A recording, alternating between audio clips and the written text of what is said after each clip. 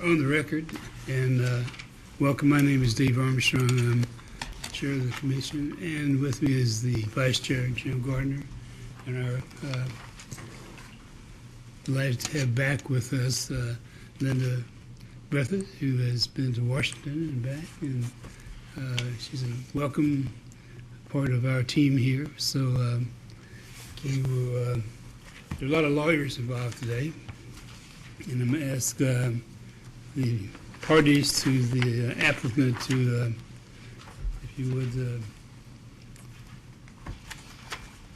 introduce your cohorts. Jack. Jack Hughes, 124 West Todd Street, Frankfort. With me is Randy Hutchinson, 611 Frankfort Street, Owensboro, 42301. I'm Greg Waller with Atmos Energy. Gregory Dutton with the Attorney General's Office, and I have with me today Dennis Howard. Good morning. Both generals. Virginia Gregg for commission staff.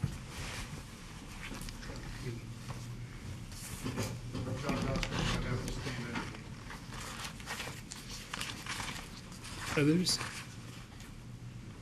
Well, welcome. Public notice has been given.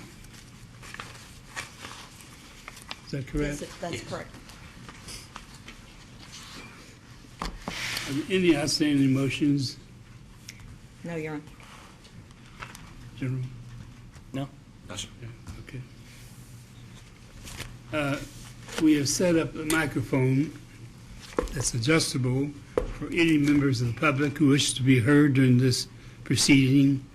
If I notice someone wandering in here that looks like the public, and I might, at the conclusion of one of the witnesses, allow them the time to voice their opinions.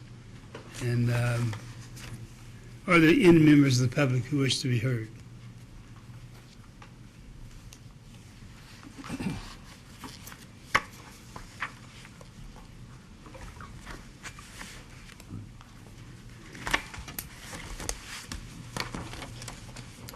If not, we'll proceed. Call your first witness. Mr. Hutchinson will be doing our direct witnesses this morning. Company calls Dr. James Vanderweide as our first witness. Doctor?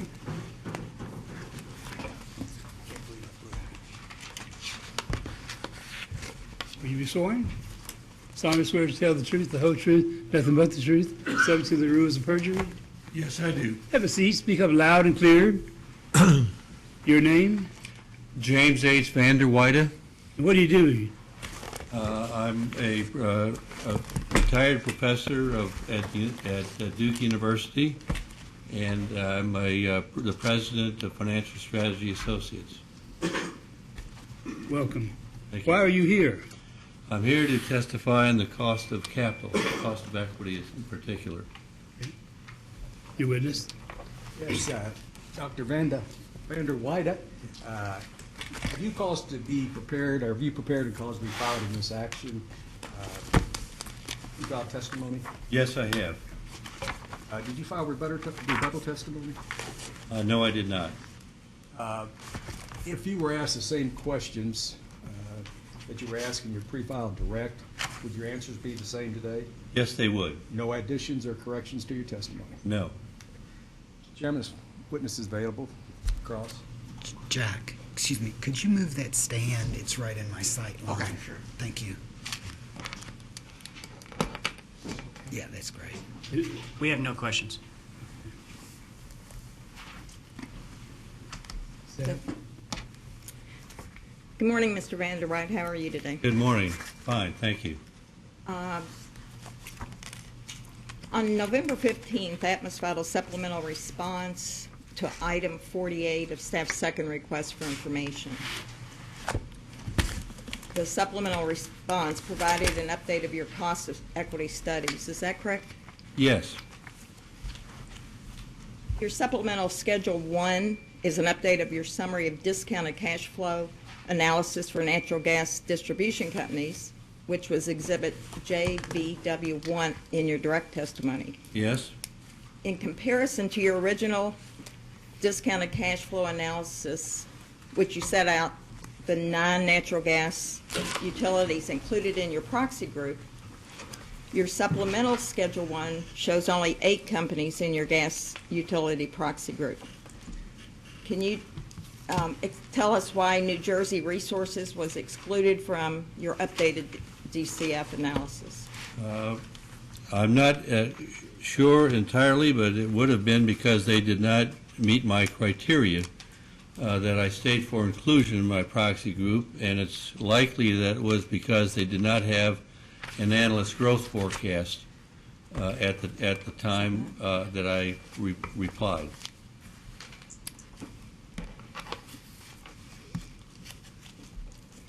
And could you explain do you remember why they didn't meet the criteria that you had set? I don't know precisely. I'd have to investigate that. Again, I believe it would be because they did not have an analyst growth rate, but I don't know for sure. Could it be because New Jersey Resources did not pay a dividend in the first quarter of 2013 following Hurricane Sandy?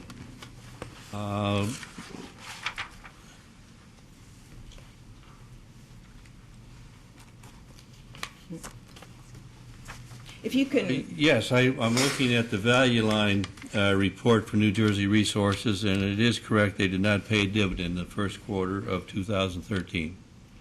And in looking at that, does this appear to be the reason you excluded them, or do you think there might be another reason? I cannot say with certainty. Would you be willing to provide that in a post-hearing data request? Yes. The reason for exclusion in that in your updated? Yes, I would. Thank you. All of your updates to your cost of equity studies are shown on your revised Table 3 model results. Is that correct? Yes. And do you have that where you can reference it?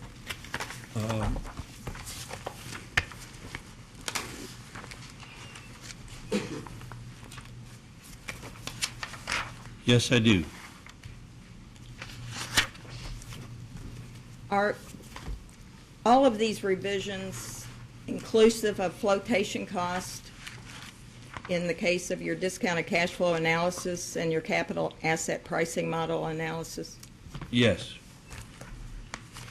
And your capital asset pricing model includes a slightly higher market-weighted average beta than you used in your original capital assessment pricing model. Is that correct? Yes. Your revised Table 3 sets out an average return on equity of 10.6%. Is that correct? Yes, it is. And are you telling the Commission today that you are revising your recommended return on equity downward from the 10.7% to 10.6%? If I were to make a recommendation based on those updated results, it would be 10.6%. Thank you.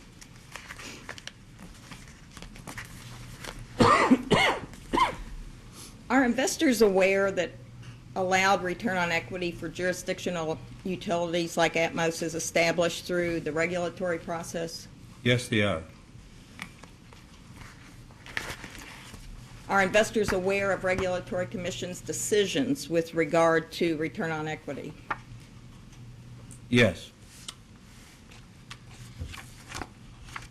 And do you believe that decisions of Regulatory Commission shape investors' expectations of return? No, I think that investors' expectation of return are determined by capital market conditions and investors' views of risk. So that investors determine their return requirements based on what they can earn on other investments of comparable risk in the marketplace.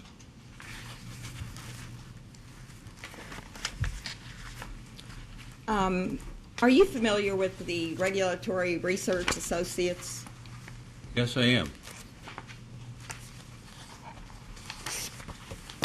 And are you familiar with the report that was given on January 15, 2014 by the Regulatory Research Associates I have seen that report. I don't have a copy with me, I do not believe.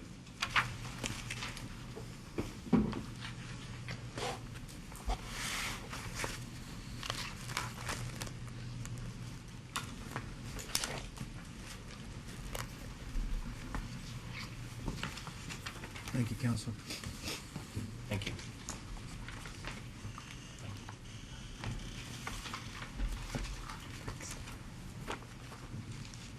Do you have enough? I can read his if you don't. Thank you.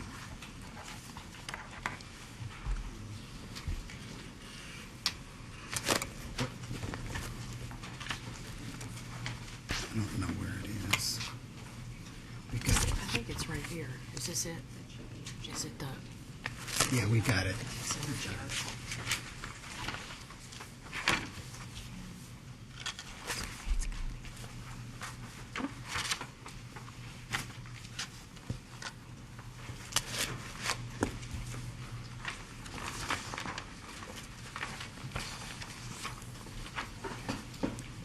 In having it presented to you, does this look familiar as something you have reviewed before? Yes, it does.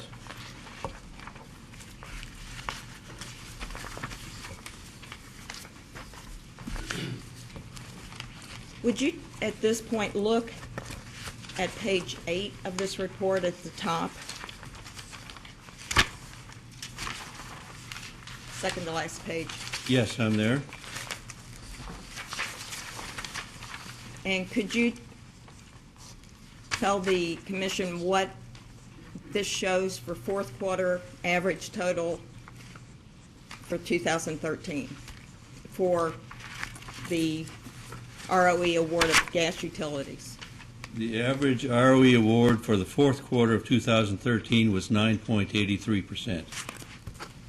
And for the full year, what is the ROE that has been found? 9.68%. Thank you.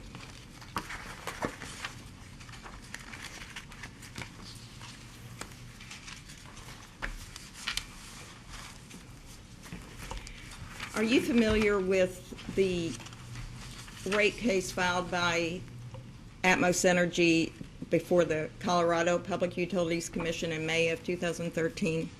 No, I'm not. And so you have no familiarity at all with that case? No.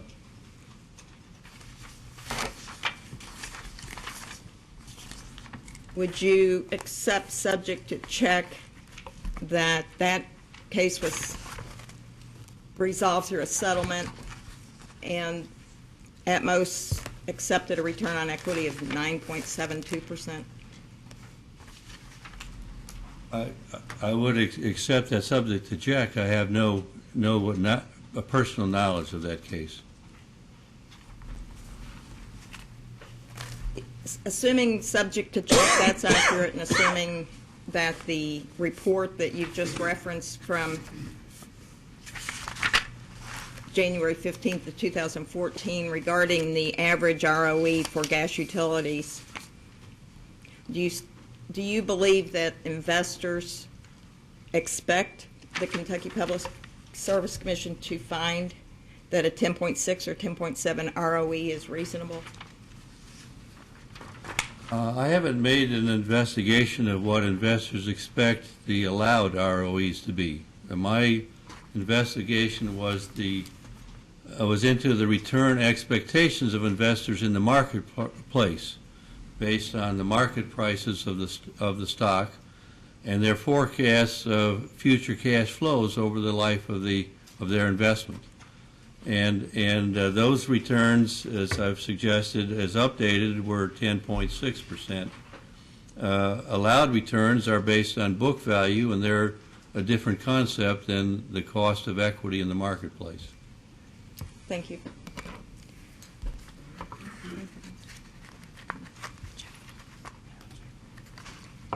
That's all the questions I have. Thank you. I have one question, sir. With a company such as Atmos, which which operates in multiple jurisdictions.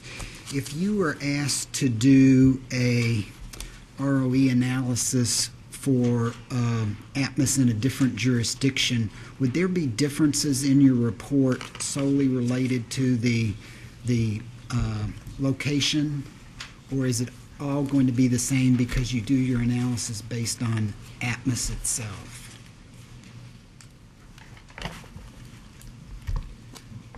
In the vast majority of cases, I would say that it would be exactly the same, because I'm looking at the returns in the marketplace and other investments of the same risk. And those would be my comparable group of natural gas utilities and water utilities.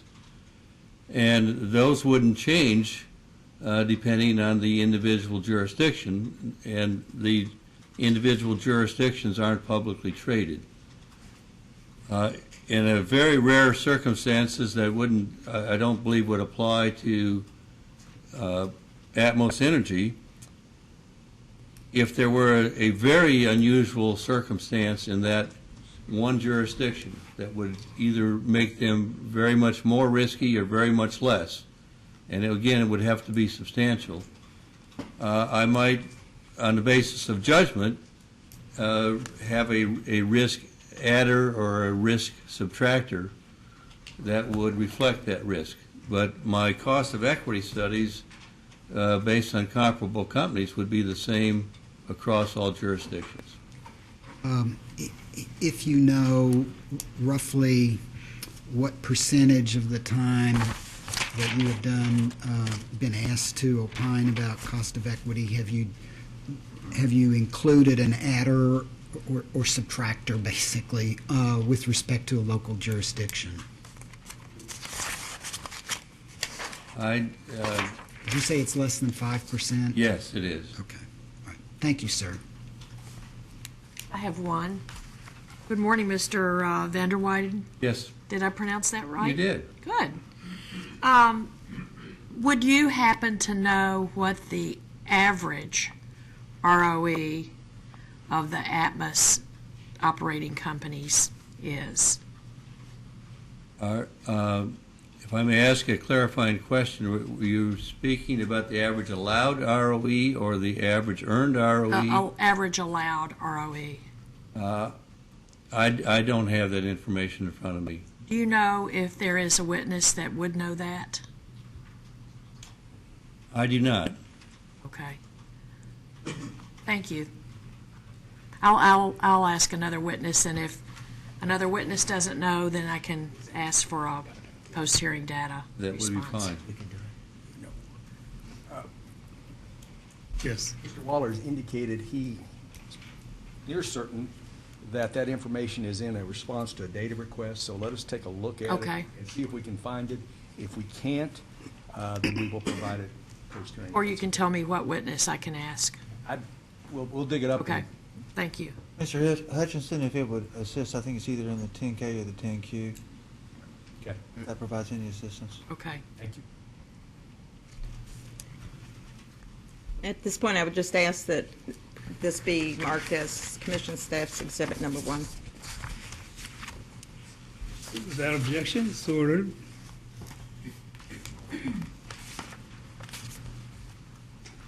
Any rebuttal? I have one redirect if I could. Yes. Doctor, I think you testified that you were not familiar with the Colorado case. Question about? Yes, So you don't know any of the details of what went into that settlement? I do not. Now, having said that, would you agree that in rate cases, when I think they're often called black box settlements, that many factors come into play and it's a matter of give and take, and so you agree that that may not be an indication of what the actual return should have been in that case? Yes, and all the settlements that I've been familiar with over the years, it's generally the total dollars that are important. There are generally trade-offs that occur between different elements, and especially in black box settlements, it's just the dollars that are reported even, as opposed to the various elements. But even when they are reported, it's still a give and take among the parties. Thank you, sir. That's all I have, Mr. Chairman. Mr. Chairman, the AG does have one follow-up, if we may. General? And this is to follow up with a question by the Vice Chairman, Dr. Vander Weyden.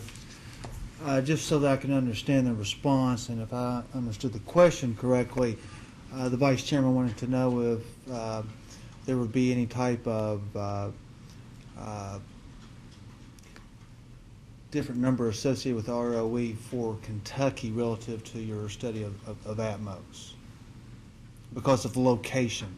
I didn't understand the question to relate to Kentucky in particular. Well, okay, then let me rephrase my question. The study that you did in arriving at your ROE for Atmos, that is Atmos inclusive of Kentucky, correct? Yes. That's the only question I have, Mr. Chairman. Thank you. Thank you. Let me I'm sorry, just following up on that. Was there any adjustment you made, adder or subtractor, with respect to Kentucky in this study? No, there was not. Okay, thank you, sir. Thank you. Any follow-ups? Just one, if I may. The 9.72% referenced in the Colorado order, Dr. Vander Weyden, that's still 4 basis points higher than what is reported in the 2013 9.68% figure. And if I'm looking at the Regulatory Research Associates report, page 8, 2013 full year averages, ROE 9.68.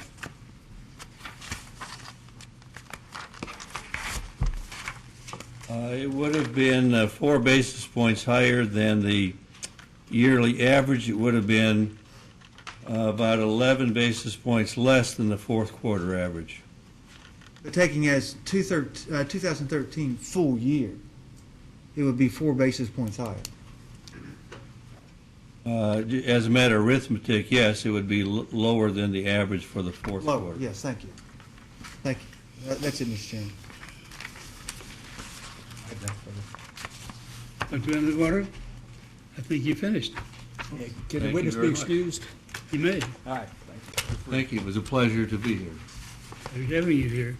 You're excused. You witness. Mr. Chairman, company calls next witness Dane Watson, please.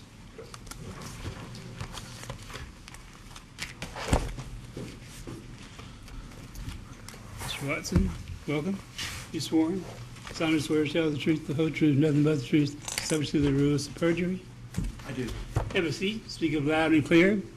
Your name Dane Watson. and what do you do, Mr. Watson? I am managing partner for Alliance Consulting Group, which among other things does depreciation studies for utilities across the industry. Where are they located? In 1410 Avenue K, Plano, Texas. Are you located there as well? Yes, I am. And what brings you here today? To testify on the depreciation studies I conducted for Atmos, Kentucky. Witness. Thank you, sir. Mr. Watson, have you prepared and caused to be filed in this case pre-filed testimony and responses to data requests? Yes, I have. And do you have any additions or corrections to your testimony? No, I don't. If you were asked the same questions today, would your answers be the same? Yes, they would. Mr. Chairman, he's available for cross. Okay. Questions? Excuse me, we'll defer to commission staff. We do not have any questions at this point for this witness. Go ahead. I don't either. Thank you for coming. You're welcome. I assume he can be excused. I do too. Thank you for coming. You're excused. Next witness. Mark Martin.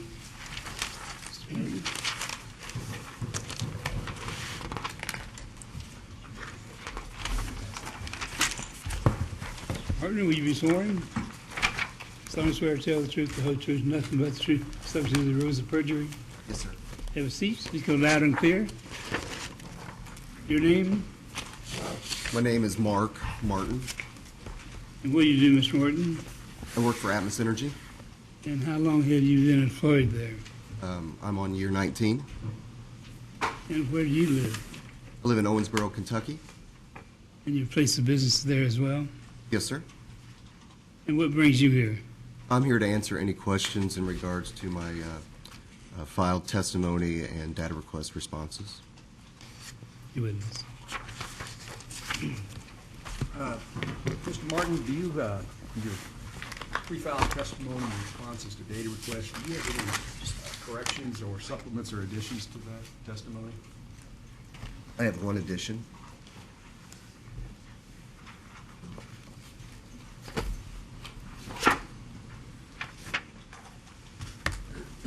Chairman, we're passing out, since it's a little difficult to testify as to this supplement, we have done it in written form so the commissioners and the council can see what he's referring to.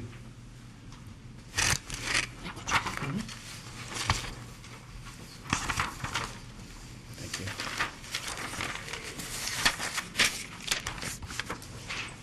Mr. Martin, let me first ask you, what does this document reflect?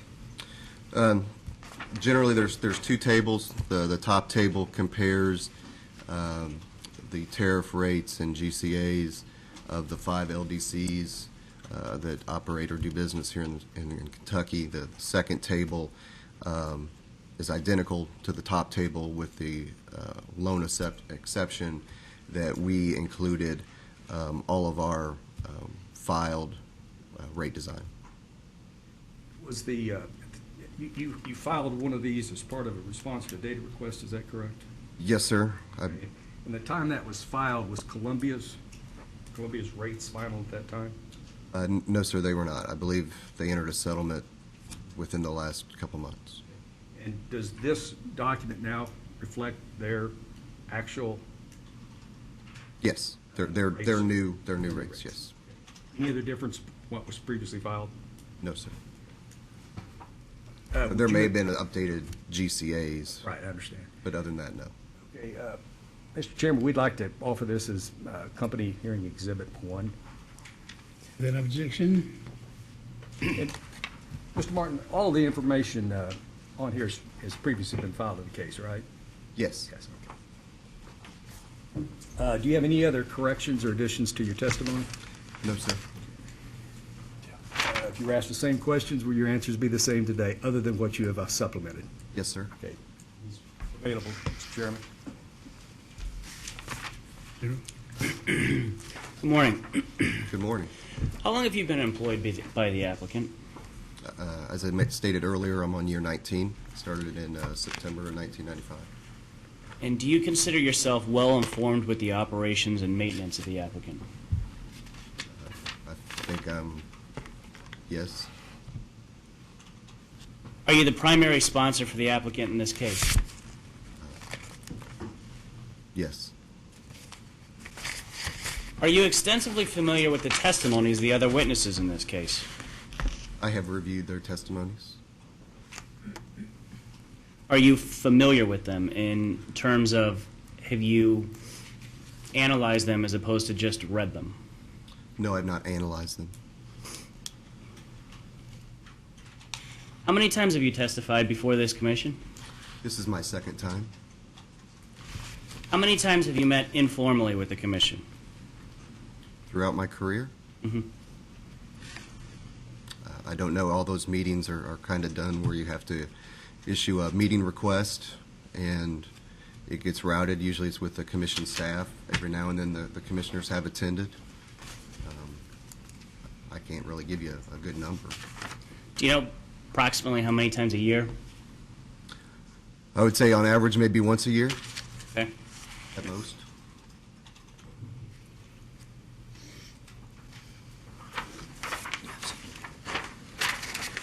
Are you familiar with the manner in which the commission approves various filings, whether they be rate cases, tariffs, etc.? I believe I have a general understanding.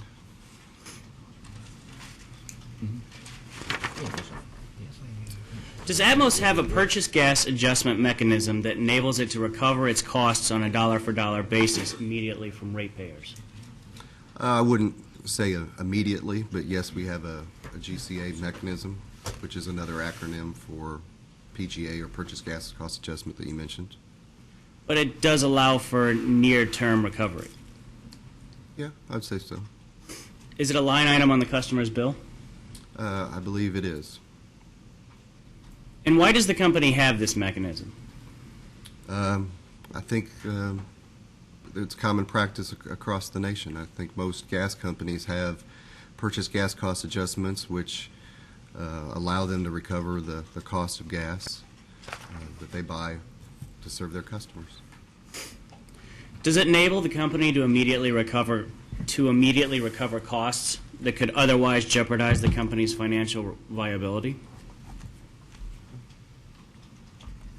It's a huge expense, so it does help in that regard.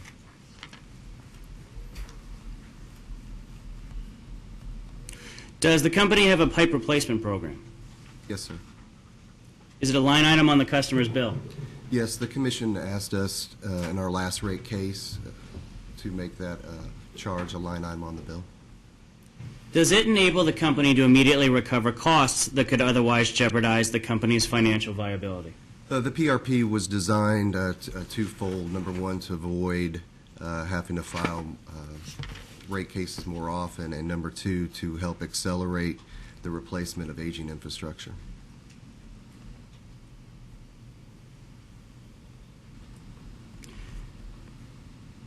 So this doesn't in any way reduce the company's financial risk? I think it's a mechanism that allows us to replace aging infrastructure more quickly, helps add to the safety and reliability of our system. Does it allow you to recover the costs more quickly for the replacement program? Yes, without it, we would have to recover those costs in the context of a rate case.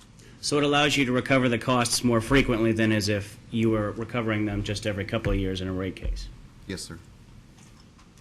Does the company have a demand-side management program, also called a DSM? Yes, sir, we do. Is it a line item on the customer's bill? I do not believe the DSM charge is a line on the bill. I believe it's embedded on the bill. Can you tell me how that works, the DSM program? Yeah, there's three components. The first component is helps low-income customers for their homes to be weatherized. We contract with all of our local help agencies in our footprint, and actually the help agencies are the ones that weatherize the homes, and then they submit invoices to us, and we audit those invoices and approve them for payment. The second component is a rebate component, which helps new and existing customers replace inefficient appliances. And then the third item kind of relates with education. Does the company get to recover lost revenue associated with these energy efficient programs? There are two additional components that I failed to mention that are allowed by statute. One is an incentive component and one is lost sales. The lost sales component will zero out the conclusion of every rate case. But the company does recover lost revenue associated with the program. Yes, sir.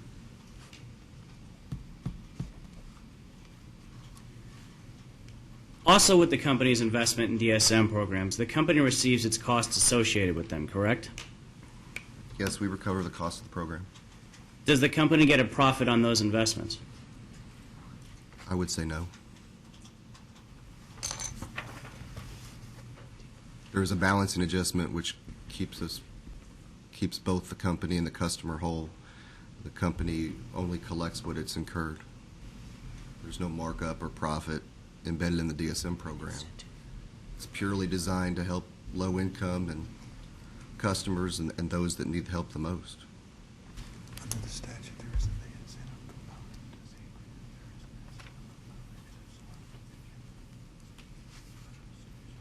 component.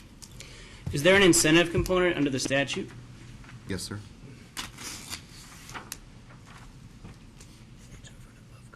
Is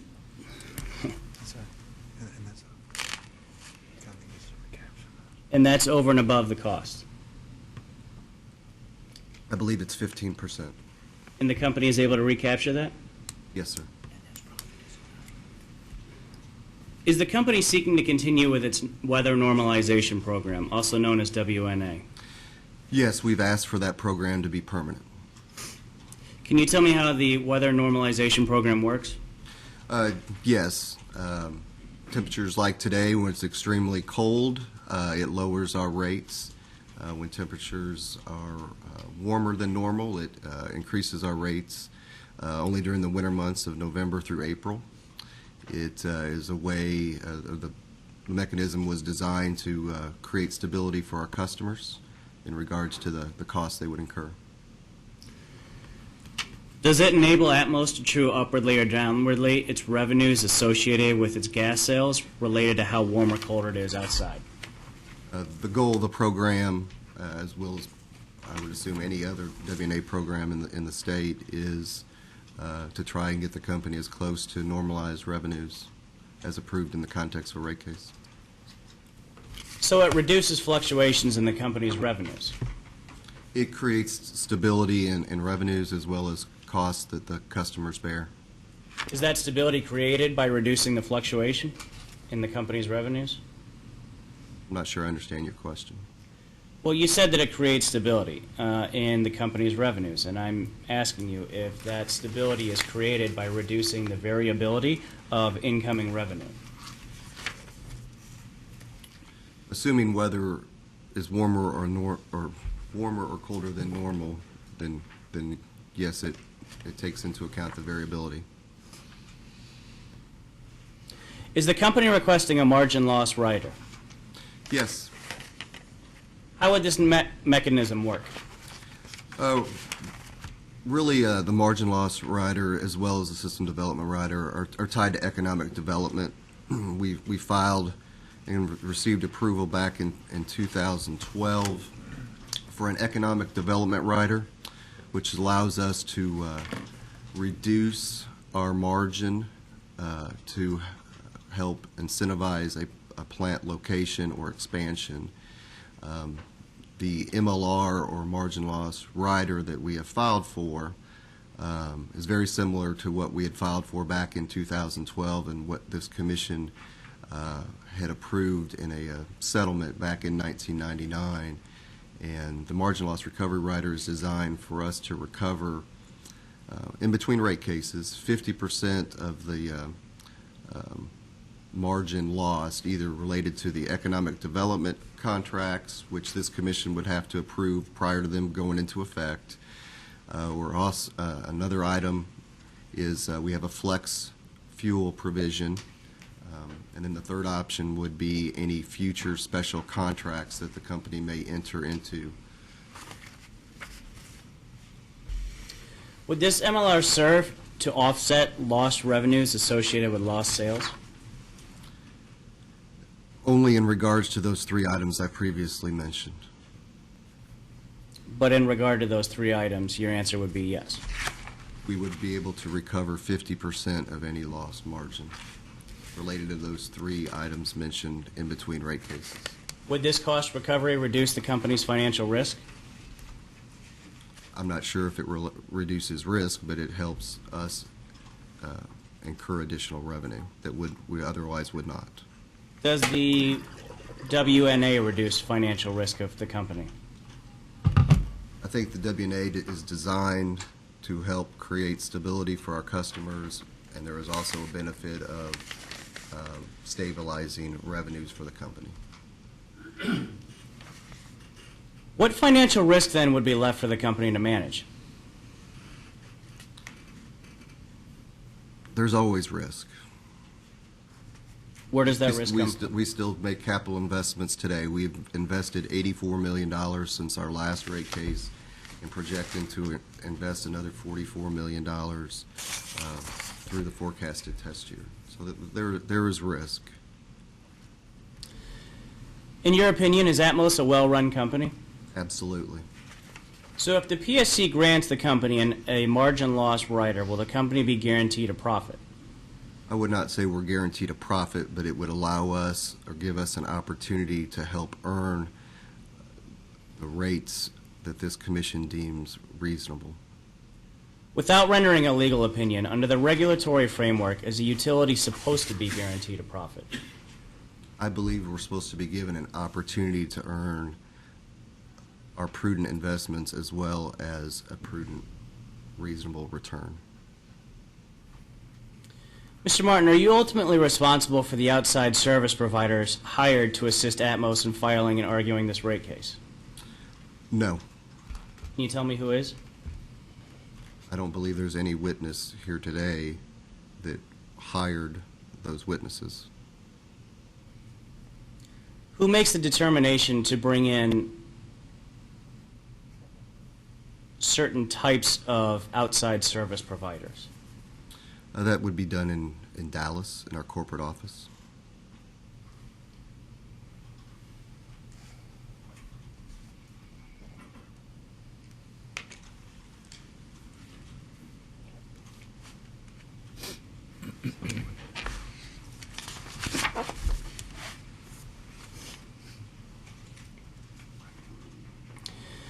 Atmos used a future test year in this case, correct? Future test year is allowed by the regulations, yes. This is the fourth rate case that we have used a forecasted test year. In this jurisdiction, electing to use a future test year brings with it a burden of reasonableness, does it not? I'm going to object. It seems to me that calls for a legal conclusion, what's required under the statute and under the regulations. Mr. Chairman, I'm counsel is going to be addressing the objections today. If he doesn't, he's a regulatory witness, and he understands the regulatory environment and the regulatory compact. And if he can answer based on his expertise as a vice president, if I understand correctly, Mr. Martin, then I would ask that he do so without necessarily having to render a legal opinion. Could the question be repeated, please? Sorry. In this jurisdiction, electing to use a future test year brings with it a burden of reasonableness, does it not? I believe our file position met that burden. I'm sorry? I believe we've met that burden, that all of the information we filed justifies reasonable increase. So you accept that there is a burden of reasonableness that is brought with using a future test year? Your Honor, again, it seems to me that gets into a legal conclusion about carrying the burden of proof. I'm asking if he accepts that there is a burden, not, for him to explain that burden. It's reasonable. I believe we have. So you do accept that there is a burden of reasonableness that comes with filing a future test year? I believe that the company needs to justify the numbers that they're seeking. Okay. Are you familiar with the National Regulatory Research Institute, also known as NRRI? I've heard of that term, but no, sir, I'm not familiar with that organization.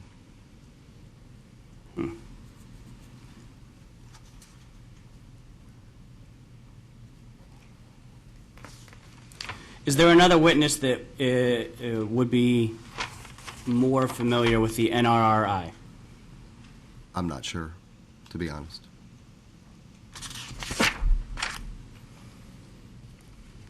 Are you familiar with the July 2013 report entitled Future Test Years, Challenges Posed for State Utility Commissions? I have no idea what you're referring to. Sorry.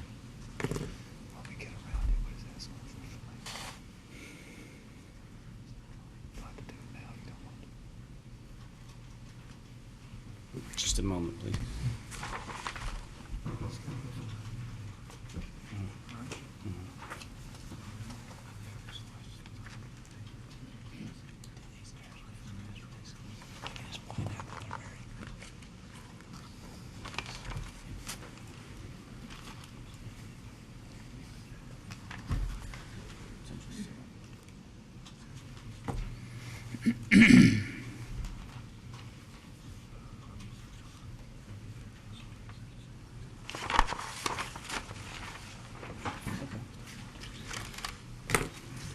Mr. Martin, are you familiar with NARUC?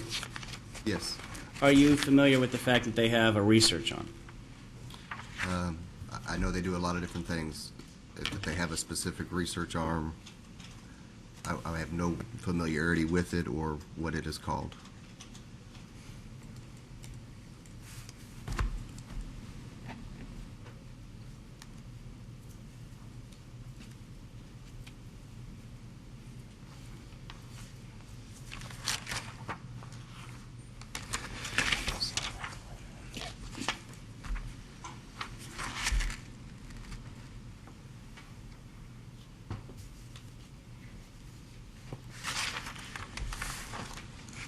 Mr. Chairman, Yes.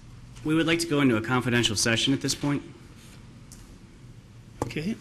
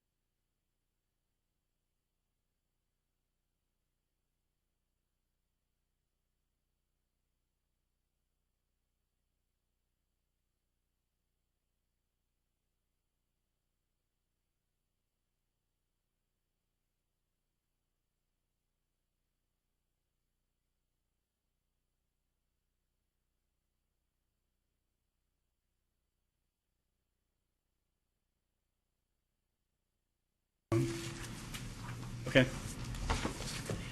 So we do need to re-ask the questions? Yes. Okay. Mr. Martin, do you have Atmos Exhibit 1 in front of you? Yes, sir, I do. Do you agree that each company listed on here has different costs to provide services? I believe their costs are different because it would be based on their customer mix. As I stated earlier, the impact to the customer is still the same, that our rates currently are the lowest in the state, and assuming we received everything we asked for in this case, our rates would still be the lowest. But the costs to provide service are different. Is that correct? Yes, they would be different, but the impact to the customer is still the same. Do you agree that each company listed here has different revenues? Yes, Do you agree that the revenue requirement for one company would be different from another? yes, sir, it would, but again, the impact to the customer is really what's important here. It's what the customer pays, not the revenue requirement of a different company. And that's based on rate design? Yeah, we're very proud of our low O&M. We're very proud of being a low-cost provider in the state and have been for a number of years. But the impact to customers is based on rate design, correct? Again, yes, because of our low O&M, our efficient operations. We do a great job of managing our business. No more questions. Just to be sure we get every exhibit, you want to move all those exhibits now to conclude that? Or do you have more right now? Mr. Chairman, I think that we have moved for the introduction of all the exhibits, and Atmos have moved for the introduction of number one. But in the event that we had overlooked that we would Yes, ask yeah, do for that. that. If you make that motion, I'll rule on Yes, we would move to have all of those entered. it. That objection, so ordered. Okay. Thank you.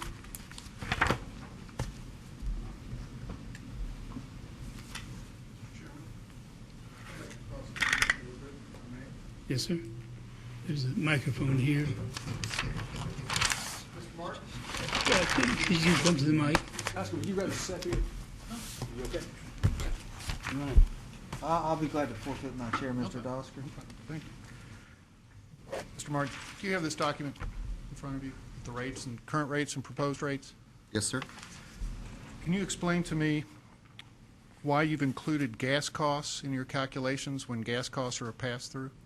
It's purely an internal document that we do to track. We like to see where we rank with the other companies in the state. Again, what we tried to mimic is the impact to our customers as well as the impact to the customers of these 4 other gas companies in the state.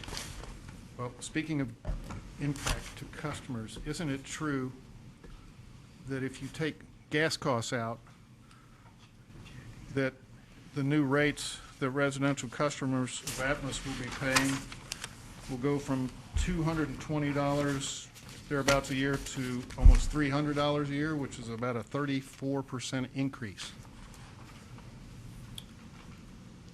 I don't have that math in front of me, but again, at the end of the day, our rates currently are the lowest, and they would be the lowest going forward. Do you know Mr. Douglas Walter? Yes, sir, I do. What is his position with the company? I believe he's in our legal department in Dallas. I believe his title, subject to check, is Associate General Counsel. So he's an attorney, to your knowledge? Yes, sir. Are you an attorney? No, sir, I'm not. Do you know if Mr. Walter is licensed to practice law in Kentucky? I have no idea if Mr. Walther is licensed in the state of Kentucky. Okay. No further questions.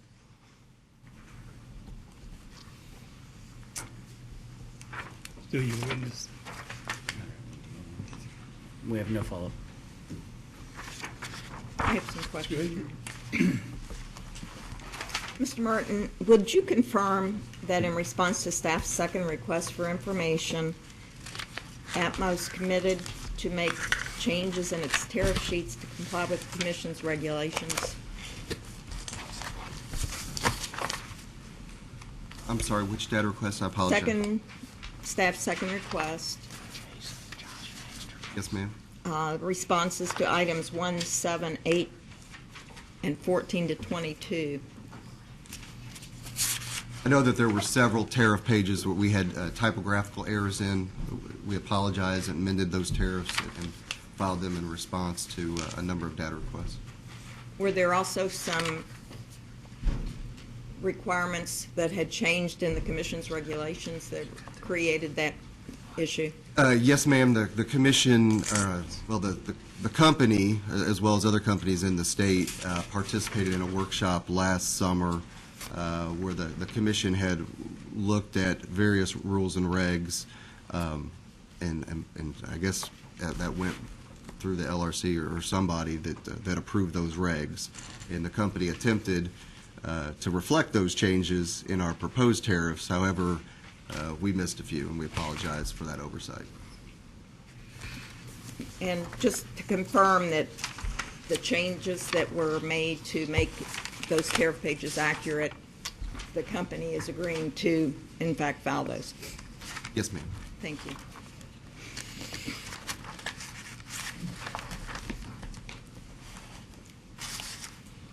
Could you briefly explain the proposed tariff addition regarding resale of gas for use as motor vehicle fuel?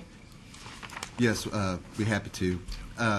Currently, in our T3 and T4 service classes, which are both transportation service, there is a clause that I'm just going to paraphrase. If we need more clarity, I can go to my testimony. But basically, it states sale for resale is prohibited unless that is for a motor vehicle fuel. What we have proposed in this case is to incorporate that same tariff language from our T3 and T4 classes to our G1 and G2 classes, which are our firm sales and firm interruptible classes. The reason we made that proposal is we really just didn't want our tariff to be an impediment to any future opportunities. Home refueling is not an option. It's only sale for resale and only related to natural gas being used as a motor vehicle fuel, which is more commonly known as compressed natural gas or CNG. So that was the intent of our tariff proposal, was as natural gas vehicles become more prominent and our customers want to offer that service, we wanted to remove that barrier from our tariffs. And is it accurate that that the company currently has at least one customer interested in offering CNG as a motor vehicle fuel? We have a customer, I don't want to say their name, that may be confidential, but I'll just say that they're in Princeton, Kentucky, which, yes. Okay. Short answer is yes.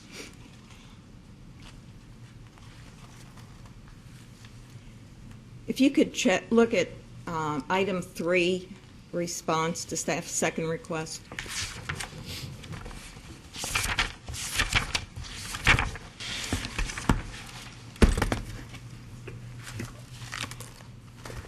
Two dash 3, I'm there. Okay. Your response indicates that Atmos has not considered using a time period other than 30 years for calculating its weather normalization adjustment pursuant to its WNA tariff. Is that correct? Yes, we've historically, even in other states outside of Kentucky, we've used the NOAA data, the 30-year NOAA data. Just number one, it comes from an independent source, and two, there's a lot more scrubbing of the numbers from that agency in them submitting that information. We're not necessarily opposed to using a different set of data. However, we would prefer whatever set of data is used be determined in the context of a rate case, and therefore the same set of data that's used for calculating the WNA is also used for calculating the company's tariff rates. And does the company consider a 30-year period the best predictor of future weather as opposed to using some other time period? We haven't, that I'm aware of, we haven't done any analysis on a different period of time. NOAA, fortunately or unfortunately, however you want to look at it, they only issue their information in 30-year blocks. The most recent block being the 1981 through 2010 data set. But the company does have the ability to use a different data set if this commission so determined. And you may have already answered this, but I'm going to just double check. Has Atmos undertaken or reviewed any research regarding climate normals and the number of years of historical data that provides the best predictor of future weather? I'm not aware of any. No, ma'am. Do you believe that you would be aware if that research had been done by the company? Oh, yes, ma'am, I assume so. Yeah. Are you aware of a time period other than 30 years being used or considered in any other Atmos jurisdiction? Subject to check. I believe Georgia may have looked at a different data set. I think it may have been like a 10 or 15 years, but I didn't cover that state, so I'm just going based on kind of memory. So I apologize if that's not correct.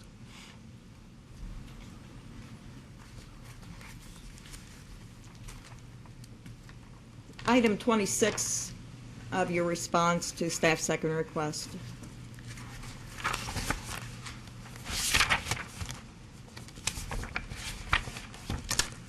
And again, we're talking about the weather normalizing sales volumes. I'm there. Okay. And Part B, you have responded that the company believes there is a benefit to utilizing NOAA's published 30-year normal, et cetera. Is that what is supporting Atmos Kentucky's use of that data? It's what we've always done. Just because we've always done it that way doesn't mean that's always the right way. As stated earlier, we're willing to work with the commission staff and this commission if a different data set is preferred. I've always used the NOAA data. As I stated earlier, it comes from an independent source, and those numbers are very, very scrubbed very well. Do you know what the time period is that NOAA is using right now? I believe the most most current Yes. 30-year normal weather data is the 1981 through 2010 data set. So the further we get from that last year, it becomes perhaps less accurate. It may. And I think you've indicated that Atmos is not opposed to possibly looking at other weather normalization possibilities. No, the only caveat I'll put on that is that we would like the same data set that's used for the WNA also be used for determining rates, and we would advocate that maybe that data set changes in the context of a rate case, in any subsequent rate case. Thank you.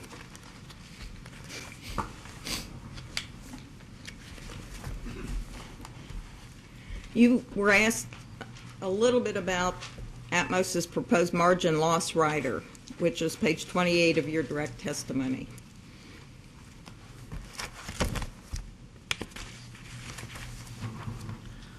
Yes, ma'am, I'm there. And you indicate that 50% of loss margin, quote, would be collected over estimated sales volumes as used in the correction factor of the gas cost adjustment rider, close quotes. Could you confirm that Atmos is not proposing to perform the margin loss rider calculation within the context of its GCA rider? Oh, absolutely, and I apologize for any confusion that testimony language may have caused. We were just trying to use the same set of volumes that the commission already had on file, and we were proposing to use the volumes from the GCA mechanism. But the margin loss recovery rider would be done independently and separate of the GCA mechanism. Thanks. If Atmos had had a margin loss rider in place since 2009, with the ability to recover from customers 50% of margin losses as proposed in this proceeding, can you give us a general idea of the amounts that would have been collected through the rider annually for the years 2009 through 2012?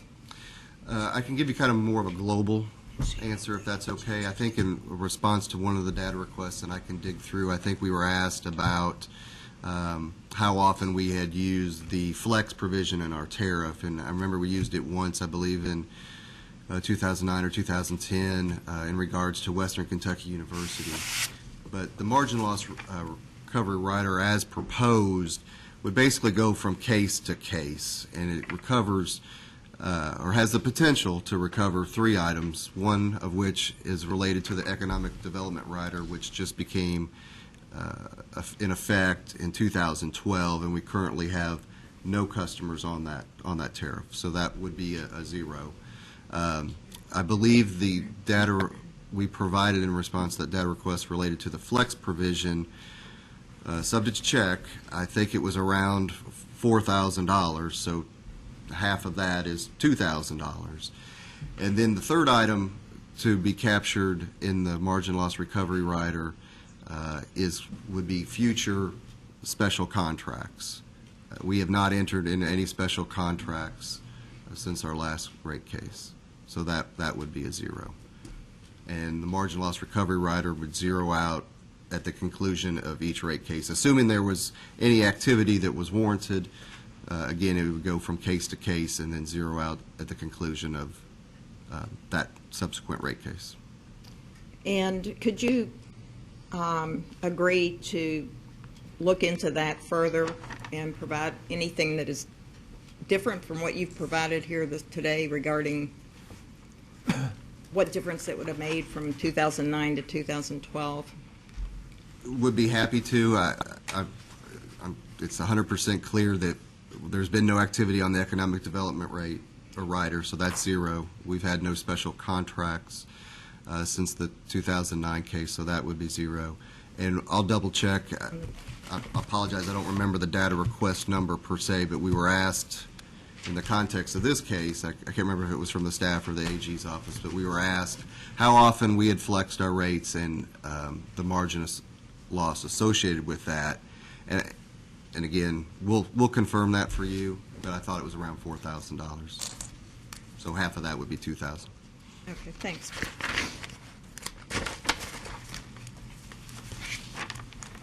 In response to item 4C of staff's third request,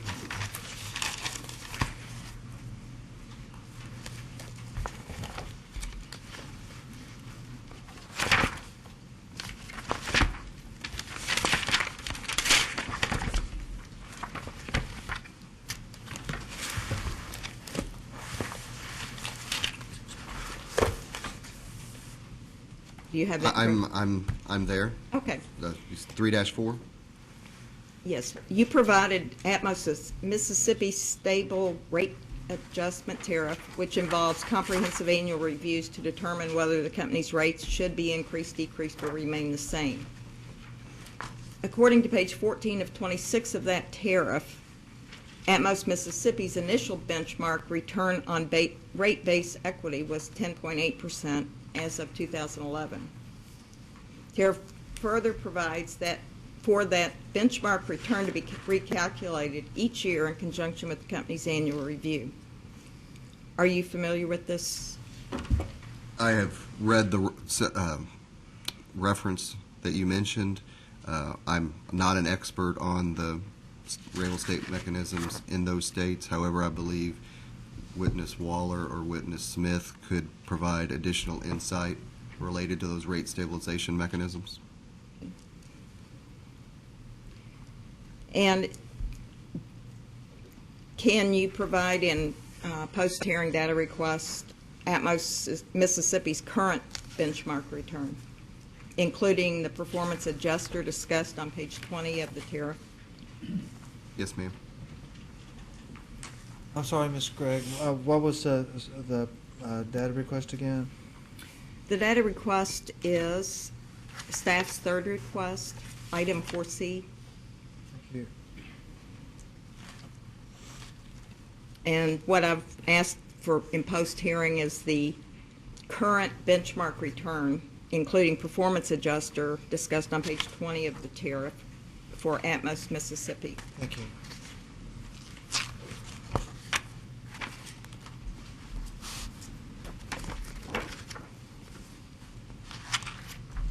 If you would turn to staff's third request, item 4D, Yes, ma'am. staff has requested information about the proposed system development rider, and Atmos has indicated that there is one in Mississippi as well as in the state of Virginia. Can you explain the calculation of the riders in Mississippi and Virginia? I'm sorry, I cut you off. I didn't hear your question. I'm sorry. In response to item 4D of staff's third request, Atmos indicates that it has riders similar to the proposed system development rider in Mississippi and in Virginia. Can you explain the calculation of the riders in those two states? I cannot talk in a lot of great detail. Witnesses Waller and Smith could talk in more detail. I just know that we have two programs that are similar in those respective states.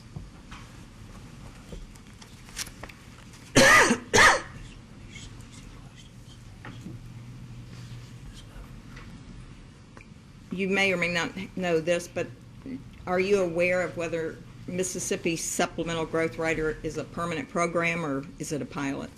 Or is that better to ask someone else? I would prefer to defer that question. Is it correct that the system development rider that you are requesting here was first proposed by Atmos last year in case number 2012-00066? Yes, ma'am. We proposed 3 riders that fell into that case number. One was the economic development rider. The second one was the margin loss recovery rider, and the third was the system development rider. And item 5 of your response to staff's third request indicates that no projects have taken place since 2009 which would qualify for the system development rider.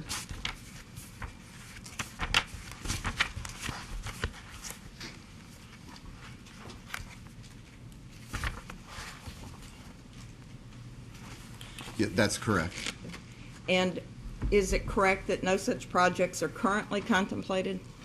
No, ma'am. The SDR, or System Development Rider, is designed very, or almost, it is identical to our pipe replacement mechanism, where we would plan for and budget that program. We would file it with the commission staff on or before August 1st of each year, and then that rate would take effect in October 1.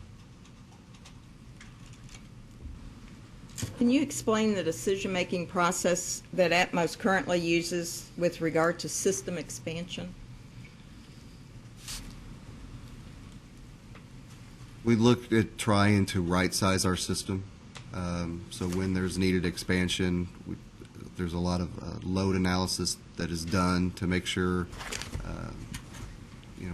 we're putting in the right facilities to be able to meet those customers' needs. If the commission approves the proposed system development rider, do you anticipate that Atmos's decision-making process would change regarding system development? I don't think it will necessarily change. I think we still are determined, as we have been in the past, to be very prudent with our investments, to be good stewards of our money. It just gives another tool in the toolbox related to economic development. And you have indicated, and the record shows, that this is at least the second time that you have requested this since 2012. But you're not able, there aren't any projects on the horizon that you know of. No, ma'am.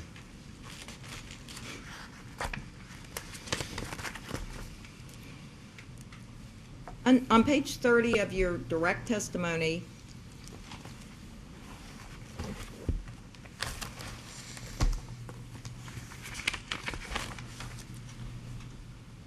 Yes, ma'am. you indicate that all customers will share in the benefits of increased industrial development and job creation and should not be considered adversely affected by either the margin loss rider or the system development riders. Is that correct?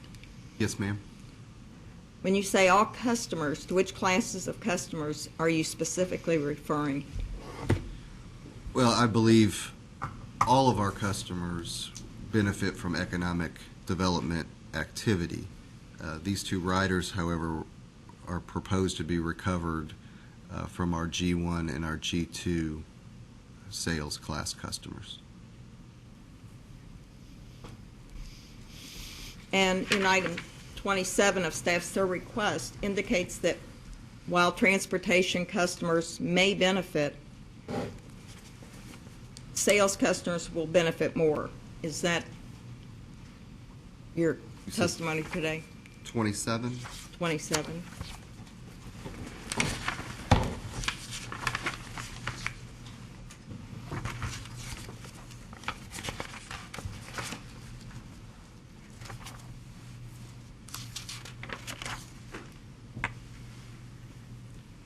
Yes, ma'am.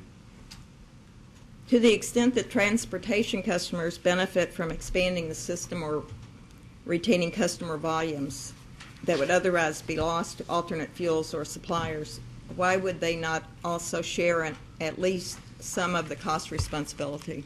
That's a good question. We believe that the sales class benefit the most from economic development. It could also, that economic development activity could also, hopefully, would bring more jobs and businesses associated with that investment, which therefore may increase the residential base and therefore spread the costs that each customer would be paying otherwise. Also, there could be the potential that a competitor may be become a customer, and then therefore they would be somewhat subsidized by the other transportation customers. So we just didn't want it to be a reason to look at bypass. So you see that as a possible threat? It could be.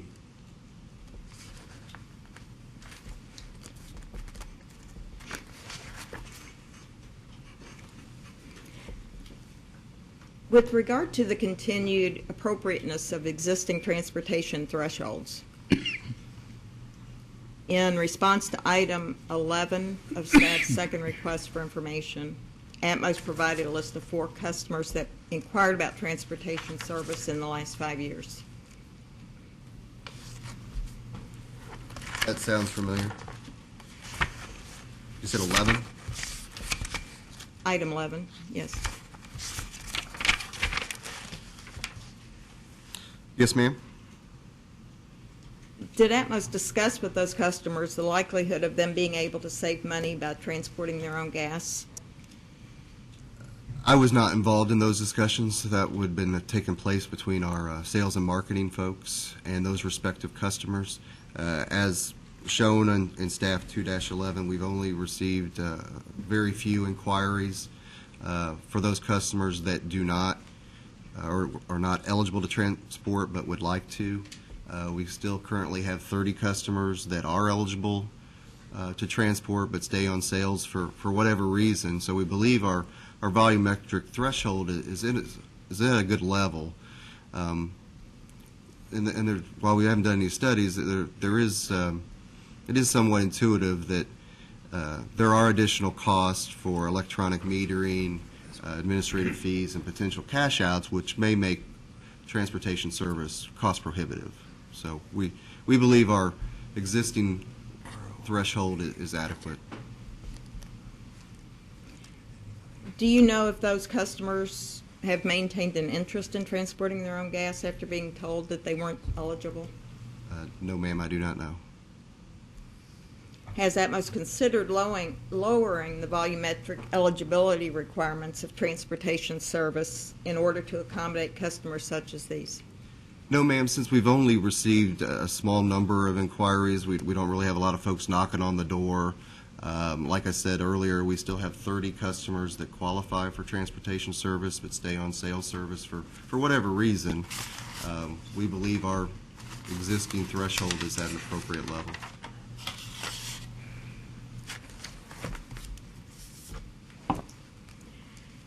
With regard to the proposed $10 door tag fee,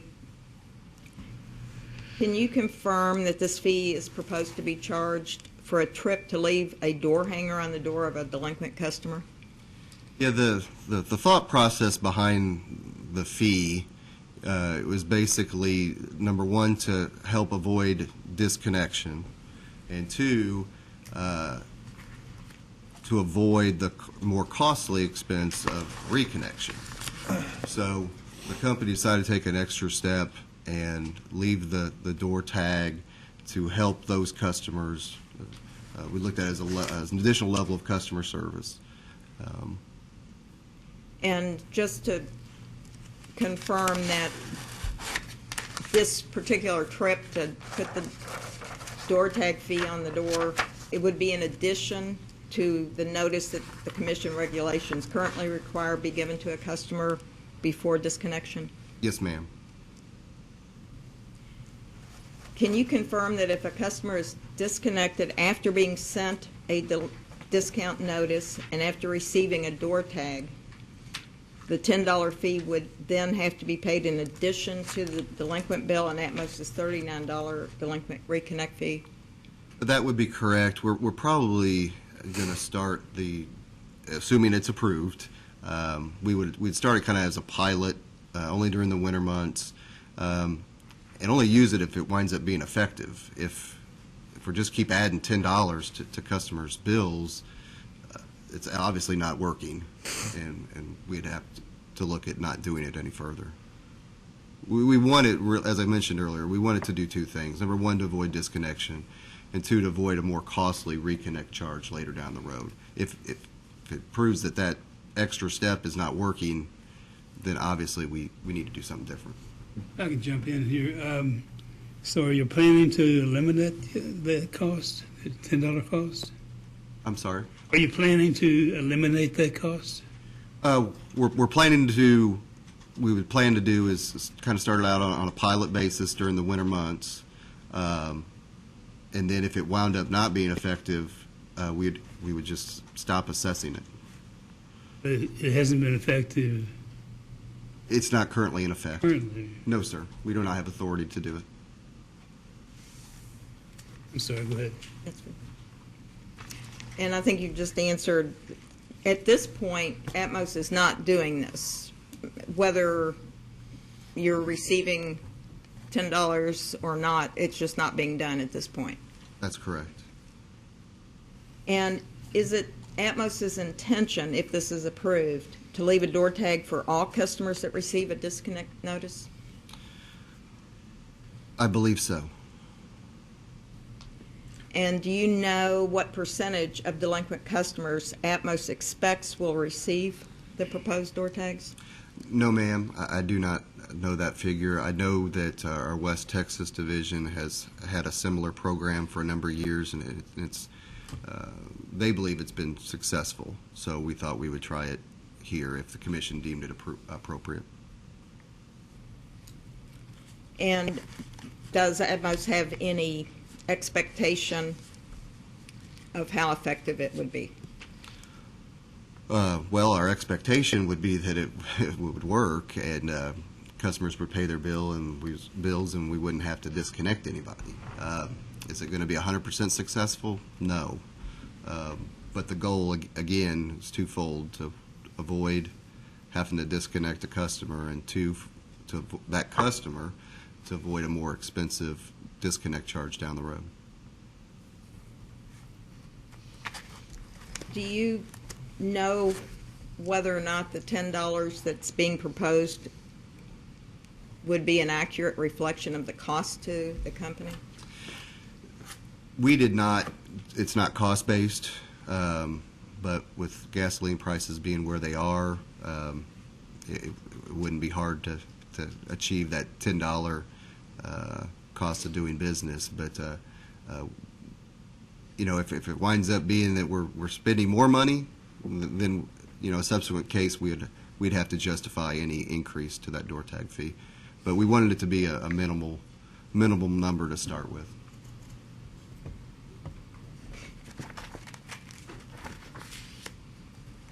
Ms. Gregg, may I ask, how long has the program been in effect in the West Texas division, if you know? Subject to check. I want to say they've been doing it at least for a couple of years, but I can find that out for you and let you know. And you mentioned that you're casting this sort of like a pilot. That's the intention. Yes, ma'am. But you didn't use that word pilot in the filing, did you? That is correct. I apologize.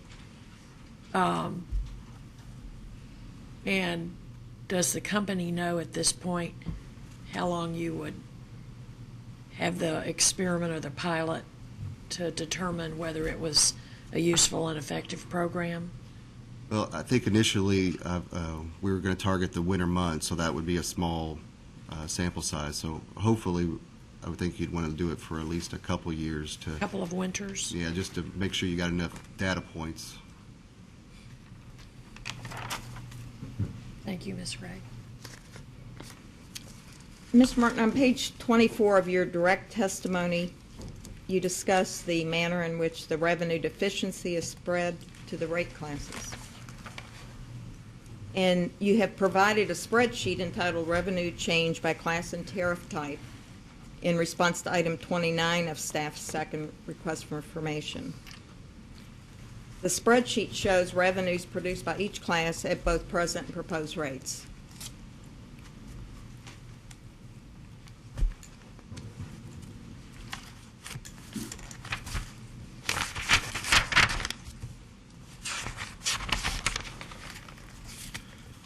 (2-29). Yes. It's in attachment 1. Yes, ma'am. I'm there. Okay.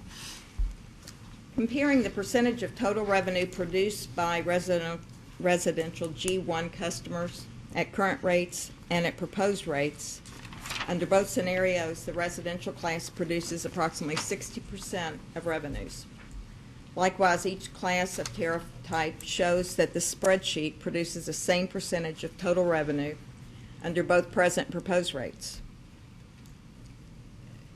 Do you agree with that, subject to change, check? Yes, ma'am. Was it Atmos's intention to maintain the same percentage of total revenue contribution among the rate classes at proposed rates as existing current rates? We try to use gradualization, if I said that correctly, to try to prevent rate shock. So we believe that all of the classes should bear some part of the increase, assuming the commission grants us an increase. But that was the method to our madness. To keep the percentage the same? Yeah, we wanted to prevent rate shock. Also, with regard to page 24 of your direct testimony, you discuss the proposed allocation of the revenue increase to the rate classes. You state that the cost of service study filed by Atmos shows that all classes contribute adequate amounts to the company's cost of service, with the lone exception of the residential class. This statement was based on the original cost of service study filed in the application. Atmos's witness Paul Robb filed a revised cost of service study with his rebuttal testimony. This is under Exhibit PHR3. This exhibit shows that at present rates, the firm industrial class is providing a lower rate of return than the residential class. Given the results of the revised cost of service study, would you now recommend a different allocation of the proposed increase? No, I don't have Mr. Robb's analysis in front of me, but I still believe our proposed rate design was the fairest for all of our customer classes. Again, we wanted to look with the goal in mind of gradualization so we could prevent rate shock. So it's your testimony today that your initial recommendation is the same? Yes, ma'am.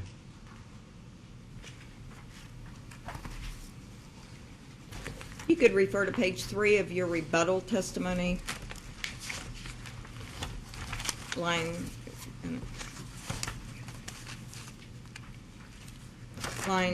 8 to 20, where you discuss the company's rate cases before that were based on a forecasted test year.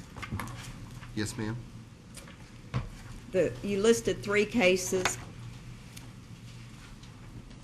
99070, 2006 462, and 2009 354. Yes, ma'am.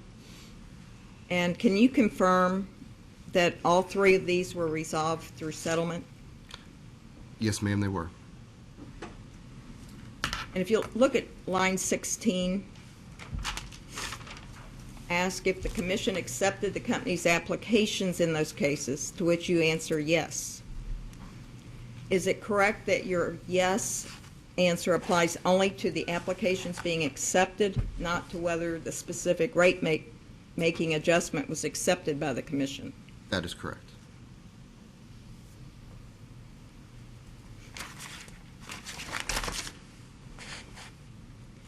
We've been referring to the part of your testimony where you cited those 3 prior cases that were based on a forecasted test year and confirmed that all 3 were settled. Are you aware that the company's general rate case immediately preceding 99070, which was case 9510, was based on historic test year? I do not know. I would assume so, since the only 3 we listed were the 3 prior to this one. Are you aware that even that case, 9510, was resolved by settlement? I do not know.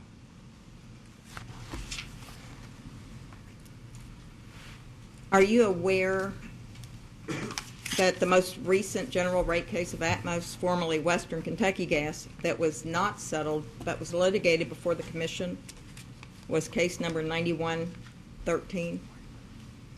Subject to check. I have no reason to not believe you, so I'll say yes. If I can have a moment.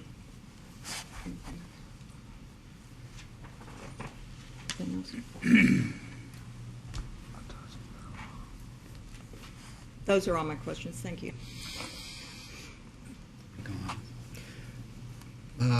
Good afternoon, Mr. Martin. Good afternoon. I have a few questions, please. On page 7, of your direct testimony, you talked about the company is somewhat unique in its level of throughput to industrial class customers, with industrial sales and transportation volumes accounting for more than 67% of Atmos's throughput. What does that mean? The volume of that you all provide, 67% of it goes to those first two classes? Yes, sir. Okay. Now, but that number, when Ms. Gregg asked you a question about 60% residential, is that different from this? I mean, when she was asking about, I thought you said that 60% of volume was residential, that you were projecting that, and that was the same. Did I not understand? I believe the question was 60% of the maybe the revenue requirement or the Of revenues. So would that vary that much between this 67% figure there for throughput? Well, embedded in that group of customers is we have 17 special contract customers, so that they would pay a lower rate than the tariff rate based on the bypass analysis that the company did when that special contract was entered. Okay. So 67% of the volume goes to industrial sales, transportation volumes, but 60% of the cost or revenue is from residential. Yeah, our rate design was, we used Mr. Rob's cost of service study as a benchmark and a starting point to determine our proposed rate design in this case. Okay.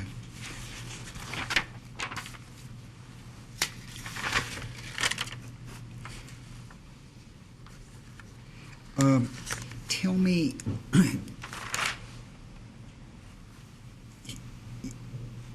you say that the company's calculated rate of return on page 9 of your direct, you said is only 5.32%. The decline in return is primarily due to capital investment not recovered through the PRP. What capital investment has there been done that would cause the rate of return to drop? They really kind of fall in three broad categories. One is pipeline integrity, one is system integrity, and the third one is system improvements.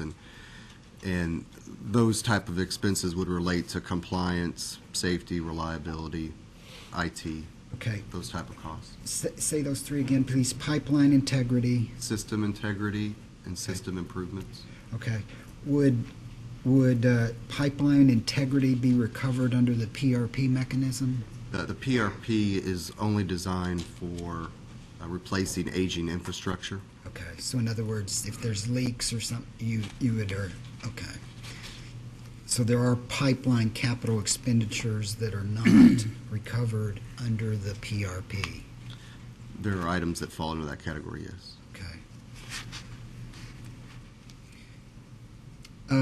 On page 11, you talk about at the very top of the page in lines 1 and 2, you're talking about the company's desire to achieve components of its customer service not enabled by its legacy systems and the company. So when you're talking about company there, you're talking about not the local one, but Atmos. I mean, I know you don't. I know you don't have a subsidiary. Atmos doesn't use that, but here you're using company to refer to Atmos. The entire corporation. Okay.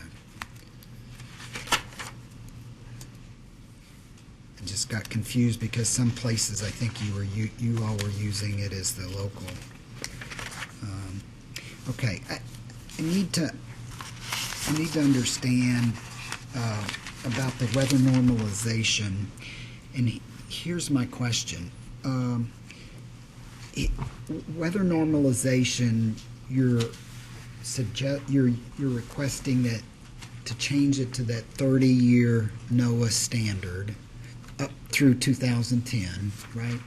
Actually, the commission ordered us to use the 81 to 2010 data.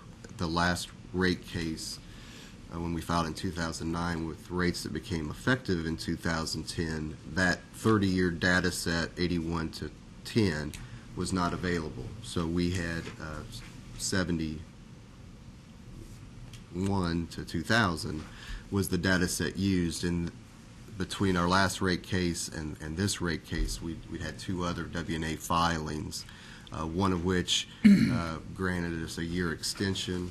I think that was in maybe 2010, and then in 2011 we were given a 3-year extension of our program, but ordered to use the new data set that NOAA had published and made available, which was the 81 through 2010 data. I think in both of those dockets, the concern of the staff. I'm going to stop you because I didn't make my question clear. So you use, with respect to this rate case, you use weather normalization to help normalize revenues in order to have a more accurate set of numbers for your rate case. Oh, yes, sir. Yes, sir. And then there's another way in which you use weather normalization. Can you describe that to me, why that's relevant? The weather normalization adjustment, because I got confused about that. The WNA mechanism? Yeah. Okay. How does that work? It's November through April, and basically if temperatures are colder than normal, then it would adjust our tariff rates downward. The inverse is also true. If it's warmer than normal, it would adjust our tariff rates upward. And the goal or the design of the program is to give customers some cost stability, and it does benefit the company as well as revenue stability.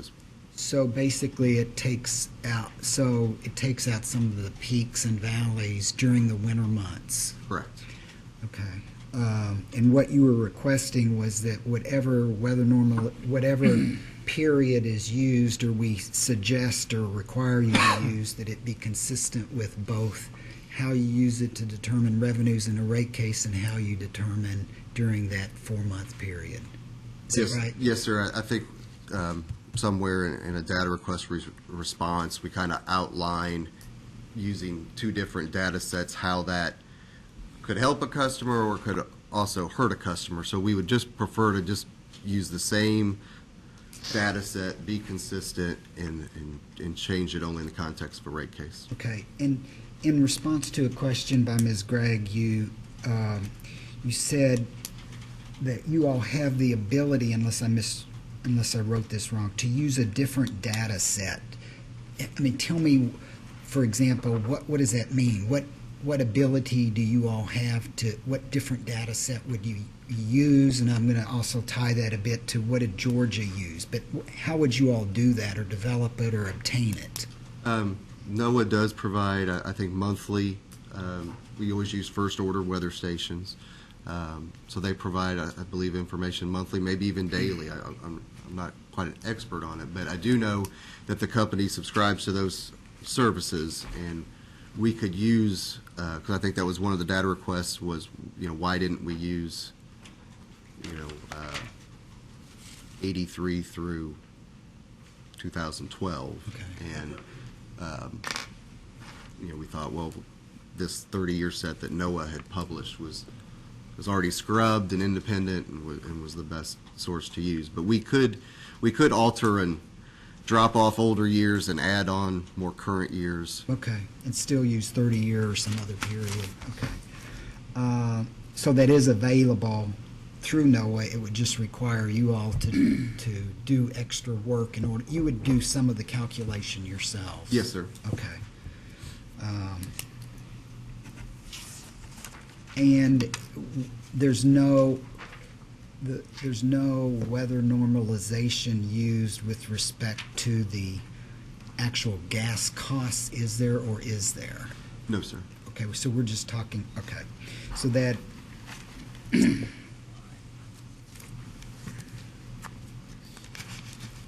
Our margin. right.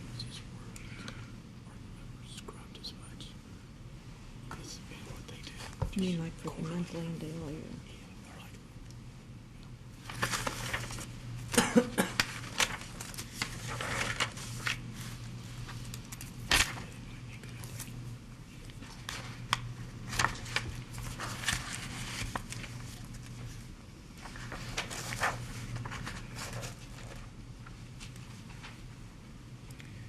Okay, so you all, your testimony is that there are no economic development rider customers at this point. Yes, that tariff was approved at some time in 2012. Right. We've had a few inquiries, but nothing has developed yet. Okay. Now, so in the list that was, and I realize it's confidential, and I'm not going to ask anything specific about it, but AG4 with the Atmos special contracts is the universe of all the special contracts that you all have? I'm sorry. It's the universe of all the special contracts that you all have? Yes, sir. Okay. And does the commission review and approve those in advance? Mr. Smith, Witness Smith, will be the best person to address that. But I could talk very high level that yes, the commission, the company would file that contract to seek the commission's approval of that contract, and I believe there was cost justification that was filed at that time. Okay. With those applications. So it's your understanding that, in effect, that the commission does approve those contracts? Yes, sir. Okay. And when you were going through the different types of matters that would be included in the MLR, you went through three categories. One was economic development, you said none, and then flex fuel, you talked about that number, and then future special contracts. Would that then be, is what you're talking about there the same thing that I was just asking about with respect to that one exhibit? In other words, if you have additional special contracts that would be Exactly. included If there? a new plant was to locate in our system in a situation and location that required us to negotiate with that customer, we would file that with this commission for approval. Okay. So tell me why you would use an economic development rider as opposed to a special contract. The economic development rider may, the customer's not really a bypass threat, but helps them avoid initial startup costs, or maybe they have, it's going to be several phases of construction, so it helps them get the plant totally built and operational. So that may be more advantageous to them. Okay, so the special contracts relate to customers, existing or otherwise, who might be bypass threats. Okay.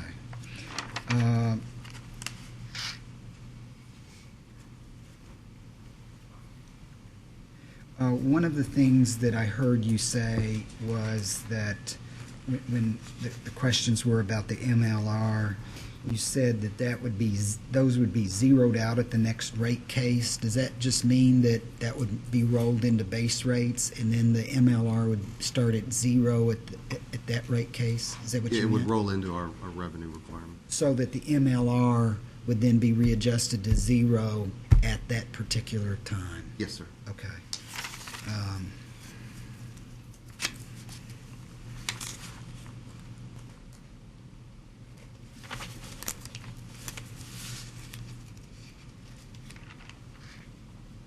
Sorry, 1 second, please.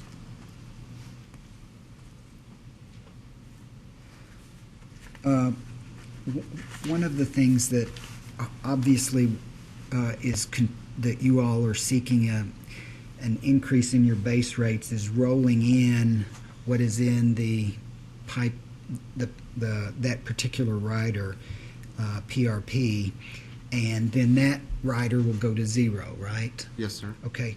What percentage, if you know, of the increase in base rates relates to rolling in the PRP into it? I do not know. I know the impact to the residential class was like 8.98% or $4.50 a month. But if you want, we can. So just so you're saying that 8% was related to the moving the PRP? No, sir. I apologize. The total? Yes, sir. Okay. But if you need that, we can compute that for you. Yeah, that'd be great. I'd like that. So in other words, what amount of the increase that you all are requesting relates merely to the rolling in of the PRP into base rates? We'll be glad to do that. I know currently our proposed rate design would be $4.50 a month, and currently our PRP charge for residential is $2.61. But I'll defer to the numbers guys and make sure I'm not misspeaking. Okay. Thank you. Appreciate Vice it. Chairman, do I assume the obvious that that's what it's going to do? Yes. Don't assume, but yes. I was just wanting to double check. Thank you. That's all. Thank you. We were at 20 after 12. Our clerk fingers are getting well into this machine over there. Would this be a good time to break for lunch, or Whatever your preference is, Mr. Chairman. I don't know how much more additional follow-up. I just have a couple on redirect. I don't know if we want to try to finish the witness or we can break, either one. I have a number of questions to ask him, but and so does Commissioner Breathitt. So, get a break. We'll break for about. We'll come back at 1:30. Thank you, sir.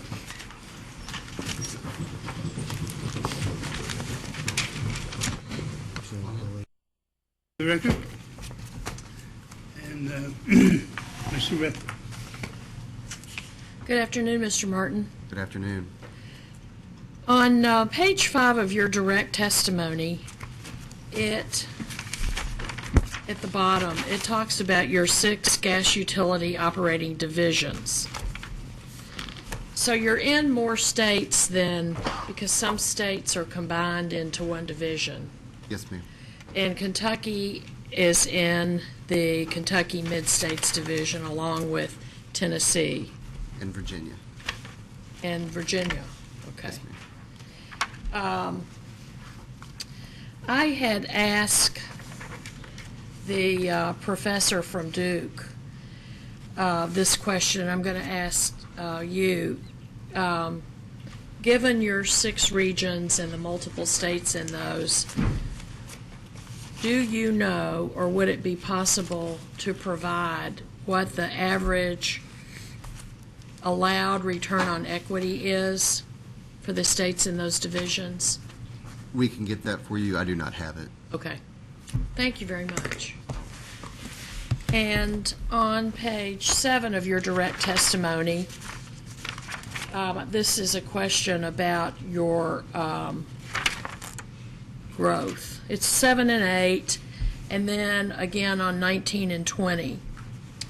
You talk about the lack of recent growth, and on page 19 and 20, you talk about the acquisition of a municipality called Livermore. Could that be considered growth? Yes, it could. But outside of that, we continue to add customers on an annual basis. However, we also lose customers, and then with declining use, the impact of adding those customers, we feel, it creates a zero net customer gain. Your testimony says that this flat period has been going on for some time. We're all aware of the economy, but are there other reasons such as maybe gas to electric, or that can explain the flat growth? It's nothing, it's kind of happening across the country, to be honest with you. It's not just isolated to Atmos. And one particular situation may be related to safety. If our guys are in the home and they have to what we call red tag an appliance, then that appliance cannot be used until it's fixed, repaired, or replaced. And due to the economic conditions you mentioned, that may prohibit that appliance to be fixed or replaced. But hopefully our DSM program, which does offer rebates, can help get those appliances replaced. Have you, with the surge in gas production and the favorable natural gas prices, have you seen any shifts in your customer area from electric to gas? We try to advocate, we try to make all our employees advocates of the company, advocate of the product, but still we're unfortunately seeing a net zero on customer growth. Okay, thank you. Can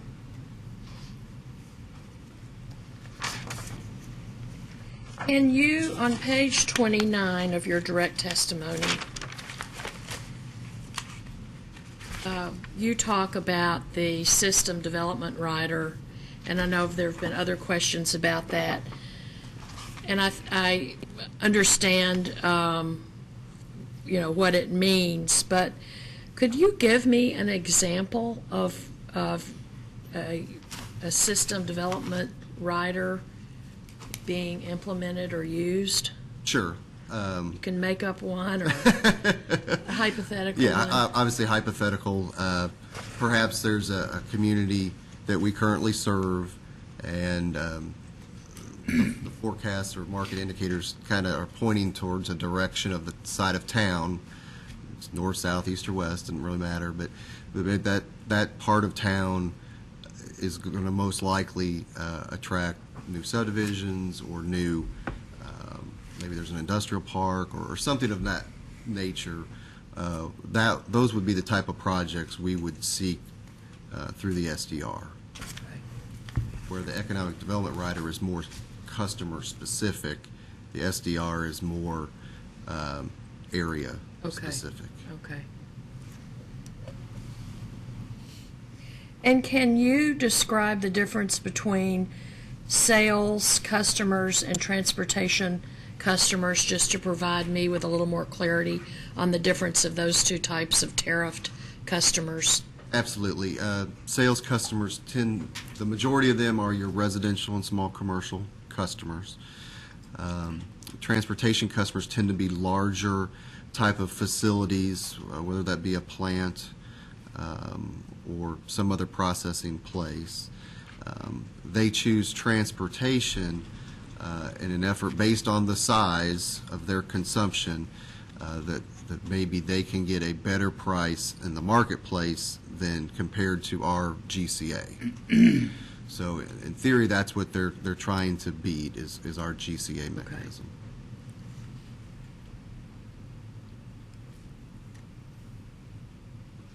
Mr. Chairman, that's all I had. Thank you. Thank you.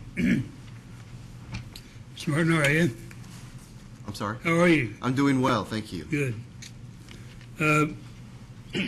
When Ms. Gray asked you the questions about the door hanger, I want to be clear that I understood your response. Her question was good. Mine is not so good. But am I correct in your response was that you're trying that now? No, sir, we're not doing it today. What we're asking for is really two things. The right to do it? The ability, the right to do it, as well as the charge. And then based on its success, would determine whether it continued or not. But what we're seeking are two things: the authority to do it, and then the charge to assess if we do it. And once again, would you tell me the steps that it goes through before it gets to the hangar? Yeah, currently there's the delinquency process where I believe we notify them based on their credit rating through mail, and that could be any. There's different timelines associated with that, but we follow the commission's. I'm not sure if they're rules or regs, but procedures in doing that process, and this would just be an additional step prior to disconnection, where we would go to the home, hang the door tag. You know, maybe we had for whatever reason they changed their number. A lot of folks aren't using landlines anymore. So maybe they have a cell phone or a new cell phone. So we haven't been able to get a hold of them through either phone or mail means. The goal is the door tag.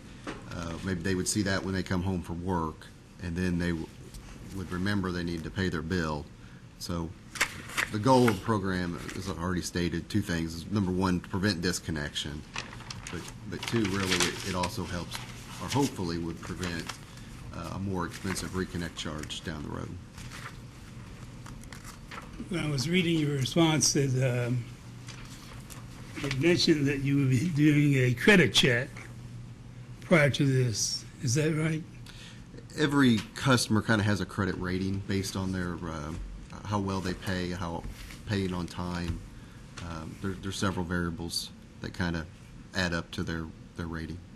What rating would a person have to get the hangar? Well, our plan is to do it for all. So it wouldn't matter if you had a poor or excellent credit rating. We don't want to disconnect you. We're already, unfortunately, at zero customer growth, so we want to keep as many customers as we can. So it wouldn't that wouldn't be a factor. I have an interest in pipeline safety, and we have supported legislation locally through the legislature a year ago or 2 years ago, and I think you were one of the companies that participated along with that. How often, if you know, are there inspections of areas where the probability of either erosion or traffic over the area?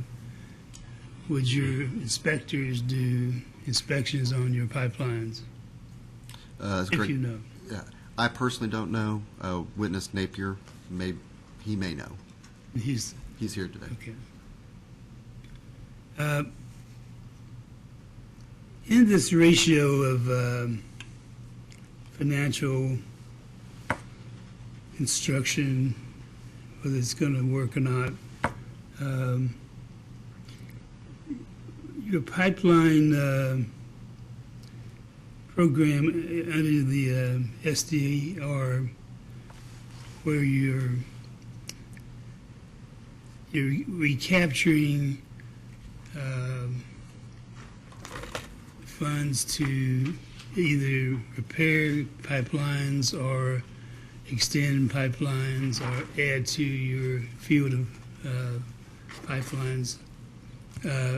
Go over that one more time with me. Sure, absolutely. The pipe replacement program came in existence in our last rate case. That order came out in 2010, and it was designed to help the company accelerate its replacement of aging infrastructure. So that's it, kind of in a nutshell. So we're working on replacing our aging infrastructure over a 15-year period. The SDR is looking to expand our system into, I guess, technically unserved areas today. So it would be new pipe. well, they're both new pipe, but one's replacing aging infrastructure and the other One would be like a to an industrial park. Or subdivision being built, and if we cannot directly assign, there's also a caveat too, that if we cannot directly assign the cost to a customer or a group of customers, then that may fall into the SDR. If we can assign those costs would be borne by that particular plant. on the replacement question, what percent of those that are replaced virtual those that are not? I'm sorry. I mean, I made that clear. In the universe of a town, let's say, if you decide that that town was once upon a time a field and it became a subdivision and now it's older as a town, what percent of monies would it take to satisfy your company that the existing pipe is safe and functional? When we acquired the Livermore system, that's I guess the one I have the most experience with. We were able to look at all their records related to their system, and we were able to see that it was a safe and reliable system already. Knew we weren't going to have to do a lot of upgrades to that system. We did realize we were going to have to replace a lot of the meters. I think they may have had the meters in the homes, and that's not really our preference. But it gave us an opportunity there to put on some wireless meter reading to start testing those type of technologies.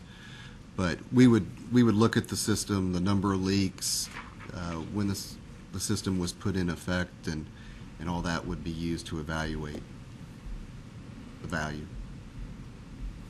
Your compressed gas customer in Western Kentucky that you referred to, how's that going? Going very well. They're, without saying who they are, they're in the waste management business, and they believe that they're going to save so much money over time, which will allow them to bid on other communities' trash service. So they're looking at it as a huge win and as an opportunity to not only take care of their fleet, but also offer that service to others as well. Was it in your economic development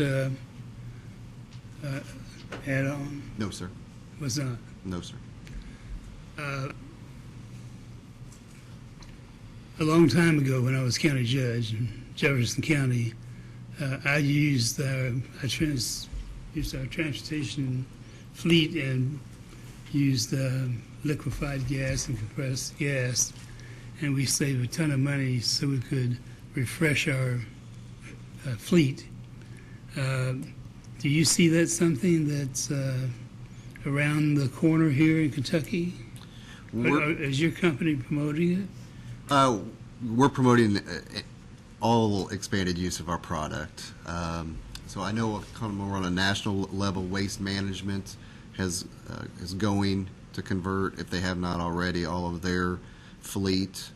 I know AT&T, UPS, Frito-Lay, companies like that have looked at converting their fleets. A lot of cement trucks. Those are kind of the low-hanging fruit. A lot of bigger vehicles that kind of idle and kind of come to and from a specific point every day. Buses.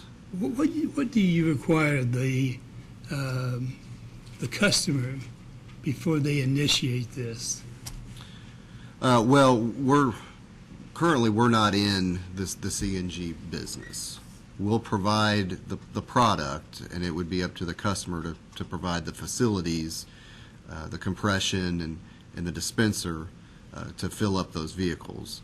We're just giving them the ability to then resell that product if it's going to be used for motor vehicle fuel. Currently, today, they could not. Well, thank you. Mr. Chairman, may I have a follow-up? Sure. When you purchased the Livermore system, how long ago was that, roughly? I want to say 2011. Okay, so not too long ago. No, ma'am. Would there ever be a smaller system that you would decline to purchase? Maybe, based on the infrastructure and what we would have to do in regards to providing safe and reliable service. And I, follow-up question on the CNG. Atmos, Kentucky would provide the natural gas product. And just tell me if this is, and then the end user would compress it. So you wouldn't do that? No, ma'am. So does anything else have to be done to the natural gas other than compression? Not that I'm aware of. Then it would go to a dispenser and the dispenser Yeah. to the vehicle. No other additives that you're aware of? No. And some have storage tanks to store it once it's compressed. That's all. Thank you. Any redirect? Just a couple, Sure. Mr. Chairman, if I could. Mr. Martin, the morning's session, I think you were asking, I think it was by Commissioner Breathitt, whether or not you could provide some information relating to the ROE, or the rate stabilization rider in the state of Mississippi. Yes, sir. Okay. Were you able to obtain that information during the lunch break? Yes, sir, I was. Okay. Would you tell the commissioners, please, what that information is? The ROE in Mississippi related to the rate stabilization rider is 10.2, which contains a performance factor. You were asked on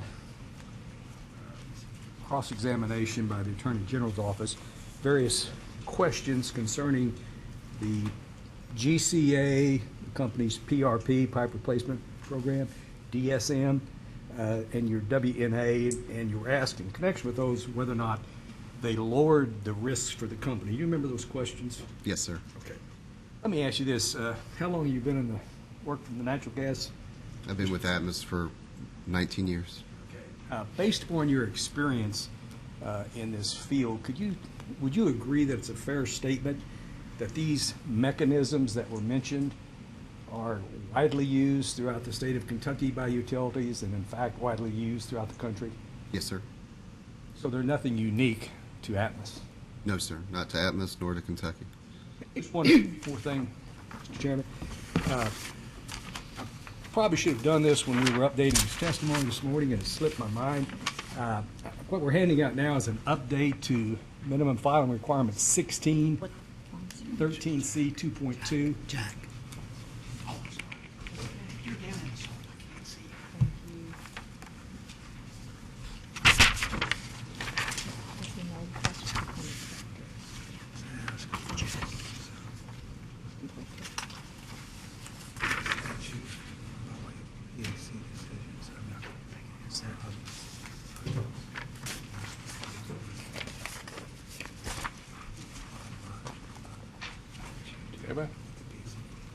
Mr. Martin, could you first tell us what this document is?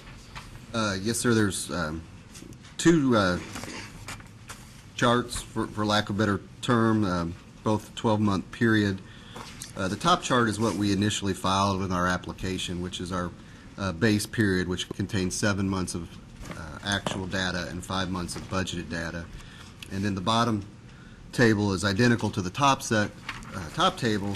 However, since we have filed that case, we now have 12 months of actuals for the entire base period. And this schedule compares what we did on an actual basis versus what we budgeted basis. So the top half, well, excuse me, the bottom half, the information's contained in these actuals. Have those all been previously filed in this action as supplements to your data request? Yes, as every month has transpired since we filed our application, as there were certain data requests that as more actuals became available, we were required to file those in this proceeding. Just very quickly, Mr. Martin, if you would, let's start at the top box, which is your 7 months of actuals and 5 months of projected income in your base period. Tell me what you projected the total revenue to be. Total revenue was projected to be $150,293,982. What did you project your gas cost to be? We projected our gas cost to be $83,439,461. And what did you project your margin to be? We projected our margin to be $66,854,521. Thank you. Now, if you will go down, tell us how it turned out once you had the actuals in for the 5 months you had budgeted. Tell me what your total revenue, gas cost, and margin. Actuals for that period, total revenue was $151,449,523. Gas cost was $84,796,859, and margin was $66,652,664. So as far as your margin was concerned, how much variance was there between what you projected and what the actuals were? 0.3%.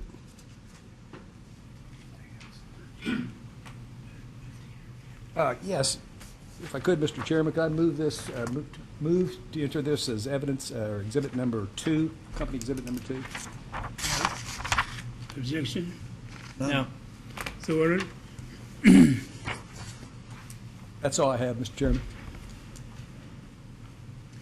I have a question, yes. Thank you.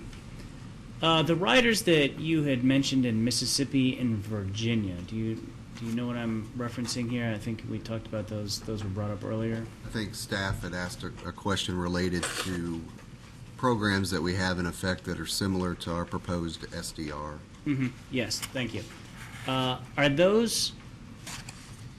Were those allowed by statute, or are those allowed by whatever the commission there is order? I believe the Mississippi program was done regulatorily, and the Virginia program was done legislatively. Anything else? Thank you. I just have a couple of follow-ups. Does anybody else have any? Mr. Martin, you talked just now, you responded to Commissioner Breathitt regarding the Mississippi operation, and you said that the ROE was 10.2. Yes, ma'am. Does this include the performance adjuster? Yes, ma'am. Do you know what percentage that would be of the total I believe it was 50 basis points. for the performance adjuster? Yes, ma'am. And it's included in the 10.2.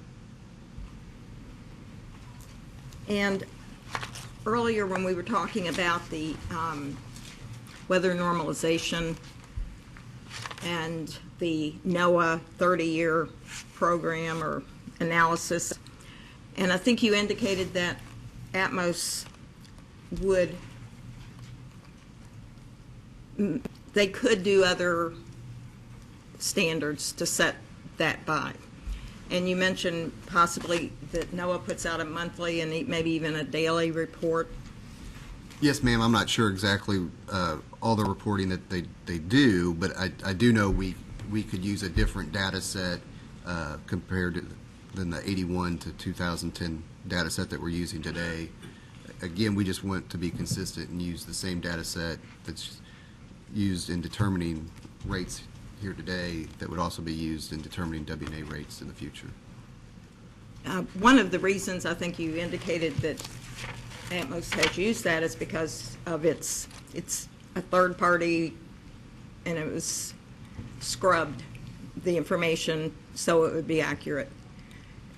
Do you know if you were to use, for example, a shorter period from NOAA, do you know if they do the same amount of scrubbing for that data? I'm assuming everything that they put out in the public domain has been scrubbed very well. So it's an assumption, but I'm assuming that those numbers are But that would not be a problem to go to that? correct. Okay, thank you. Anything else? That's all I have. Mr. Dusker? Question? Thank you, Ms. Martin. Thank you. You're excused. Excuse? Thank you.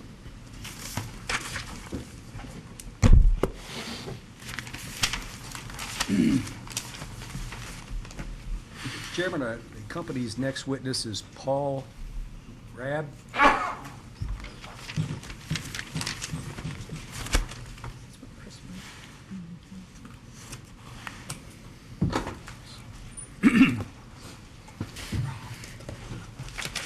Which one? You solemnly swear to tell the truth, the whole truth, nothing but the truth, subject to the laws of perjury? I do. Have a seat. Speak up loud and clear. Your name? My name is Paul Raab, R-A-A-B.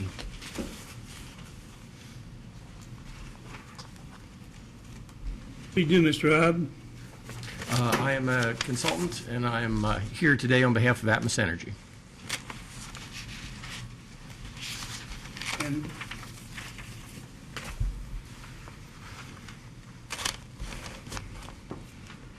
where do you live?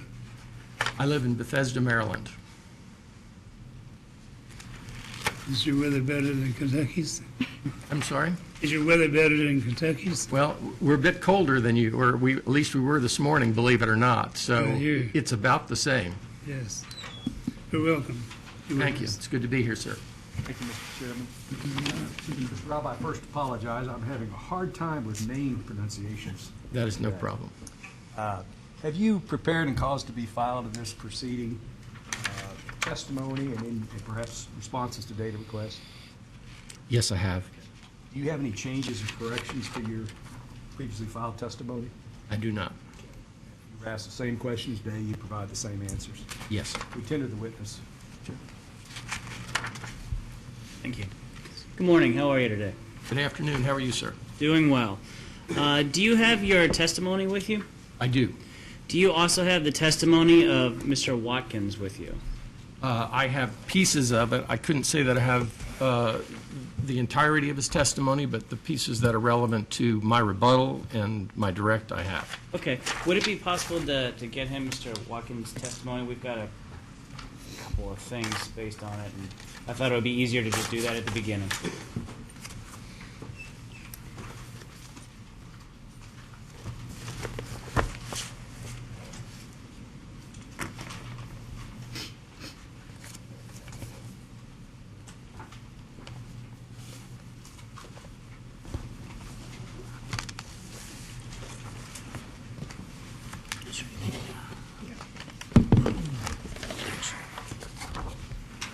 Thank you. I have that now. Okay.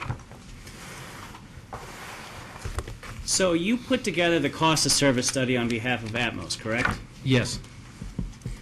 In reviewing your cost of service study, is the line item taxes other than income, payroll related, allocated based on total O&M expense?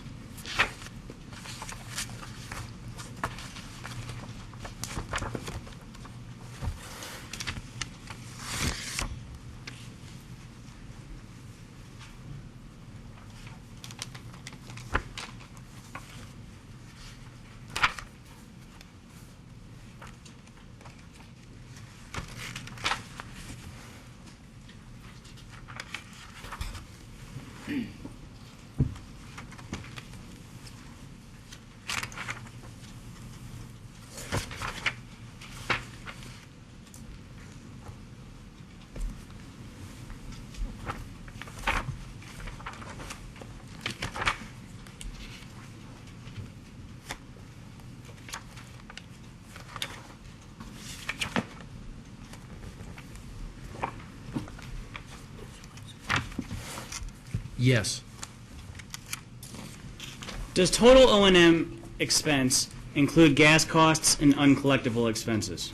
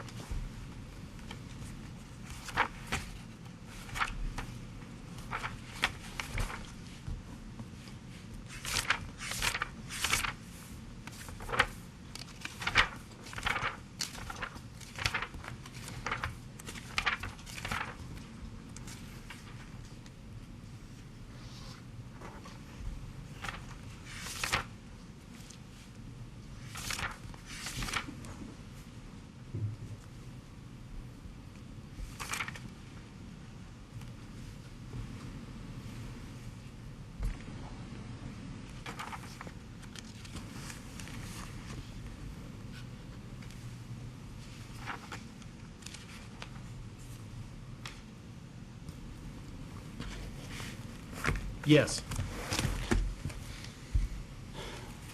Isn't it true that there is no payroll expense related to gas costs and uncollectibles?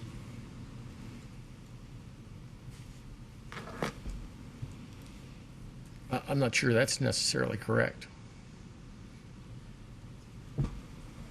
For gas costs and uncollectibles, there is a payroll expense associated. There's gas acquisition costs. There's the cost associated with the acquisition of natural gas. And uncollectibles? There's presumably there's a salary associated with it of the person who's designed to collect the uncollectible. Is there a payroll expense directly attributable to uncollectibles? To the extent that there's payroll, yes. Did you allocate the PSC expense using annual MCF usage in your cost of service study?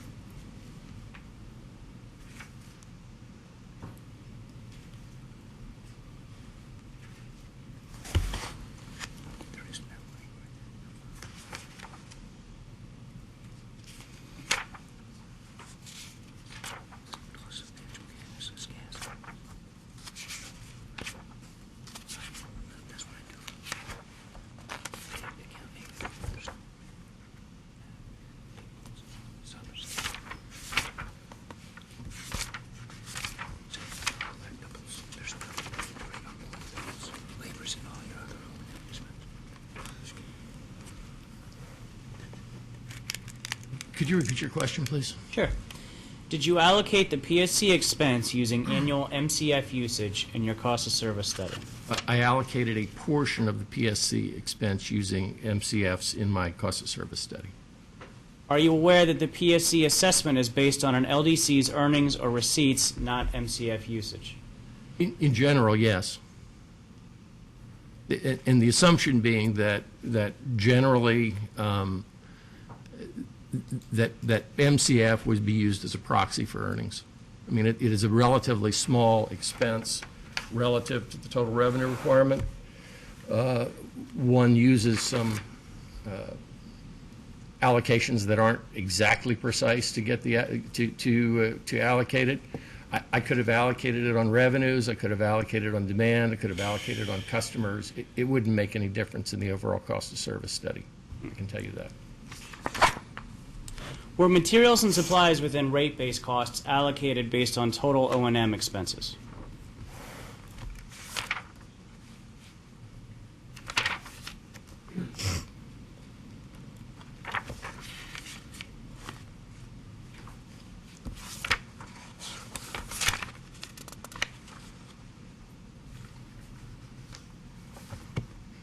Yes. And O&M expenses including gas costs and uncollectibles, correct? Yes. Are the adjustments we just discussed represented in Mr. Watkins' Table 2, found on page 22 of Watkins' direct testimony? That's lines 20 through 23.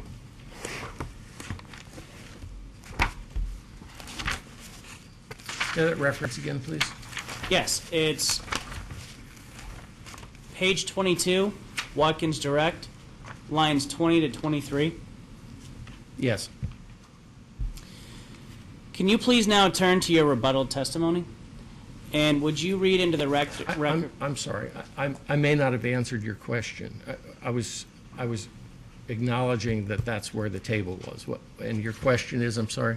Are the adjustments we just discussed represented in Mr. Watkins' Table 2, found on page 22 of Watkins direct, lines 20 to 23?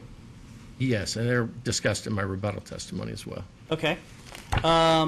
your rebuttal testimony. Would you please turn to page 9?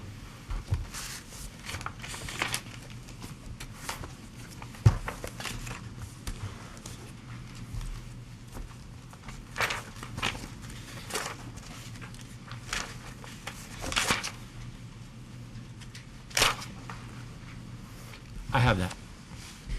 Would you please read into the record from page 9, line 19, starting with the word specifically, onto page 10, the end of line 1?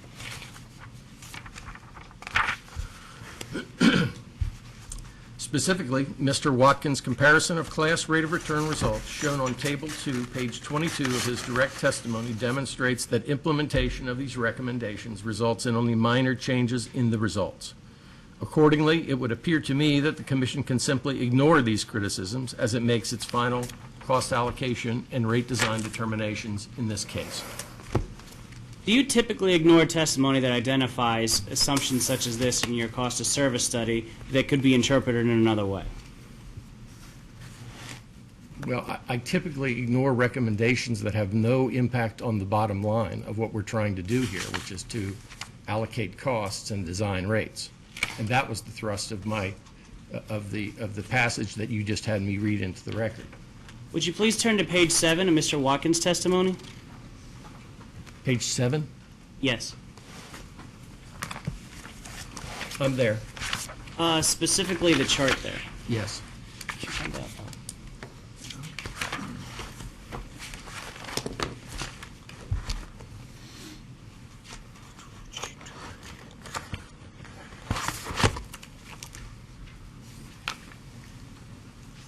Mr. Howard is handing out the table that is there on page 7, in case anybody can't get to that page easily.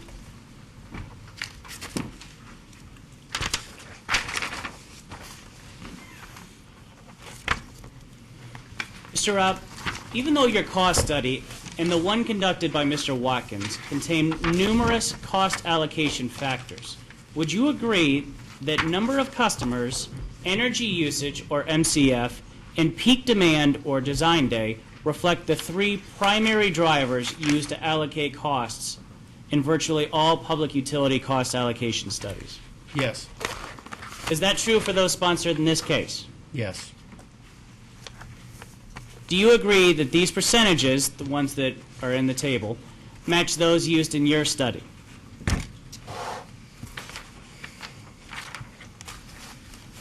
I could check them from my allocation table, but I will assume that they're in a representation of those that are in my allocation table.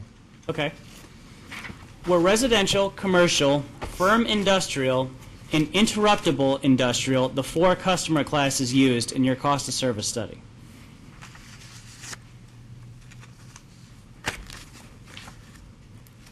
I missed the second one. You were referring to commercial and public authority, correct? Sure, Yeah. I'll repeat the question. Please. Residential, commercial, firm industrial, and interruptible industrial. Are those the 4 customer classes that you used in your cost of service study? With the exception that the second one also includes public authority customers. Okay. Do residential customers make up roughly 89% of Atmos's total number of customers? It would appear from this table that they do, yes. And this table uses the same numbers that you used in your study, correct? Yes, I believe. And commercial, or like you corrected me, public authority makes up roughly 11%. Is that correct? Yes. Then are the industrial customer percentages also correct? Okay. It is what it is on the table. Do residential customers use a little less than 23% of the annual MCF throughput in the Atmos system? Based on this table, they do, yes. Are the percentages for commercial and industrial classes also correct? I think we established that I was willing to accept that these were correct. So if the table is correct, those percentages are correct. Do you accept the table is correct? Well, why don't I check it since it's such an area of contention? Sure.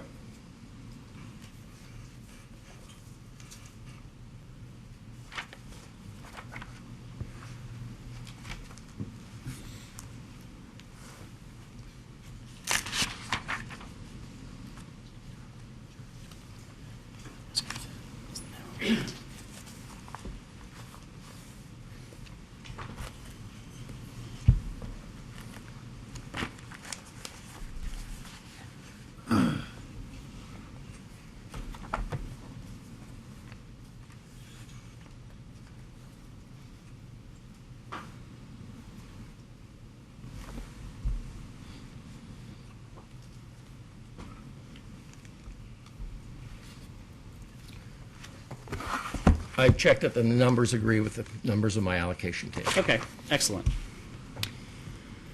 Can you please reference your rebuttal testimony at page 5, lines 8 through 12?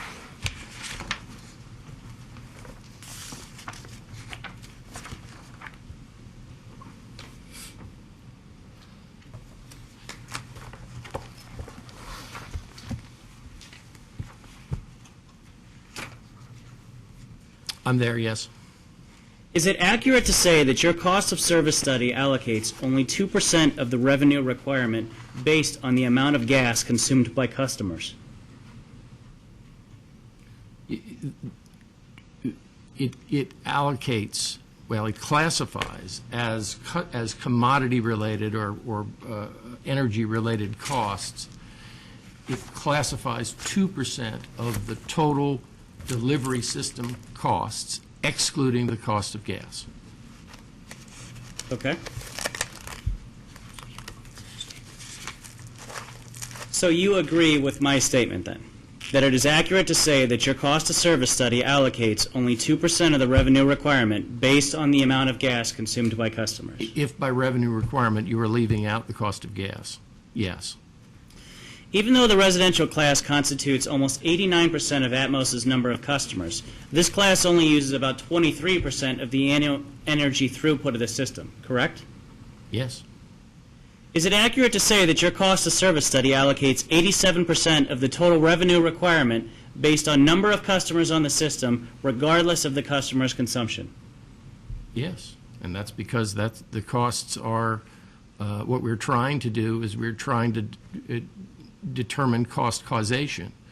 And if a customer, by being on the system, imposes costs on the system, regardless of what their demands are, then they should be allocated costs on a per customer basis. This is not only recognized by me, but recognized by many other cost of service analysts around the country and recognized by NARUC. But the residential correct. customers only use 23% of the annual energy throughput, correct? According to your table, that's true, but again, it's largely irrelevant to my study. If costs are not driven by volumes other than gas costs, what difference does it make how much they use? I mean, they could use 87% is customer related, but 89% of your customers are residential, correct? That's what the table says, yes. And we've that's what- agreed that the table is accurate. Yes. I'm just trying to avoid Doesn't the the- disconnect between the number of residential customers, how much they use, and cost causality, which is what you're trying to bring into this. And those are not related, and that's what I'm trying to help you through that confusion. I don't think I'm confused, but thank you, sir. Doesn't this also mean that under your classification and allocation, the vast majority of the company's revenue requirement would be allocated equally to a single residential customer and an industrial customer? Well, it says that 87% of it would be allocated equally. Doesn't that mean that under your study, for 87% of the revenue requirement, or the total company cost of service, a widow on a fixed income living alone in a small apartment using gas for cooking only is assigned the same amount of cost as is assigned to a large industrial customer that uses millions of MCF a year? Assuming that the widow is a residential customer, the answer to your question is yes, except for gas costs, which will be substantially different. Does a cost allocation heavily weighted towards number of customers put the majority of the company's cost on residential customers? I think such a cost allocation scheme puts the burden of costs squarely on where it belongs, those who cause the cost to be incurred. And to the extent that that is residential customers, that is correct. Then you agree that a cost allocation heavily weighted towards number of customers puts the majority of the company's cost on residential customers? Yes, but that's a mathematical certainty. I mean, it is what it is. Would a cost of service allocation based on MCF usage reduce the financial burden on residential customers for the cost of service? It would certainly allocate less of the revenue requirement to them, as your witness has demonstrated. Now, whether that is a correct allocation is an area where we have our disagreement, and I disagree that that is a correct allocation. So has Mr. Watkins proposed alternative cost of service studies in this case? Yes, he has. Does Mr. Watkins allocate roughly 49% on number of customer, roughly 49% on peak demand, and 2% on usage?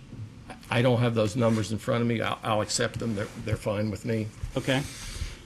Do you believe that changing the classification and allocation factor from one that is more customer-related to one that is more volume-related could increase the allocation of cost to industrial transport customers by more than 500 times? I think that's what your table says. If that's true, then isn't it also true that your current allocation favors industrial and transport customers through reducing their costs by that same factor of 500 by putting those costs on residential customers? I wouldn't characterize it that way. I'm not favoring any particular customer class. The company, as I tried to explain in rebuttal, has no particular axe to grind. The company has a revenue requirement that it's trying to fairly allocate to those customers on its system that cause the cost to be incurred. We believe this is a fair allocation, and so we are cognizant of the cost behavior and the cost characteristics of all of the customer classes: residential, commercial, public authority, and the industrial and the transport. What I said in my rebuttal testimony is I don't think that your witness has that same burden. So they're free to select allocation factors that may or may not reflect cost causation to achieve a result. Now, all I've said is I've developed an allocation scheme that I think is fair. I think it's fair to everyone. It allocates the revenue requirement. But does the company fundamentally care? Yeah, they would like to get their rates right, but would it be appropriate to assign them to industrial? It could. Then would you be willing to accept that there's a more heavily weighted towards industrial rate, and that would be a way towards Atmos recovering their revenue requirement? I acknowledged in my rebuttal testimony that is certainly a way that the commission may choose to go. They may choose an allocation that is totally different than mine. But I will say this. They've not chosen to do that in the past rate cases that I've been involved in here. I'm applying exactly the same classification and allocation scheme that was approved in the other cases that were before the commission, that were settled, that were agreed to by all parties. So I'd be a little surprised to see them change so radically in this case.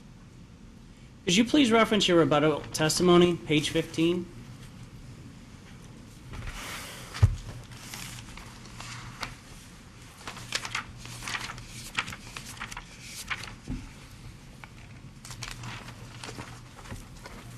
I'm there. You cite to the gas rate design manual from 1981 as support for the company's customer demand allocation, correct? Isn't there a newer version of that manual? There is a 1989 version, but I don't think it has the same schedule. It doesn't have a schedule like this in it.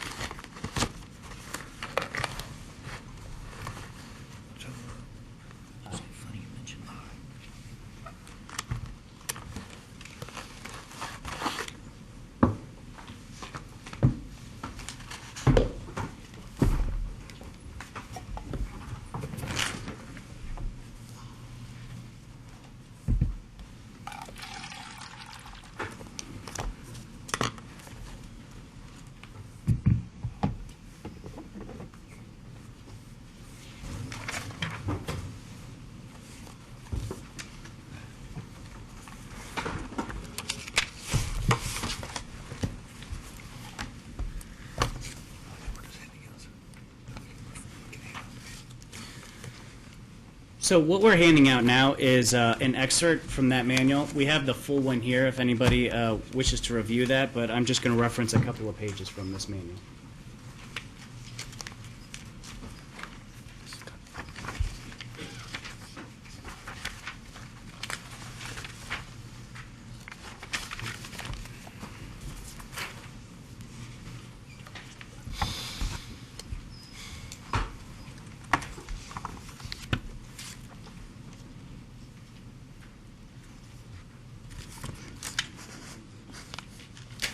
Is this the 1989 updated version of the manual that you just referenced? Well, it Is it an excerpt from that? It is an excerpt. It is from 1989. I don't think it was meant to displace the 1981 version, so in that sense, I'm not sure it's an update. But, Is this a newer version? well, I'm not sure I would characterize it as that, because both versions are still for sale. If it were a newer version, you would expect the older version not to be for sale, and they're both for sale. So I think that their focus is different. Does it have the same title? No, it doesn't.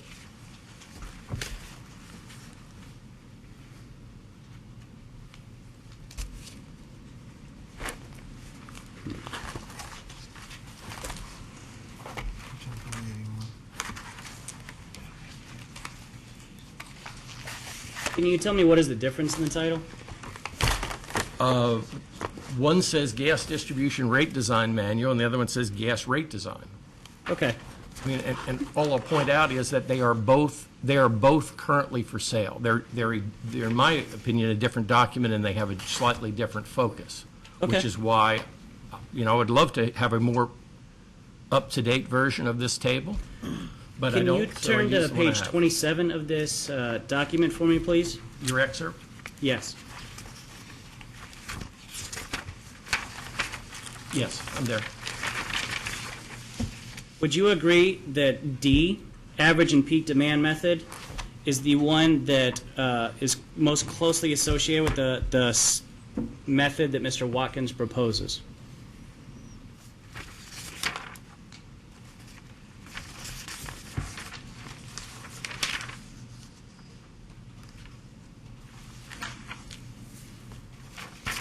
Of the three listed here, yes. Could you please read the first sentence in section D on page 27? This method reflects a compromise between the coincident and non-coincident demand methods. Thank you. Can I have this entered as AG's exhibit, please? That would be 9? We need to introduce those. Is that objection? Mr. Chairman, I'm troubled by the fact that we're just pulling in 2 or 3 pages out of an entire document. I would prefer that if the commission's going to let this in, that we go ahead and have the entire document in. I have no objection to that. We did it just There may be things for the said sake of elsewhere. saving paper. Yeah, I have no problem with that. Yeah, Mr. Chairman, at a We have a recess, full- we have a full copy we can make copies of and then introduce that. We were simply trying to reduce the volume of materials for the commission, but if that's the desire of the parties, then we have no objection. Mr. Chairman, I'm not trying to be disagreeable. The only reason I want the entire thing, I don't know what's in here. We may need to make mention of something else in here in our brief, and so I feel like the entire document needs to be in the record. We have absolutely no objection.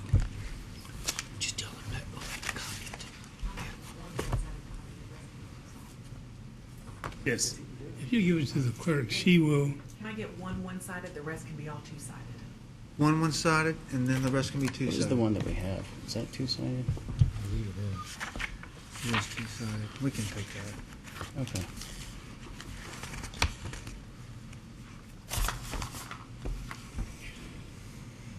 We can make that available by tomorrow, Mr. Chairman, if that's acceptable.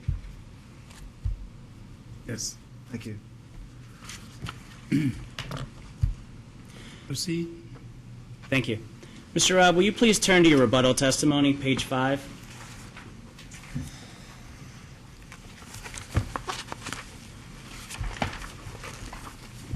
I'm there. Will you please read from lines 15 to 17, starting with the word while I? While I may not necessarily agree with Mr. Watkins' classifications and allocations, I would admit that there is support for his approach in previously filed cost of service studies in other jurisdictions. So do you admit that Mr. Watkins' approach utilizes traditional and accepted classification and allocation methods? Yes. I never argued otherwise. Just give me a second. I think that-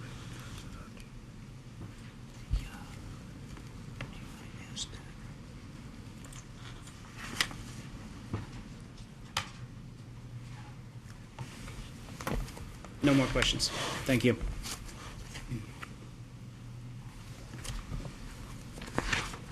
Just have one question.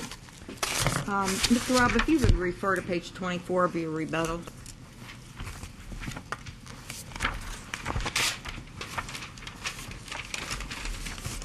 I'm there. Beginning at line 9, you state that, quote, "The implied fixed monthly customer charge that can be determined from Mr. Watkins' class cost of service analysis is $15.22 per customer per month." As a post-hearing data request, can you provide the supporting calculation of this amount and include the amounts taken from Mr. Watkins' cost of service study and the location of those amounts in the study? I'd be happy to. Just by way of hearing clarification, what I did was simply ran Mr. Watkins' classification and allocation, implied classification and allocation factors through my class cost of service study. So what I will provide to you is the my traditional class cost of service study that you're probably used to seeing by now. And on that second page where we show the customer costs, the number will be in there. But I'll make that clear as I provide it, and that's what I did to get to that number. Thank you. That's all I have. Mr. Rob, I have a couple questions, please. Yes, Your Honor. The first is you indicated that, as I thought I heard you, that it would in effect be a radical departure if the commission adopted Mr. Watkins' cost of service approach rather than your approach. Is that correct? Yeah, that perhaps that's said a little bit strongly. Given where the company's current returns are with respect to customer classes, the class cost of service study, as Mr. Martin certainly alluded to, is not really a binding constraint on how he allocated the revenue increase in this case. He sort of spread it across the board.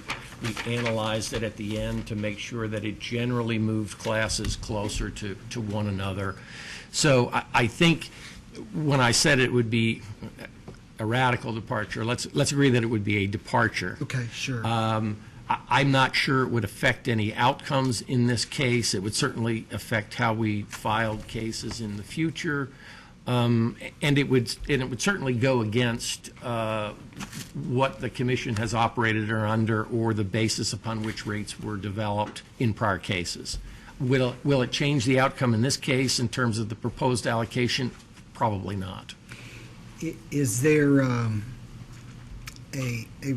description of your method, and is there a description of Mr. Watkins' method? And if so, what are those? You mean in a general Yes, sir. general way? Yes, well, quite honestly, I think Mr. Watkins really nailed it on the head. All these other issues we were talking about O&M and how to allocate this tax and all that stuff, it all really means very, very little in the grand scheme of things. The fundamental issue here is how you treat distribution mains.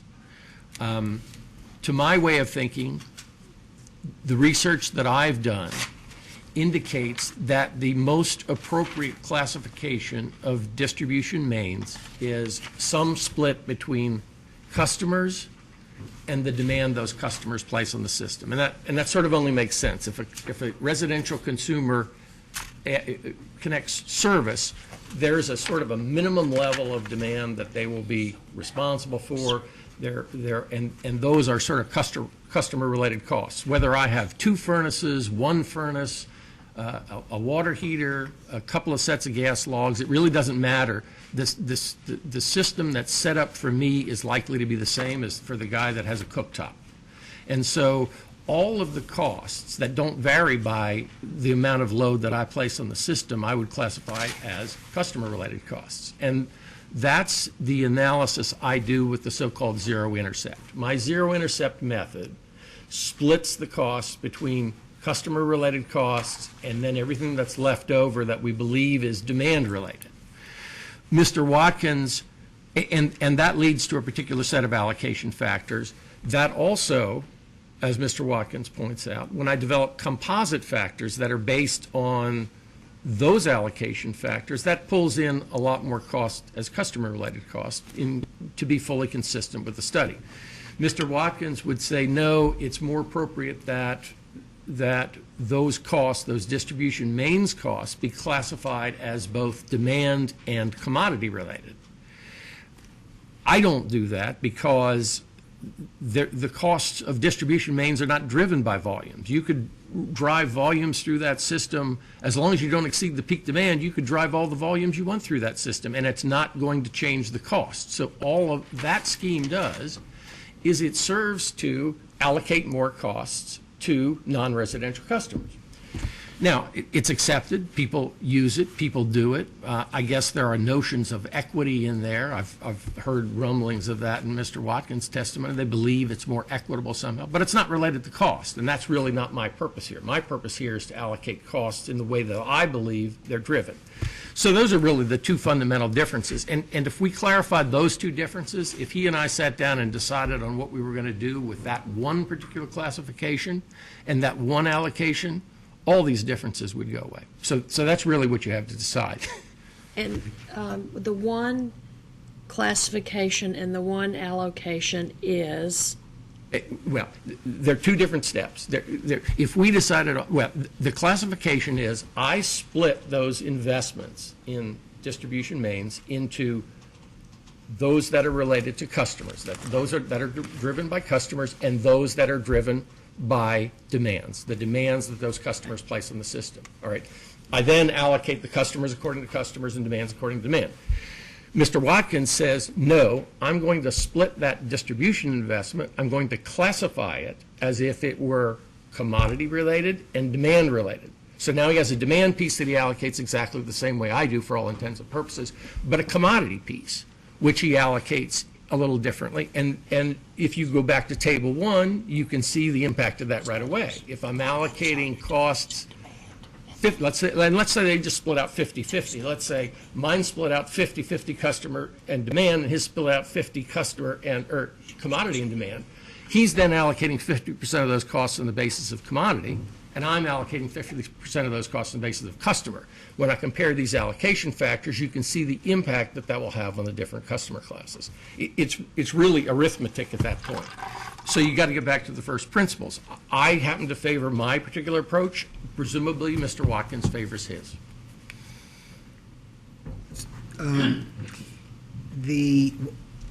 As it relates to this allocation, you indicated a departure with no adjective in front of it, and that's fine. That wasn't what I wanted to ask a bit. Was you said it would be a departure from how we had done it?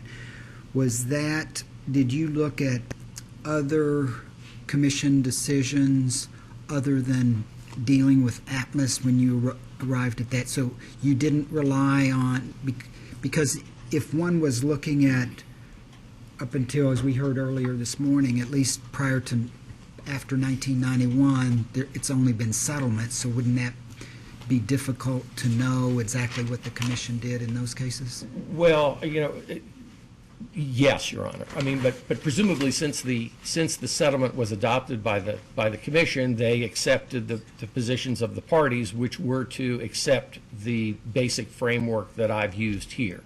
So, I mean, that's all I'm saying. With respect to other jurisdictions, I mean other cases with other utilities within this jurisdiction. Oh, I'm not certain, Your Honor. Okay. I'm not familiar enough with them to be able to give you a proper answer. So then, let me ask you again, how do you know in a black box settlement that the commission adopted your allocation? Well, I think certainly in the last case, I think it was the only cost of service study in the case. So therefore, it was, and the commission adopted the settlement position of the allocation of revenues, and the commission adopted the settlement with respect to rates. The basis for that was the cost of service study. So I think essentially they either implicitly or explicitly adopted that class cost of service study. Okay. You said net cost, sir. What kind of cost of service? Class cost of service study. Okay. I have one more question, and that is, as I think you've discussed and as you said, your class cost of service study looked at not just allocation across customer classes, but also intra-state allocation. In other words, how it's allocated within a class between customer charge and... Yes. Okay. Yes. So given that your study did that, I want to Could somebody give him Mark Martin's direct testimony, please? Mark's what? Mark Martin's I have that, direct. Your Honor. Okay. Then on page 13, I have a couple questions about that.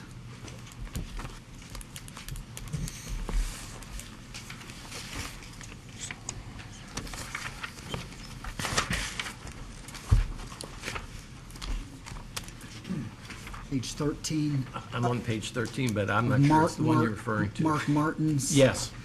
Where at line 5, he's talking about the sum of where $15.11 comes from. You don't see that on line 5, page 13. No, I'm sorry. Rebuttal testimony. I'm sorry, I do not have No. the rebuttal testimony. Okay. We've got it here. I apologize.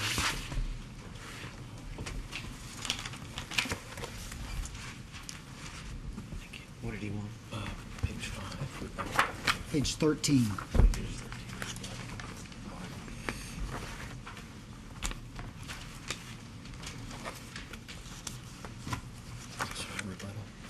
Yeah, it should be. Okay.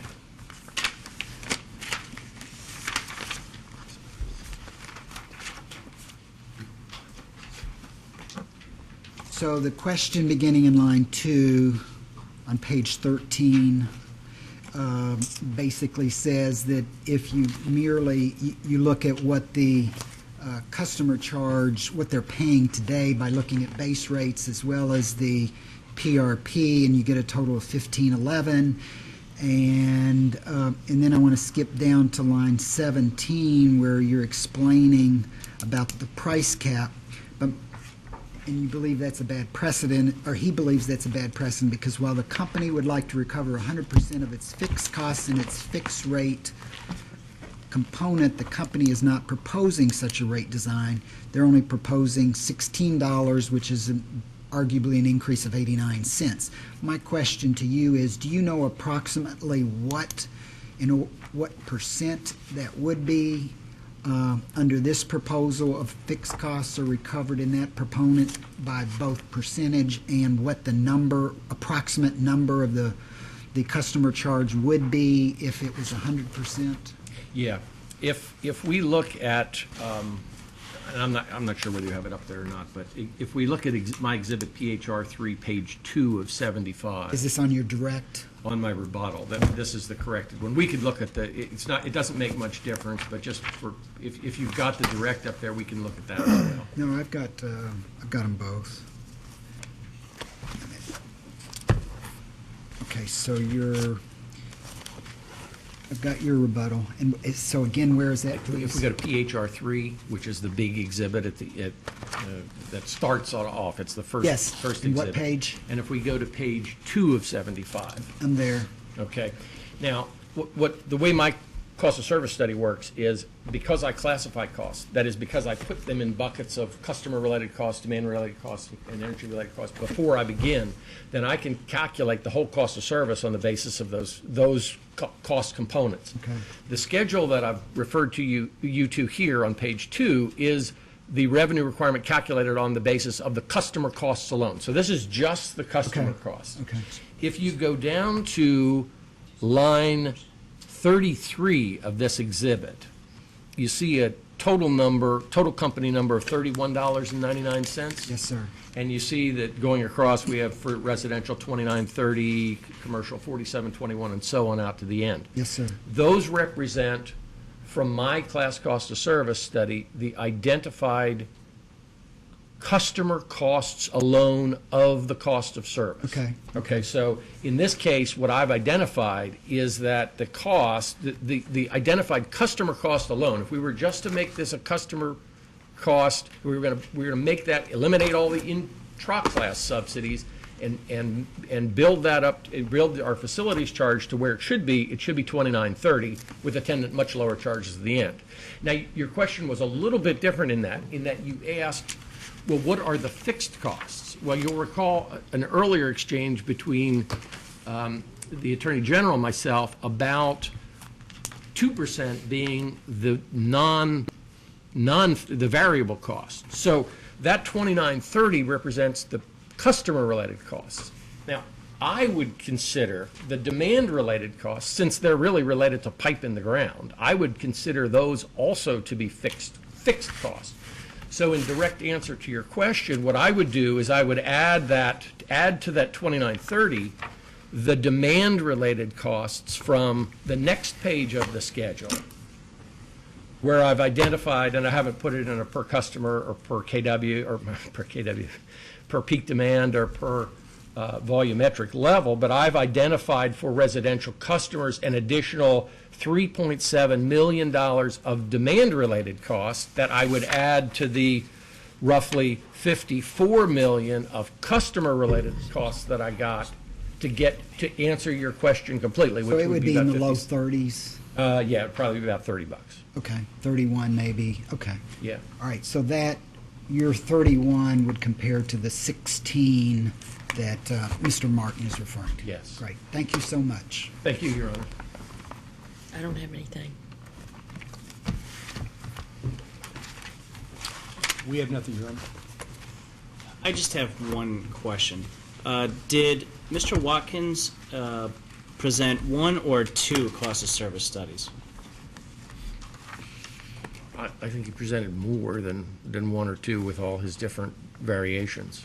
Wasn't one based on 100% demand and one was peak in demand? I think that's in there too. I mean, but there's still others, all those that generated the tables. He needed a cost of service study to generate that table, so there's probably at least two or three in addition to that. So, but whatever number it is, I will agree with you that he presented more than one class cost of service study to make his case.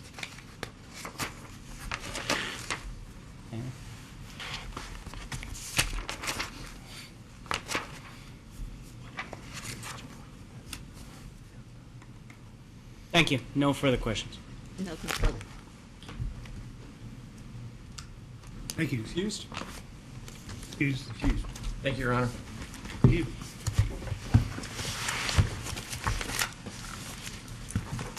One quick housekeeping. I believe I forgot to have my previous exhibit entered. I forgot to move to have that entered. I think we were at number 9. I think you did. I believe it was 8 that I forgot. Well, we had 8, which was the table, Yeah, the And then Watkins 9. table. and then 9 was the rate design. Okay. I would like to move to have those entered. Objection? So ordered. Thank you.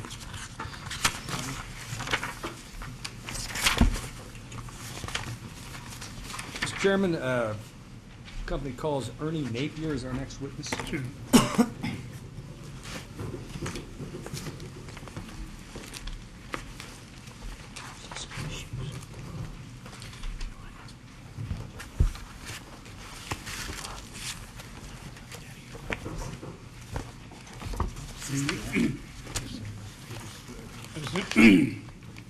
Somebody swears to tell the truth, the whole truth, and the whole truth. Subject to the rules of perjury.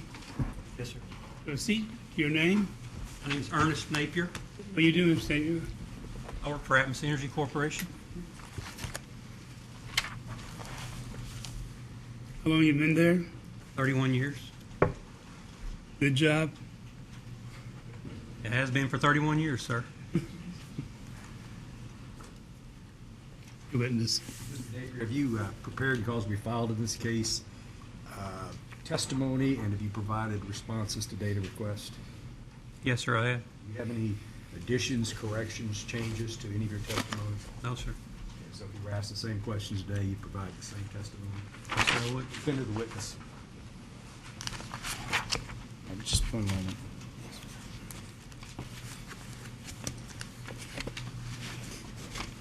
Yeah, let me ask. Sure. Good afternoon, Mr. Napier. Good afternoon. It's my understanding you provided testimony regarding the wireless meter reading, That's correct. WMR. The program targets what you termed high-cost locations in Atmos's territory to utilize WMR and thus reduce O&M expenses, correct? That's correct. And has this program commenced implementation as of yet? No, sir. And you're waiting on an order from the PSC to authorize that, correct? Yes, sir. As far as O&M savings on a going forward basis, what do you foresee that those numbers to be? I think we've provided some data in a data request. However, the real savings is not known at this time. We will not know until after implementation.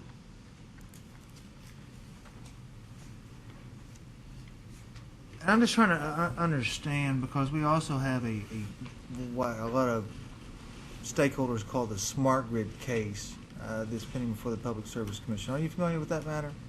I am not.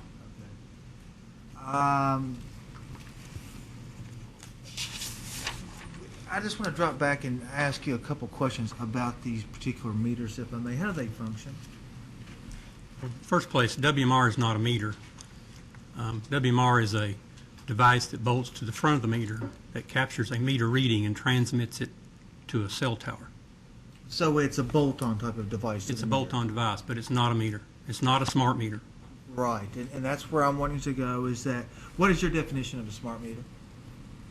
It's a meter that's continuously monitoring what's going on in that particular premise or location. Does it provide two-way communication between the utility and the end user? I would presume so. Or would it be just a one-way communication where it simply reads the meter and sends a signal to the company? I'm trying to understand what it is that the company is wanting to offer. So is your question, what does WMR do, or is your question, what does a smart meter do? I'm trying to find out, and here's where the fine distinction is, what the company's wanting to do and reconcile that with what a smart meter is. I'm wanting to understand where the company wants to go with this in the future. Our device takes a meter reading and transmits it to a pager tower. Once every 4 hours, that transmission takes 1/10 of a second. And all we transmit is a meter reading and an ID number that identifies that particular meter. And by pursuing this path, you will eliminate the need for people to actually go out and read the meters, correct? That's correct. And those savings are anticipated to be what number? Well, you would, I don't know that I've actually calculated that number, but eventually you would eliminate all of our meter readers and all of the costs associated with reading those meters, the least costs on the vehicles, the read and run function for all of our meter orders that our service techs perform. All of those top costs would go away. So what is the overarching goal behind this particular program? At the end of the day, what is Atmos wanting to achieve by going with the wireless meter readers? Well, a couple things. We would reduce the O&M expenses. We would reduce labor costs and eliminate the read and run functions, all the meter type orders that our service techs have performed. And it would be the hope of Atmos at some point in time that the capital, well, obviously there are going to be capital costs with this up front. We know that, correct? Yes, sir. And may I also assume, and I'd like to hear you say yes, that in the long run, or at sometime in the future, that this program would pay for itself, would it not? I believe it would. How long out in the future would that take place? Well, there's a lot of factors that go into that. I mean, it depends on how long it takes us to get all those meters installed. I really don't have a good answer for you. And can you give a ballpark? I don't want you to get into the realm of speculation, because I'm not going to want council to object, but I'm trying to understand. I really can't give you a ballpark on that one. Could I ask to interrupt? Excuse me. So I thought I heard you say that there was a data request where you answered that. There is a number in there. I'd have to.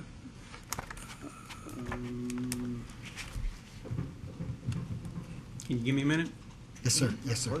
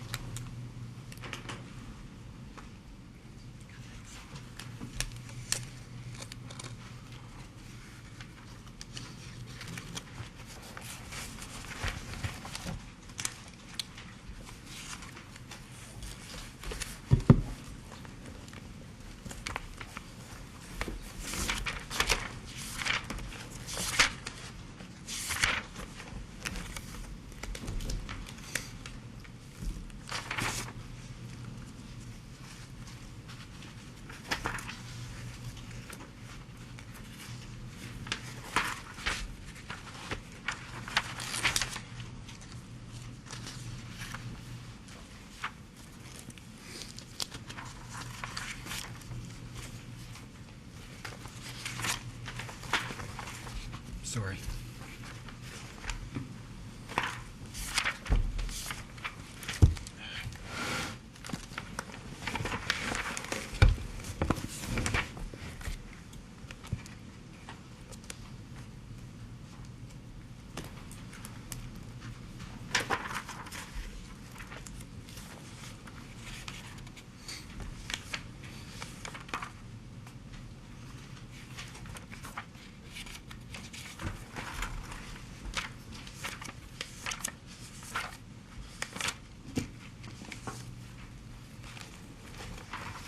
Data request 052 from the Attorney General's office.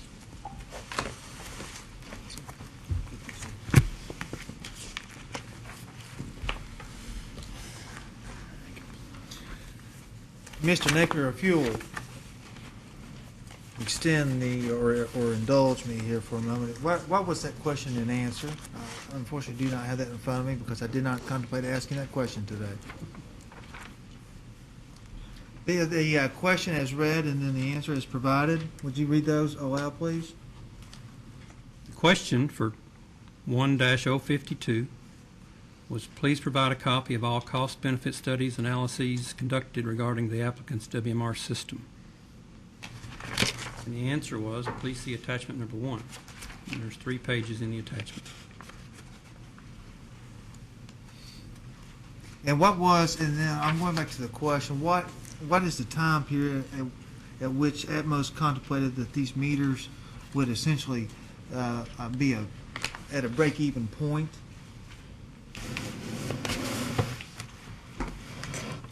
And I'm dovetailing my question into that which the Vice Chairman asked, if I'm correct here. Well, the savings will not be immediately. The majority of the expenses will occur in future years after installation because of the fact that we've chosen to not force reduction of employees. And as these meter reading functions disappear, we would allow those meter readers to transition into other jobs as attrition occurred in the rest of the workforce. But would you agree with me that before a utility incurs costs, that they should be prudent and reasonable? I would agree with that. And here you cannot identify at what point in time that the utility would be at a break-even point by incurring these costs, correct? The savings would occur at a future date after implementation, but I cannot give you an exact date when that would occur. Do we know for certain that at some point in the future that there would be a break-even point where these, we'll just call them bolt-on apparatuses or wireless meter reads, that the company would be at least at a break-even point, if not ahead of where they are today by just continuing with their current meters? Yes, I believe at some point in the future that would occur. You believe that, but do you know that for certain? I believe it. But you're not certain? I'm certain, yeah. But you do not know of the date? I do not know of the date. It will occur at a future date after implementation. Do you know what the depreciable life of these particular WMRs would be? I don't know what the depreciable life is. I know that they're estimated to last at least 20 years. Do you think within 20 years that these meters at that point in time would be paying for themselves? Or rather the WMRs after 20 years? I believe so. So, and at that point in time, once they're fully depreciated, you believe that hopefully within 20 years, but you're not certain that they would pay for themselves? I certainly believe it would be before 20 years got here. And again, just for the record, you're not calling these smart meters because they only have a one-way communication from the home to the company itself, right? That's correct. How long do you think these meters or WMRs would be in place before they would have to be replaced? I think, as I previously stated, they're warranted for 20 years, but they're expected to last longer.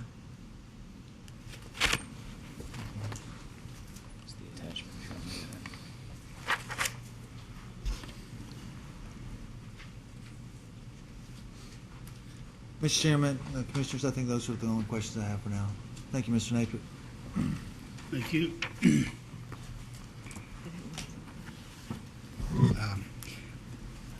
Yes, sir. Mr. Napier, I have a few more questions. You are testifying about the capital budget, both for the main part. I don't know what the right word is, for rate base, I guess, and then also what the capital budget is, direct capital budget. And you're also testifying about the what the capital expenditure will be for the PRP program? Yes, sir. Okay.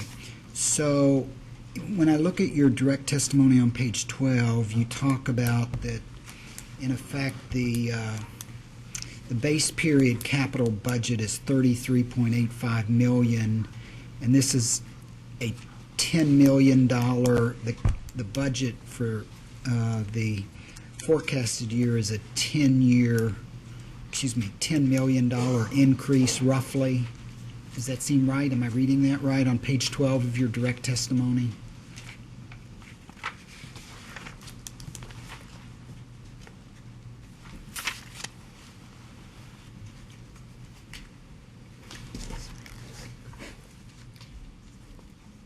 That's correct. In fiscal year 13, our capital spending was a little over $35 million.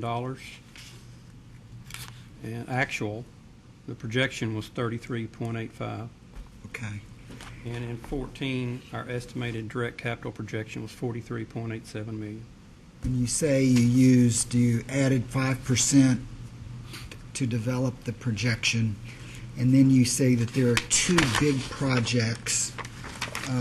One is the Hopkinsville system improvement, and you estimate that at $1.65 million.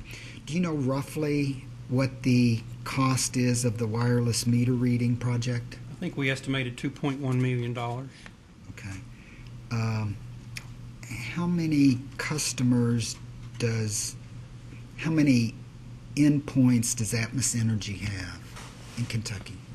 Right now we have, I think, a total of 500. They're all in Livermore. I'm sorry, I'm not asking my question right. How many meters do you have in Kentucky? 160,000 plus.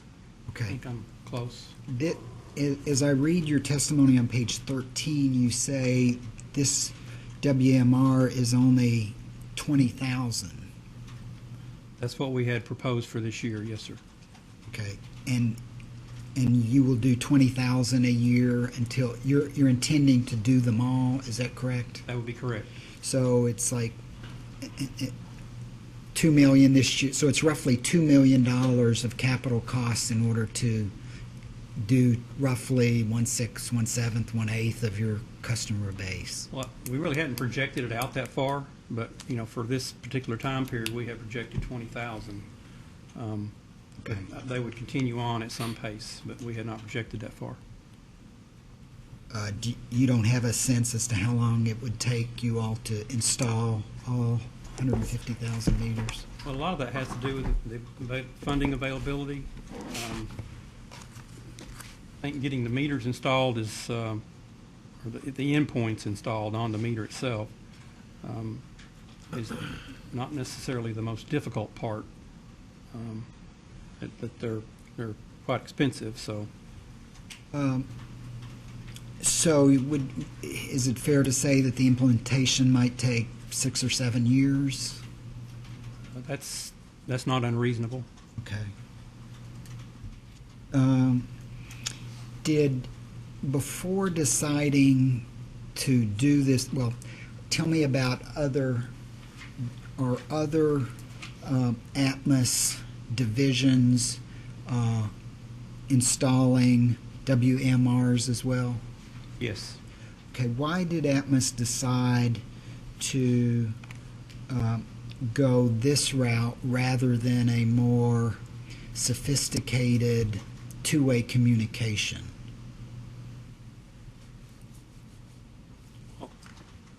This is simple and reliable.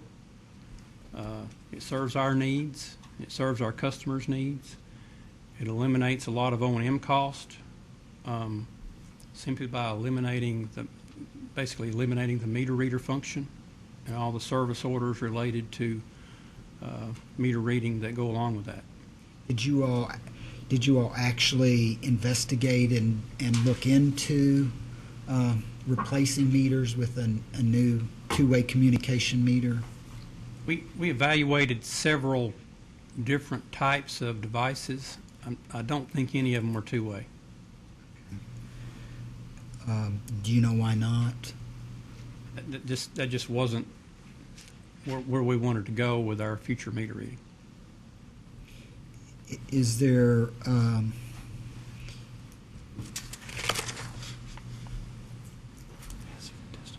okay, is there any concern that 5-10 years into this project, this technology will be obsolete, and that you all would have been better off waiting a couple years before engaging this? I don't think we have that concern. This technology is very sound. It operates with licensed FCC channels. What it basically does is use the old pager network. The company that owns these frequencies bought these pager frequencies from the federal government when pagers kind of went by the wayside. So it's the technology's there, the infrastructure's already in place, which makes the implementation a lot less costly. Okay.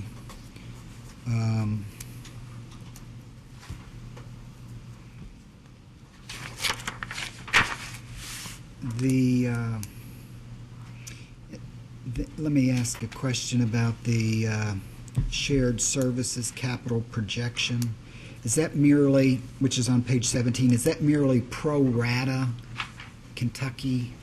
I mean, is that part of the allocation of the new system? That's all of the shared services group that's located in Dallas and at our call center and the various locations where shared services exist. It's not just the billing system, it's all the other functions that are included in shared services. Okay, do you know, okay. Do you know what the increase is because of the new billing program that Atmos is going to? No, sir, I don't. That's embedded within these numbers? Yes, sir, it is. Okay.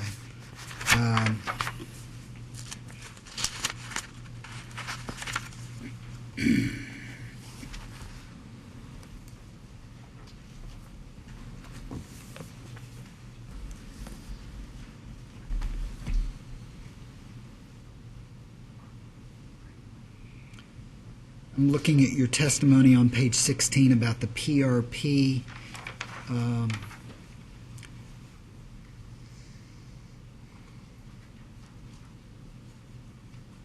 Would the without the increased budget for the PRP, is it your testimony that you would not be able to complete the build out within the 15 years?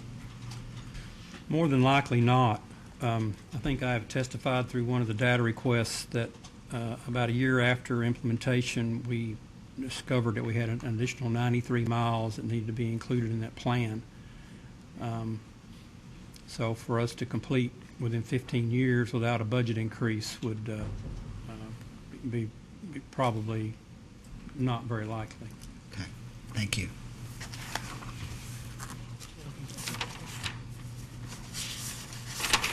He's right. No, sir. Just a couple, Mr. Chairman. Mr. Napier, it's been some time, and I'll have to confess since I looked at this. Are these units, they bolt on and they're powered by what type of, what, batteries? They're battery powered. A couple batteries, right? I don't know exactly what kind of battery it is, but they're battery powered. Okay, and the reliability tests that you've run to determine how long that these things will actually be reliable and send a signal, those have gone through all the testing and whatnot, correct? We've been using them since '07. So, We have minimal problems. 2007, so 6 years? Yes, sir. And you haven't had any problems with people walking past with a hammer or anything and knocking these things out of? I'm just curious. Well, In this day and age with people still owning copper, I'm just trying to always Plan ahead. That's a fair question, but on the front of the meter, it looks just like a regular meter index. It really doesn't look much different than a regular meter index. Yeah, that's encouraging, but you've got a high level of confidence, even though you've only got 6 years of experience under your belt, that these bolt-ons will in fact continue to send a signal and send a signal accurately for the lifespan of the unit, Yes, sir. It's guaranteed to do so. for 20 years. It's guaranteed 100% for 10 years, and then it's prorated for the last 10 years of that 20-year period. Okay, so we're guaranteed at least a 10-year, 100% liability factor. That's correct. Okay. That's it, Mr. Chairman. Thank you.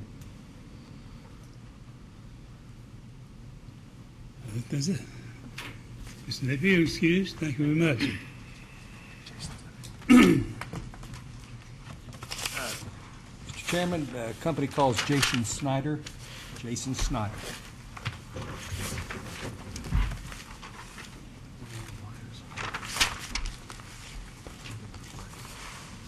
Snyder, sworn, solemnly swear to tell the truth, the whole truth, nothing but the truth, subject to the rules of perjury. Have a seat. Speak up loud and clear. Your name. Jason Schneider, What do you do, Mr. Snyder? Director of Accounting Services for Atmos Energy, And is it in Texas or Dallas, Texas. how long have you been there? I'm working on my 10th year.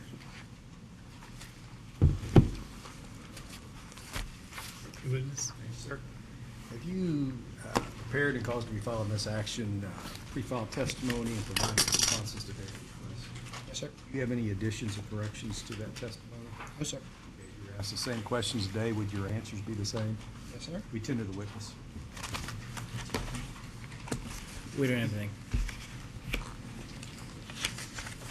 Mr. Snyder, on page 5 of your rebuttal, at lines 11 to 13, you refer to the sale of Atmos's Georgia operations in April of 2013 and the sale of the Missouri, Illinois, and Iowa operations in 2012. Can you tell us when in 2012 those 3 operations were sold? August 1st, 2012. For all 3 of them? Yes. Do you know, was Atmos required to seek approval from those states' regulatory commissions to sell those properties? Absolutely. To your knowledge, was there any requirement for Atmos to seek approval from this commission in order to sell its operations in other states? Not to my knowledge. Would you agree that this rate case is the first case in which information on the impact of the sale of the Georgia, Missouri, Iowa, and Illinois operations on your Kentucky operation has been in evidence before this commission? Yes, ma'am. Anything else? That's all I have. Thank you. I have a question. Question? Mr. Snyder, so basically what you have is you have the sale of these divisions, which lessens the number of customers or people who are then going to support the central services. Is that a fair statement? Are you making the, I'm sorry, I just want to make sure I understand the question. Okay, so I didn't say it very well, but so you had X number of customers, you remove some of those customers, and therefore the remaining customers are going to have the bigger share of those central costs, if you will. Yes, sir. Okay. Was there any, tell me a little bit about those sales. Did any of them involve cash received by Atmos? Yes, the purchase price for both of those, Atmos Energy Corporation received that cash for the purchase of those. Did any of that benefit of that cash inure to the customers of Atmos in Kentucky? No, sir. Okay. So where did the cash go? Well, the cash is recorded in the Atmos Energy Corporation's books, shared service books. But the gain that was attributed to the sale of both the Illinois, Missouri, and Iowa and the Georgia operations were recorded at the rate jurisdictions in those divisions. They were, okay.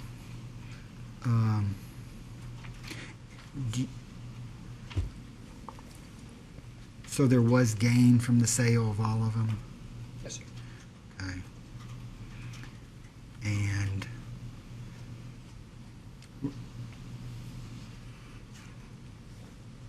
is the price of those sales, are they in this record here?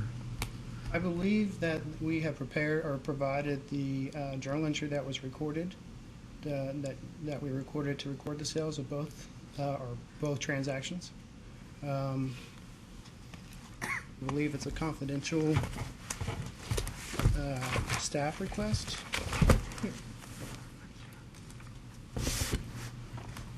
Or maybe an OAG request.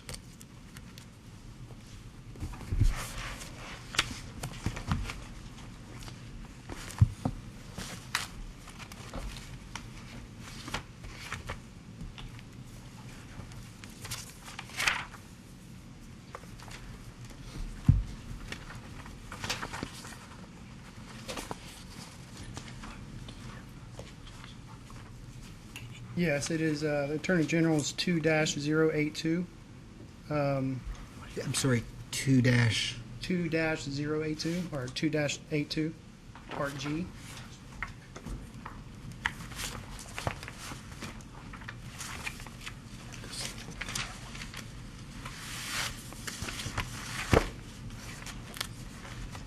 So was there consideration given to using the proceeds from the sale of these assets to fund the new system that's now being allocated to the customers as a result of the sale? That's not what the purpose of the sale was. It was to use the money that we received from the sale of those operations to invest in the infrastructure in our other operations, including the Kentucky Delivery. So is there a data request that shows how much money was used to invest in the Kentucky operations I from have that not seen sale? a data request. Pardon me? I have not submitted a data request for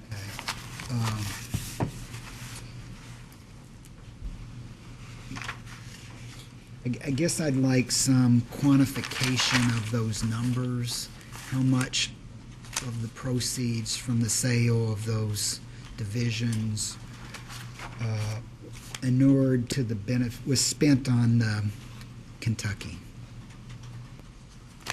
And I'm not sure, I can't remember your exact language that you used to describe. Well, the funds for the sale of those operations were the overall Atmos Energy infrastructure, which obviously Kentucky is included in the overall infrastructure. Okay. So I'd like to see that, please.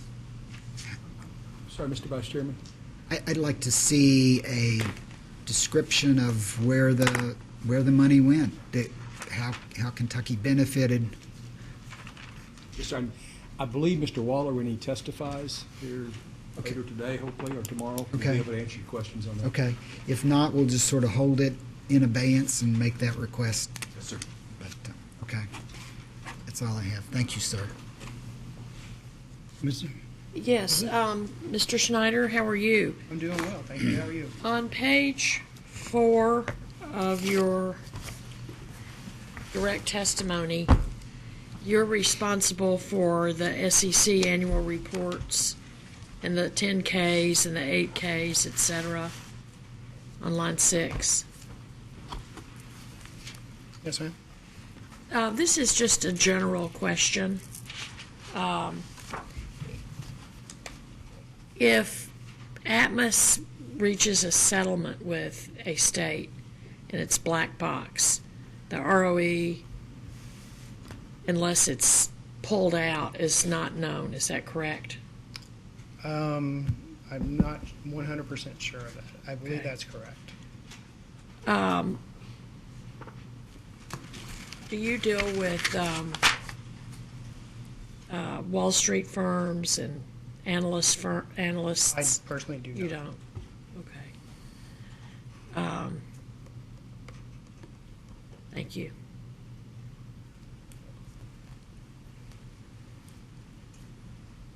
You follow up? Your Honor. He's excused. Thank you very much, Mr. Snyder. We have counsel here. We're going to take a short.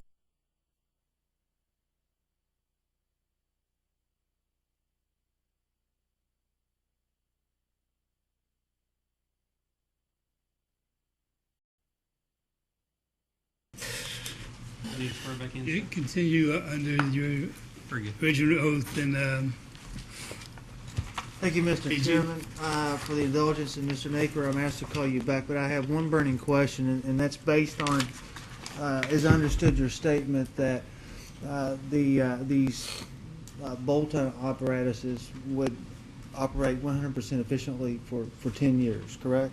That's correct. They're guaranteed to work for 10 years. And that's on batteries, correct? On battery, yes, sir. Where can I buy some batteries that'll last for 10 years? Oh, no, we called back for that. Well, I don't think these are your normal everyday batteries you can buy at the drugstore.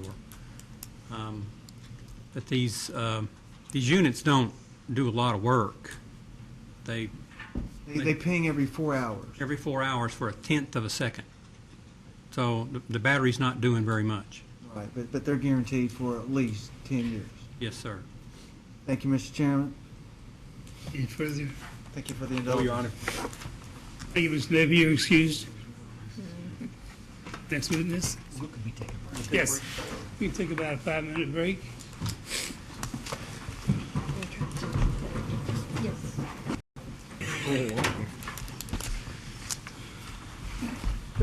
Next witness. Chairman, the company calls its next witness Josh Densman.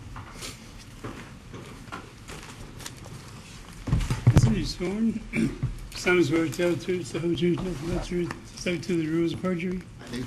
Have a seat. Speak loud and clear. Your name. My name is Josh C. Dinsman. And what do you do, Mr. Dizzen? I am the Vice President of Finance for the Kentucky Mid-States Division. I'm based in Franklin, Tennessee. How long have you been in that position? In this position since September of 2012. Your witness. Have you prepared a cause to be filed in this case, Mr. Densman? Direct testimony, rebuttal testimony, and rebuttal testimony, and responded to data request? Yes, sir. Do you have any additions or supplements to your testimony? I do have one supplement detailing the budgeted months of the base period, updating them now that we have a full 12-month period of actuals. Thank you. Densman, were you in the hearing room when Mr. Martin testified as to how he had updated on the revenue side 5 months of projected in the base period, updated it with actuals? Yes, sir. Is this document do the same thing on the expense side? Yes, sir, it does the same. Let's be brief here, if you would. Would you tell me, for the 5 months that you have made projected expenses in the base period, and now you have actuals, what was the variance between what you projected and what the actual numbers were of expenses? 0.31%. Do you have any other corrections to your testimony or additions? No, sir. Okay. We tender the witness. Your witness. Counsel. Thank you. Good afternoon, Mr. Den. Thank you. Can you explain to me what the Consumer Price Index is? It is a measure of future changes in prices published by the Bureau of Labor Statistics. Your understanding that the CPI is a measure of the average change over time in the prices paid by urban consumers for a market basket of goods and services. That sounds accurate, yes.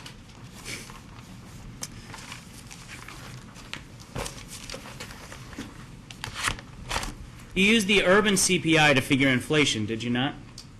Yes, sir, we did. And what does the Bureau of Labor Statistics define as an urban consumer? I don't have the exact definition in front of me. Can you give me a non-exact definition?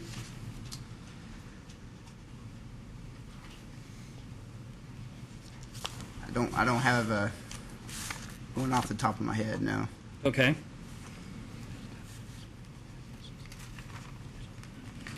I'm getting there. Does the Urban Consumer Price Index use spending patterns of companies like Atmos, or does it use spending patterns of individuals? I believe predominantly it is based on consumer spending, subject to check. So that is individuals, correct? Be correct. Can you provide a list of categories of the market basket of goods and services included in the urban CPI? Yes, there's items such as fuel, transportation cost, apparel, I believe lodging expenses, medical type expenses are included in the index. I'm going to name some consumer goods, and I would like you to tell me if they're included in the urban CPI, okay? The first, breakfast cereal. I do not know. Is wine included? I don't think it's specifically line itemed in it. What about women's dresses? I believe that's considered under the apparel section of it. Is tobacco? I'm not certain on that. Hey.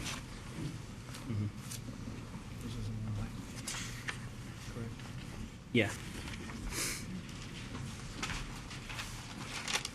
What Mr. Howard is distributing is a portion of the BLS website with the title, "What Goods and Services Does the CPI Cover?"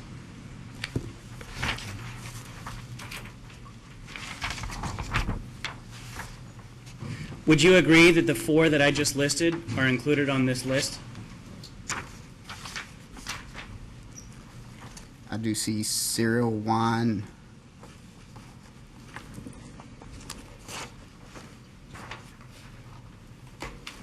tobacco products. Yes, I do see them on this list. Thank you.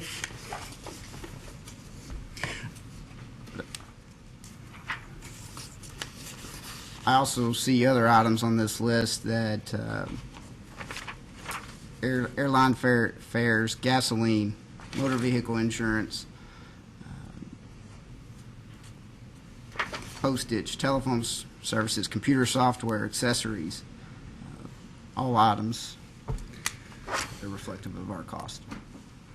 For the interest of time, I won't go through the full list, but it does include other items on there that aren't necessarily germane to Atmos's operations, does it not?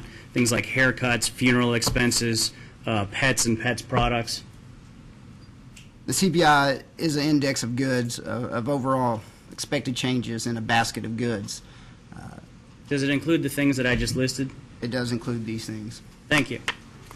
Are vehicles and equipment of the variety that Atmos purchases included in the urban CPI? Sorry, can you repeat your question? Yeah, sure. Are vehicles and equipment of the variety that Atmos purchases included in the urban CPI? I would say so, the new vehicles. Of the type and variety that Atmos purchases? Trucks, we own trucks, SUVs. How about some cars. materials and supplies for running a natural gas distribution company? I would say in some form they are. Can you point to where on this list those would be? I would probably categorize those under the other goods and services. The first category that urban CPI uses is food. Does the purchase of food drive Atmos revenue requirements and costs? We do have travel and entertainment expenses associated with food. Does the purchase of food drive Atmos's revenue requirement and costs? It is As opposed to it being included, is it a main driver in Atmos's revenue requirement? Are you asking me, is the purchase of food a main driver? I am. No, sir. Thank you. Mr. Dement, would using changes in historical O&M expenses have provided a lower inflation figure than 2.7%? Inflation is a measure of future price change. Historical cause, from our perspective, doesn't impact future changes or expected cost in the future. I think I got ahead of myself here. Let me first ask you. The inflation figure that you used is 2.7%, correct? Based on CPI index, yes, it is. Okay.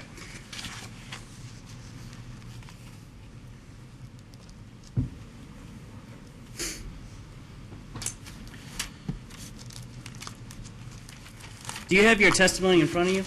Yes, sir. Could you please turn to your supplemental testimony, page 5?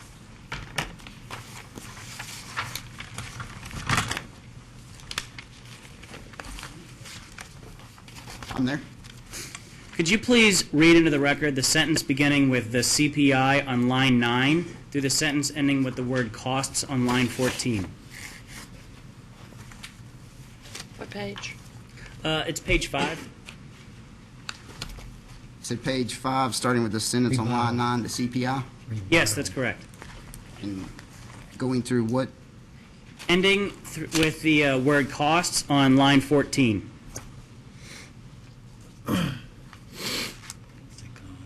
Guess I'm not seeing Mean cost 16. on line 14. Maybe I've got this wrong. Let me double check. I apologize. On line 16, perhaps? That could be, yes. Does it end with future inflation? Let me see here. I've got...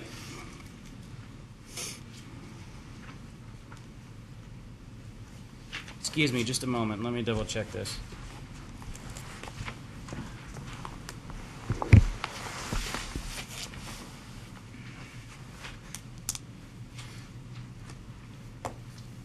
I know, but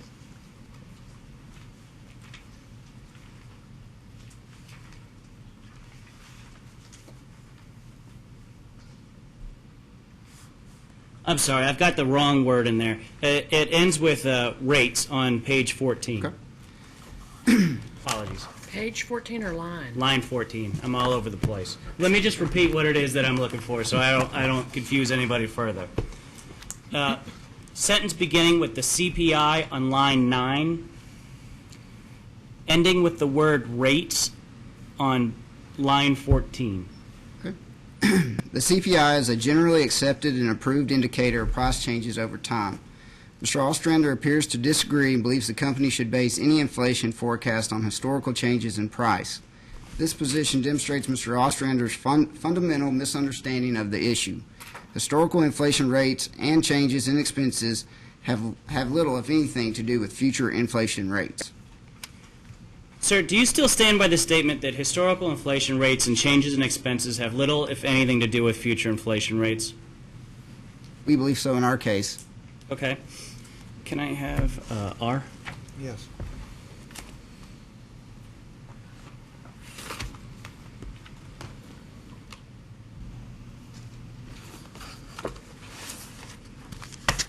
Is this the correct one? Yes.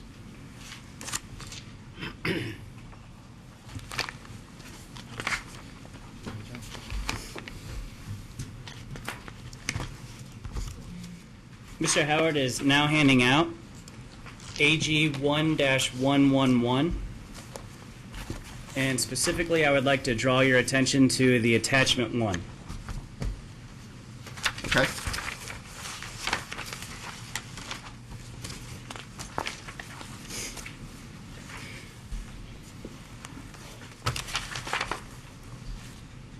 Am I accurate in saying that the 2.7% was arrived by the average annual inflation rate from 2010, 11, and 12? That is correct.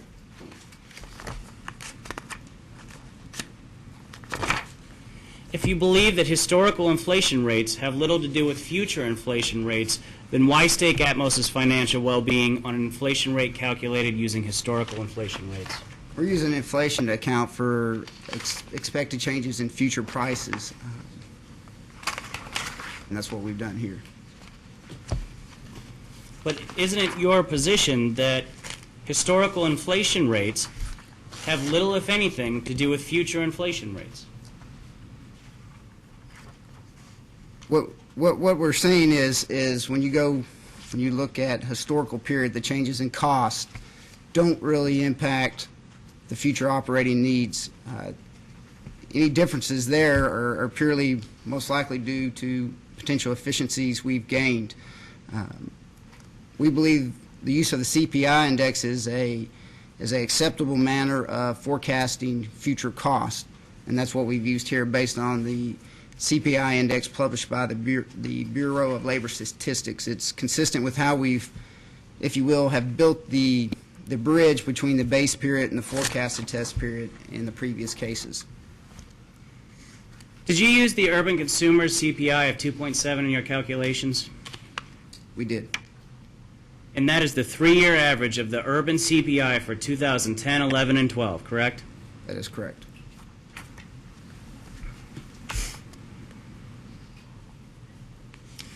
Mr. Densman, has Atmos requested recovery of incentive pay? Yes, sir, we have.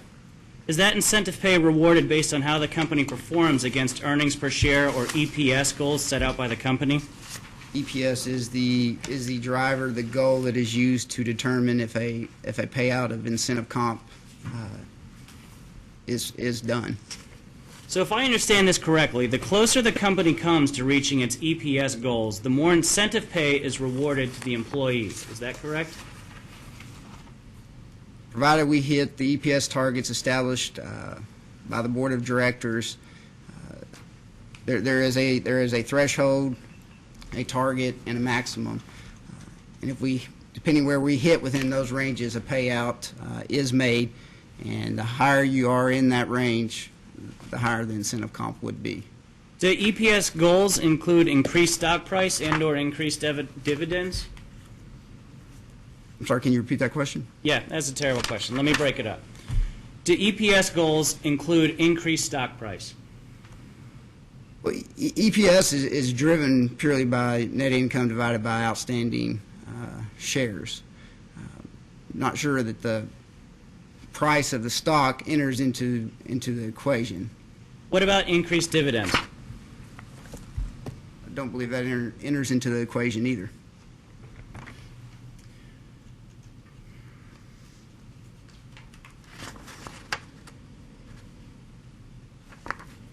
Has Mr. Ostrander recommended adjusting rate base to account for only 50% of incentive compensation for grade 7 employees or above? He has recommended adjusting incentive comp expense 50%. I couldn't speak specifically to rate base. What about for grade 7 employees or above? Is that what he has limited his incentive compensation adjustment to? No, he has suggested adjusting the entire incentive comp payout in this case.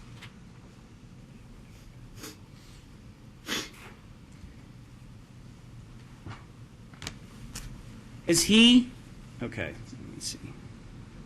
Has Mr. Ostrander recommended adjusting rate base to account for only 50% of incentive compensation for managers and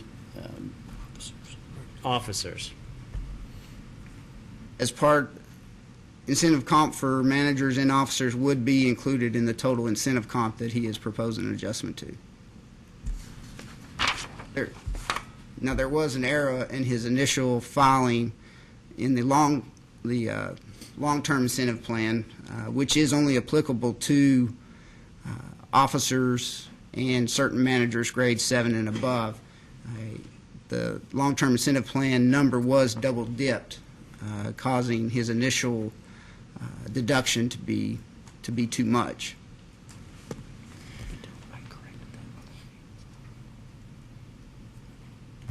Neither here nor there.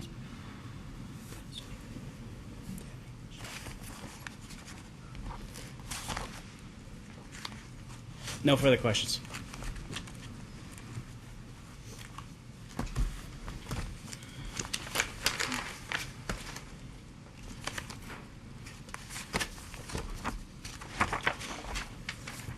Good afternoon, Mr. Densman. How are you? Good afternoon.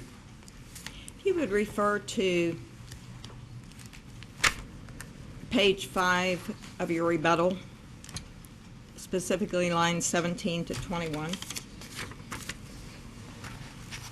17 through 21, page 5. Yes, ma'am. Would you discuss the company's use of an inflation factor Yes, ma'am. At lines 20 and 21, referring to Mark Martin's rebuttal testimony, you say the methodology is consistent with the company's prior proceedings that have been accepted by the commission. Is that Yes, ma'am. the wording "with the company's prior proceedings that have been accepted by the commission" is unclear to staff? What exactly are you referencing there? What I'm referencing there is the previous two rate cases that I'm aware of that were heard before this commission. We used the exact same methodology as far as using the CPI index as building that bridge between our base period and our forecasted test period. And were you in the room earlier when Mr. Martin agreed about the prior cases being, for the most part, through settlement? Yes, ma'am. Can you cite any litigated forecasted test year rate case before the commission involving Atmos or any other utility regulated by the commission in which the commission approved the use of an inflation factor? Before this commission? Yes. Not that I'm aware of, ma'am. Are you aware of any other commissions specifically? I know in the state of Tennessee, we've had some litigated cases there in the last several years, a couple where there is a forward-looking test period in that state as well. And we use the same methodology as far as using a CPI index that we do here. When we talked about, and I think Commissioner Breathitt referenced black box settlements, generally the specific methodology is not accepted per se. Is that correct? That is my understanding of a black box settlement, is that there's methodologies per se are not approved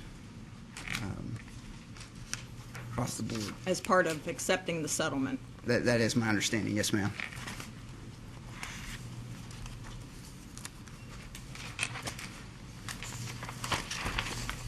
You could refer to staff's second request for information.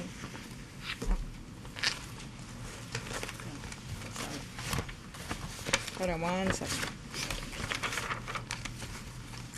Did you say a number? Well, I got ahead of myself. Just one second. Just give me yours.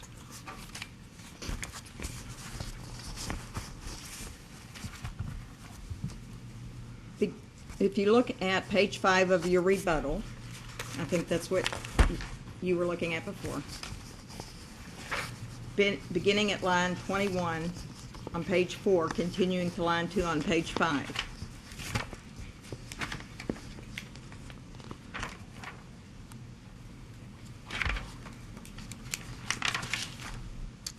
What was that page? I'm sorry. Page 4. Page 4, okay. Beginning at line 21. Yes, ma'am. Are you testifying that if the Attorney General's proposal had merit, the appropriate amount of the adjustment to remove the inflation adjustment from the test period is $171,804? Yes, ma'am. I am saying that is the adjustment if the commission were to approve removing the inflation factor. That is the true dollar amount that should be removed, not the proposed, I believe it is $496,907. Thank you. If you could now look at staff's second request for information, item 62. Yes, ma'am. Subpart H. Yes, ma'am. The request, which refers to the response to staff's initial request, item 29, asks why the amount recorded in that account increased by $654,000 from the 12 months ended April 2012 to the 12 months ended April 2013. The response states that this was primarily due to the higher allocation percentage resulting from the sale of the Missouri, Iowa, Illinois, and Georgia properties. The sale of the Georgia properties, according to Mr. Snyder's rebuttal testimony, took place in April of 2013. Can you explain how that sale, in the last month of the 12 months ended April 2013, had any impact at all on the allocation percentage for those 12 months? The real driver there really was probably more related to the Missouri, Illinois, and Iowa sale, which occurred, as testified to by Mr. Snyder, in August of 2012.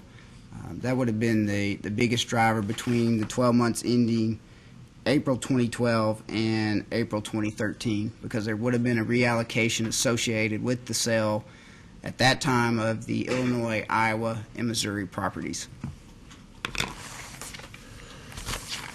Do you believe that the sale of the Georgia properties had any impact at all?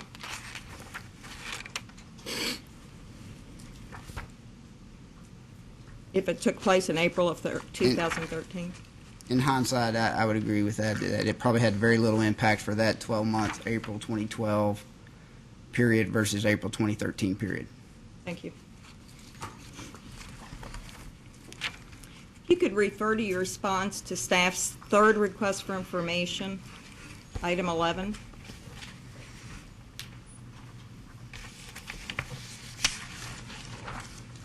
Yes, ma'am. Subpart C. The request asks why expenses did not decrease as a result of the sale of the Missouri, Iowa, Illinois, and Georgia properties, to which you responded that the physical makeup of the general office and shared services did not change as a result of those sales. Can you explain why there was no change to the physical makeup as a result of the sales of these properties? Yes, ma'am. The Shared Services Organization and the Division General Office Organization are set up to support a multi-state operation. There's no one individual, for example, in Shared Services that their daily job, day in, day out, was 100% Georgia, for example. They may work on Georgia, which was, for the entire company, was less than 4%. But they very likely could have been working on Kentucky, Tennessee, Texas, Missouri, Colorado, Kansas, etc. So there's no employees in either of those organizations that their day in, day out job was solely assigned to Georgia. And anytime you operate under that type of setup with the shared services, or in the case of myself, the division office, you have to have a minimal number of employees and therefore associated expenses to support that kind of multi-state support. The fact is, in Dallas, we still have to have a gas accounting department, or in the division office, we still have a division engineering department. That didn't change because we went from 4 states to 3 states. We still have daily work for our remaining 3 states. You're referring to the division that Kentucky's in? Yes, ma'am. But the same could be said of shared services versus where it was 9 states is now 8 states because they support the entire enterprise. Do you anticipate that will ever reduce in amount? We allocate the shared services costs in the division general office in accordance with the cost allocation manual as testified by company witness Jason Snyder. That could change just like it did in 2005 or 6 when we made an acquisition. We applied that cost allocation manual consistent here. It just happened to be a sale. But should we acquire another property, whether it's another jurisdiction or whatever, sure, it could swing the other way. It's at the end of the day, we apply that cost allocation manual consistent across the board.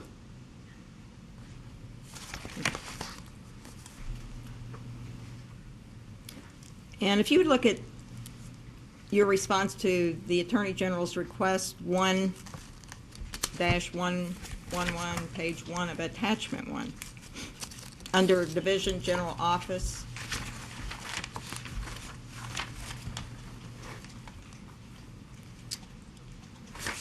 You say AG 1-111? Yes. Yes, okay, I'm there. And page 1 of attachment 1.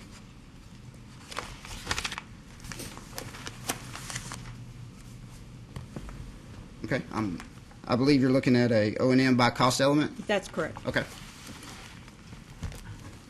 Under Division General Office, the grand total line shows the increase from the base period to the test period to be 1.7 million. Looking higher on this page at the items that make up the grand total, it appears that outside services is the largest item and will make up 1.9 million of the test period, total of nearly 6.2 million. Can you tell us the types of functions for which this division relies upon outside services to this degree? Yes, ma'am. It would be things such as collection fees, bank fees, bill print fees, are the three biggest ones that come to mind. Would you say those again, please? I'm sorry, bill print fees, collection fees, bank service fees, and then some legal fees associated with the operation of the division that are not state specific.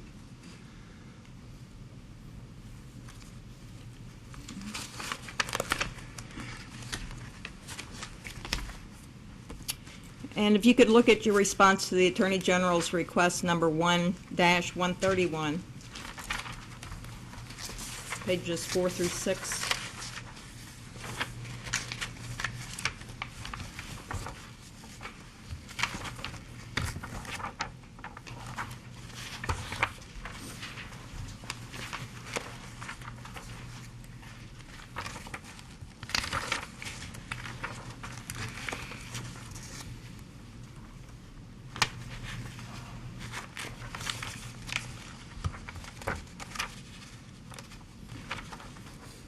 I'm at 1-131.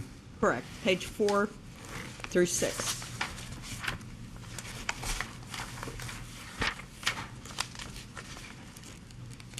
I don't have page numbers per se. Are you looking at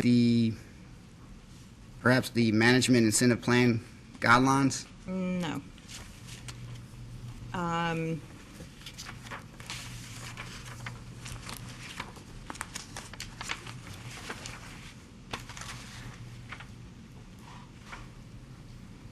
At the top of the page, it says AGDR set number 1, question number 1-131, page 4 of 6.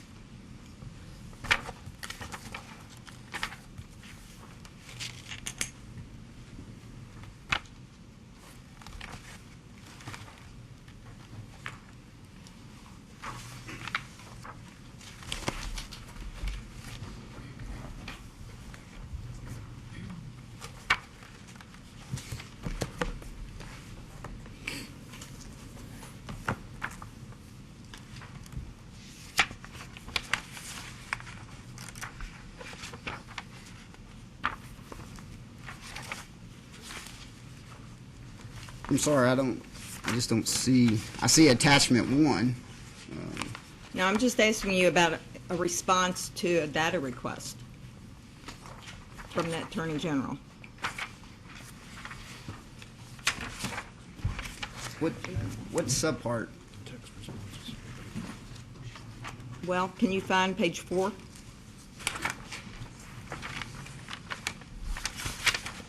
I think I have it here.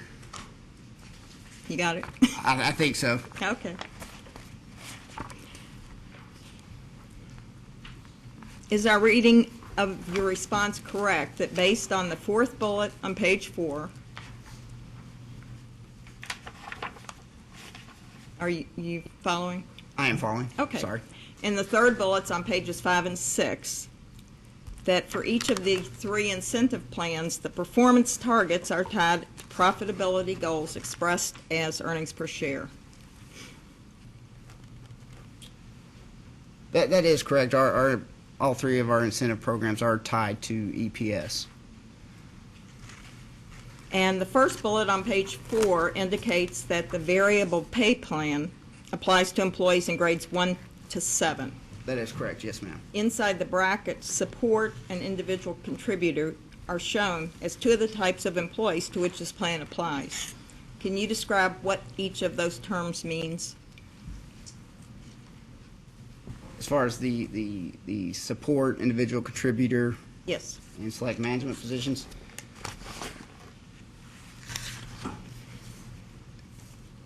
individual contributor, for example, could be someone like a meter reader, for example, that's in salary grades 1 through 7. Select management positions would be job titles such as operations supervisors, operation managers, and support would be individuals such as administrative assistants, that type of job title. Thank you. This plan covers employees in your lower pay grades 1 to 7, while your other two incentive plans covers employees in grades 7 and above. What, if any, employees are not covered by one of your incentive plans? All of our employees are eligible to receive incentive plan, provided first and foremost that the company meets its the underlying EPS in order for a payout to occur. It is possible that an employee would not receive incentive pay for disciplinarian reasons or those type of items. But they're all eligible on the upfront end, yes. Okay.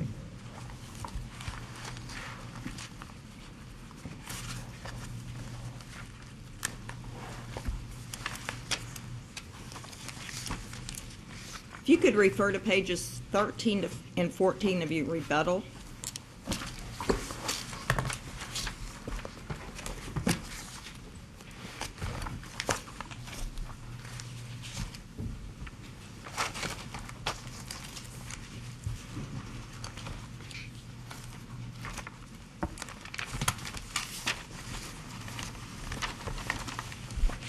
Okay. At lines 21 and 22 on page 13, you state that Atmos designs its total compensation package to be in the middle of the job market in which it competes for talent.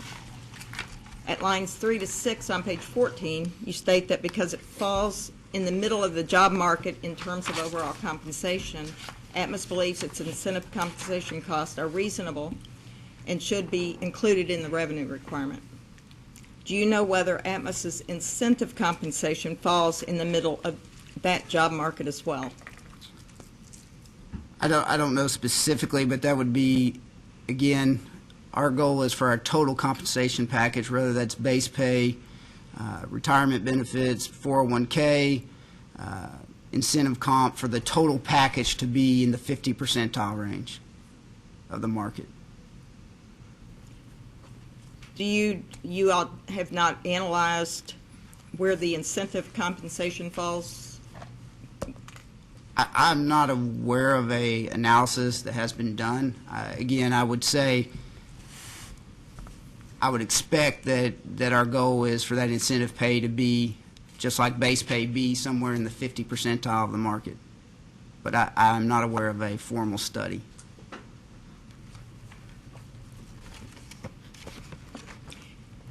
Further down on page 14, you discuss the benefits to customers in the company's incentive pay criteria. Starting at line 17, you refer to the company operating efficiently and effectively. You also say that efficient and effective operations translate into lower cost and lower rates for customers, and that strong financial performance by the company and lower customer rates are not mutually exclusive. Is it correct to say that the general corporate philosophy supporting these statements is that employees will work together to ensure that Atmos operates efficiently and effectively only if they are provided a financial incentive to do so? I do not believe that is correct. I believe the number 1, 2, and 3 goals of Atmos Energy is to provide safe and reliable service as well as great customer service. I believe the makeup of our employees and the expectation, regardless of incentive pay, is to do those 3 things at the end of the day. So if there was no incentive pay, do you think that the efficiency and effectiveness of your employees would change? I do not. I'm starting my 9th year here at Atmos, and the employees I've had the ability or the fortunate enough to work in shared services in Dallas at the start of my career, and then the last 6 or 7 years in the Kentucky Mid-States Division. And I would say, from my interaction with employees in shared services, and then which is more of an office type setting, and transitioning to the division where I interact on a daily basis more than I did before with field employees, that there's a high level of pride that is taken by our employees to do what is right and to do a good job. And so, regardless of whether incentive pay was paid or not, I think that would happen. I would say, though, incentive pay is a critical part, to some degree, of our total compensation package. In this day and age, it is one of the things that new hires look for in future employers. So I do feel it is an important tool in the toolbox, if you will, to retain a highly skilled workforce. Thank you. Are you familiar with previous commission rulings on rate recovery of the cost of employee incentive plans of other jurisdictional utilities? And I know of some of the jurisdictions within Atmos Energy that do allow it. But as far as this particular commission and utilities that it regulates, are you familiar with previous rulings of this commission that would allow for this? I am not, and the previous 2 cases that I'm aware of for Atmos were both, as you stated earlier, settled. We have 2 cases that I'd like for you to look at. You want me to hand them out?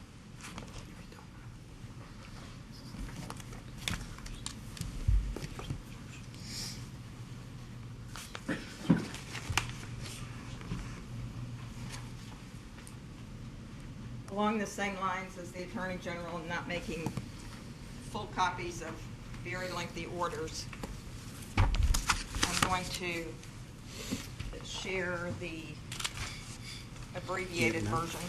And let you, this is the full copy, and Thank I'm you. going to get one full copy.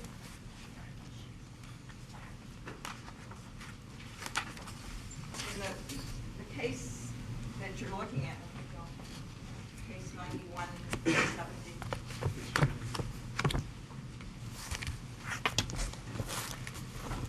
$91,370.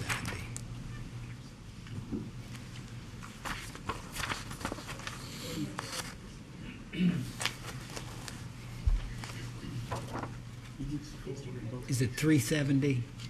91,370. We have it. And I think I Jim, can- where is that? Do you have the same index I do? That's Yes. 370. Oh, just Six. find the 91. index. It's 6. Yeah. It's tab 6. Is Union Light heat and power? We have it. Okay, thank you.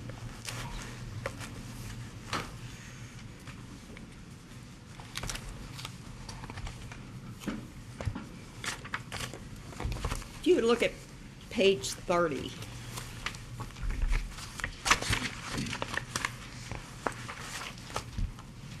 I am there now.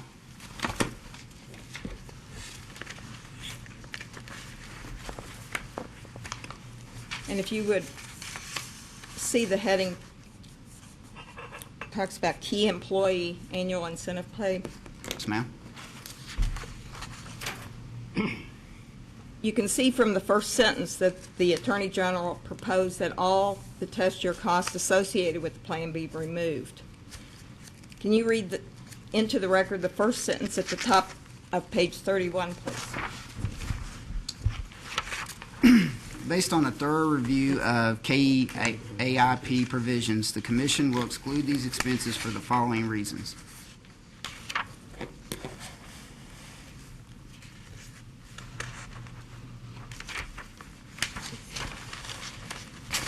Ms. Gregg, I'm sorry, what page were you again? Oh, okay, thank you.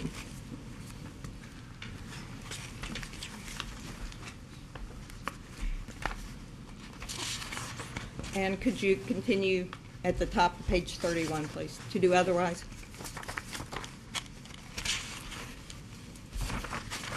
So you want me to continue reading, starting Yes, with please. first? First full sentence. Based on a thorough review of the KEAIP provisions, the Commission will exclude these expenses for the following reasons. First, while the plan does include so-called protection clauses for both customers and shareholders, the plan narrative clearly states that the Board, the Compensation Committee, and management all agree that the interest of shareholders must be paramount and protected when considering the appropriateness of any compensation program for key employees.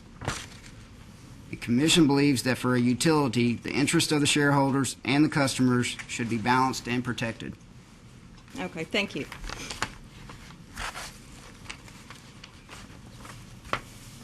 And I'm going to show you one additional order, and that is 2010-36,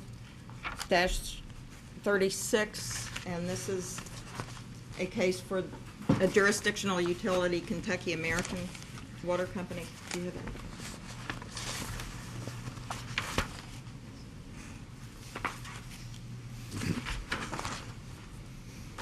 And I have already given you all both of the abbreviated.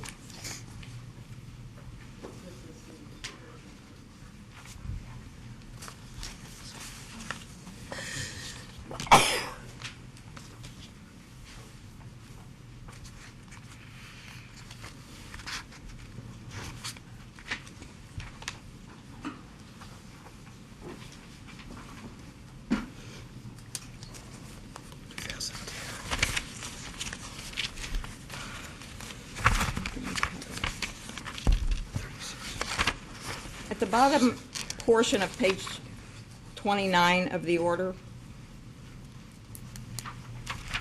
Yes, ma'am. incentive compensation plan, Yes, ma'am. can you see from the second sentence after footnote 89 that the Attorney General proposed that this expense be removed? I do see that. Can you turn to page 33 and read into the record the last sentence of the partial paragraph immediately preceding the heading stock-based compensation? Accordingly, we find the forecasted labor expense should be decreased by an additional $349,529 to eliminate the ICP. So in two particular jurisdictional utilities for this commission, based on these orders, would you agree that the commission has not allowed employee incentive pay to be part of its rate recovery in the past? I would concur that from the previous order from 1991 and this order from 2010, that in these two particular cases, it has been recommended and ultimately ordered that incentive compensation be excluded. And you've answered earlier that you're not aware of any cases to the contrary from this commission. Is that correct? I'm not, but I'm only somewhat up to date on our previous, Atmos's previous two Kentucky cases, so I don't have a lot of history with other companies' proceedings in this state. I understand.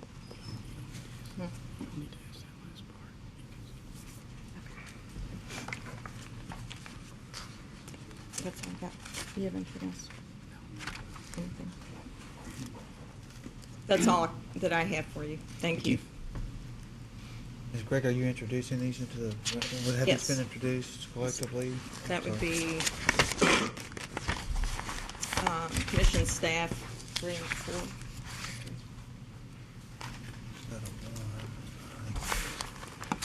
Maybe 2 and 3. I think just-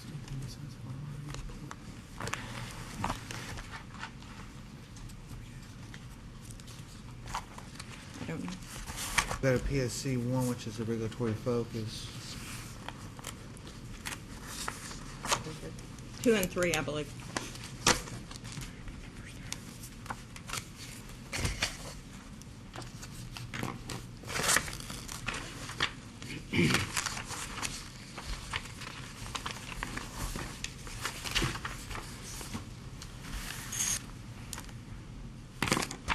Mr. Chairman, while we're taking care of some of these, can we also have ours labeled as 10 and 11 EGA exhibits? I didn't do that before. With 1-111 being Exhibit 11, of course.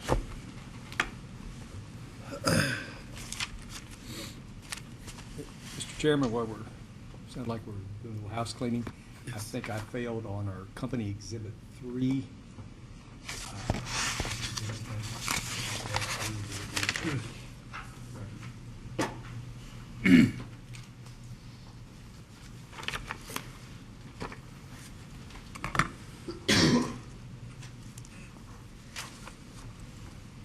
I have nothing further for Mr. Densman.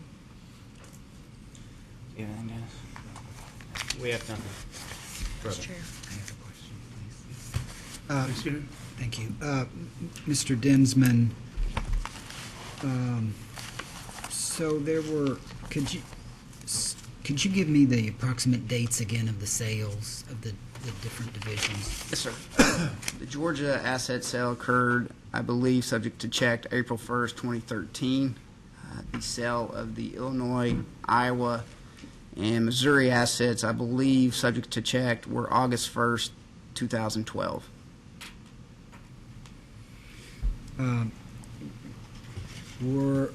Was there any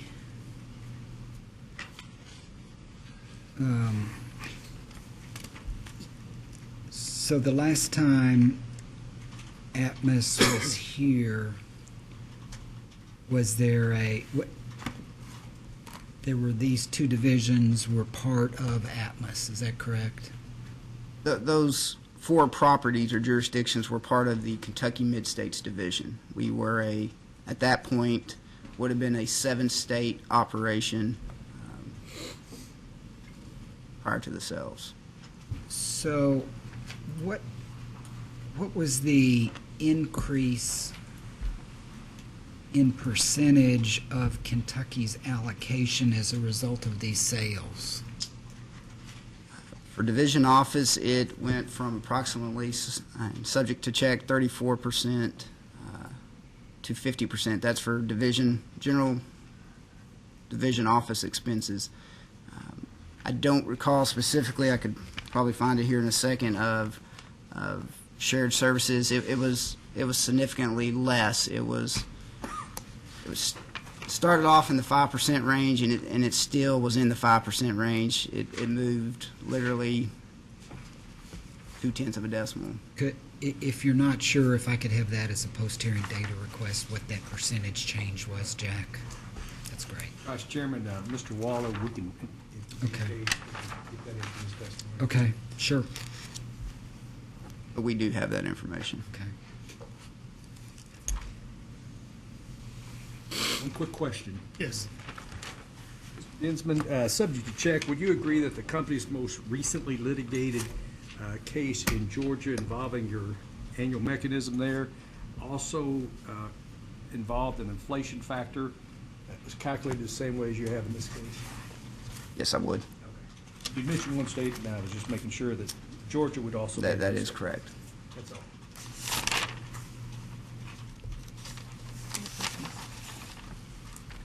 Yes, witness. Excused. Thank you. Thank you. Mr. Chairman, we call our last direct witness, Greg Waller, please.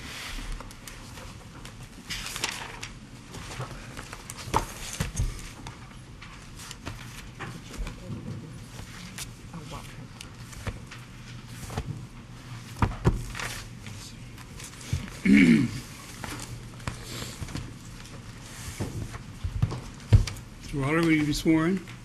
Solemnly swear to tell the truth, the whole truth, nothing but the truth, subject to the rules of perjury? I do. Have a seat, speak loud and clear. Your name? My name's Greg Waller, What do you do, Mr. Waller? the manager of rates and regulatory affairs for Atmos Energy in Dallas. And how long have you held that position? I've held that position for approximately a year and a half. And prior to that? Prior to that, I was the finance VP for the Kentucky Mid-States Division. And what brings you here? I'm here to answer questions related to my testimony and data requests in this proceeding. New witness. Have you prepared cause to be filed direct testimony and rebuttal testimony and responded to data requests in this proceeding? I did? And do you have any additions or corrections to that testimony? No. I ask you the same questions today. Would your answers be the same? Yes. We tender the witness. Mr. Waller, do you have a copy of your testimony in front of you? I do. Did you supply in any of Atmos's responses to discovery requests the exact amount of net operating loss carry forward included in this rate case in the accumulated deferred income tax account? We did answer a data request. I believe it was one, excuse me, maybe one moment, I will find it.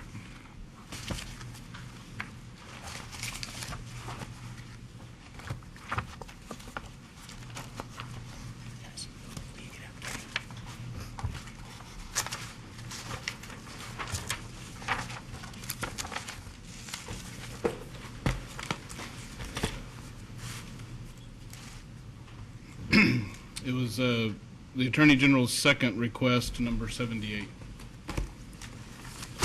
And in that, we identified in Part A the amount that is related to shared services. I believe we perhaps failed to call out specifically it's a much smaller number, but the amount that is related to the Division General Office, although it is in the work paper that is cited as in the response. Okay. Would you hand that up for me?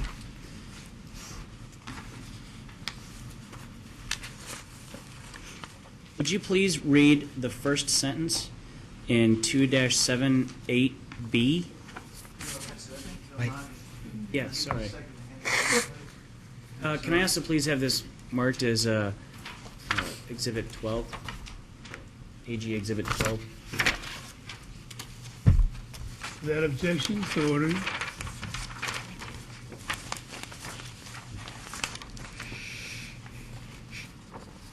Mr. Watt, would you please read the first sentence of 2-78B, the question?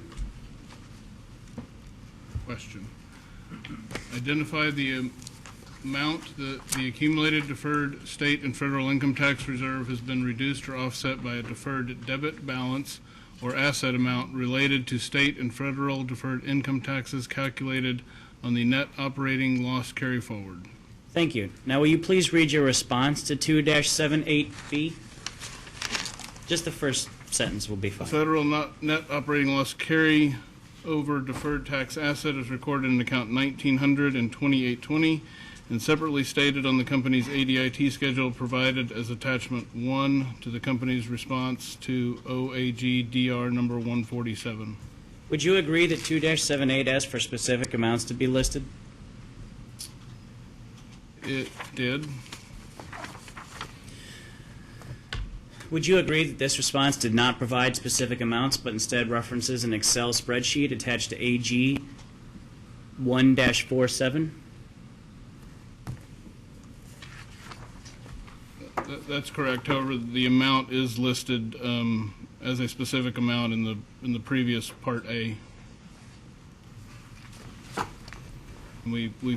You're correct. We did not repeat that same number in the answer to Part B.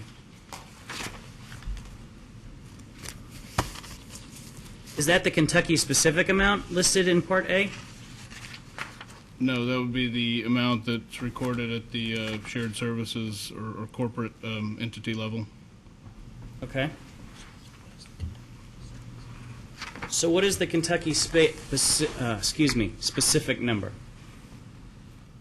Well, like I said, in Part A, the number is there, the $340,724,523. Immediately after that, it is designated before allocation. So, throughout the case, we've made it clear that you would allocate that using the allocation factors that are used throughout the case to allocate things from shared services directly to Kentucky. So, yeah, we did not do do the math, but the numbers were there to be able to do that calculation very easily.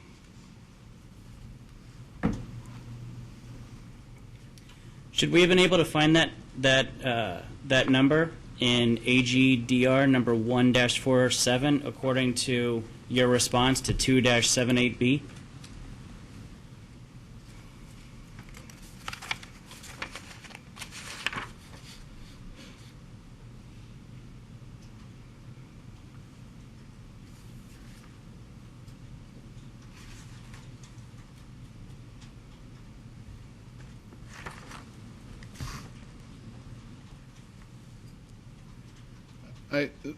Subject to check, I recall correctly, the response to 1-47. Let me go look at that real quick. Well, let me ask you, just based on the reading of 2-78B, should we have been able to find that number in AG 1-47?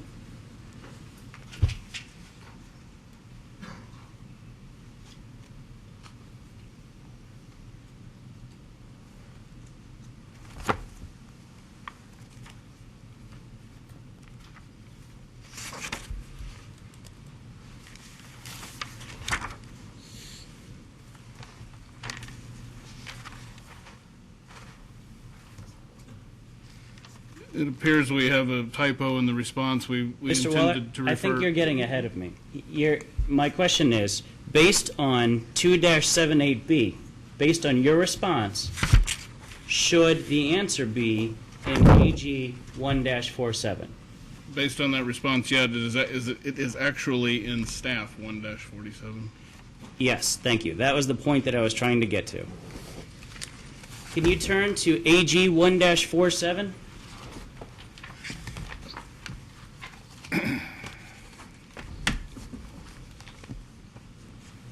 What Mr. Howard is handing out now is AG 1-47.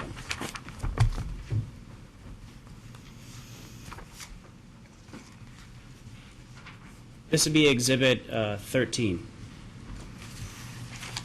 AG Exhibit 13.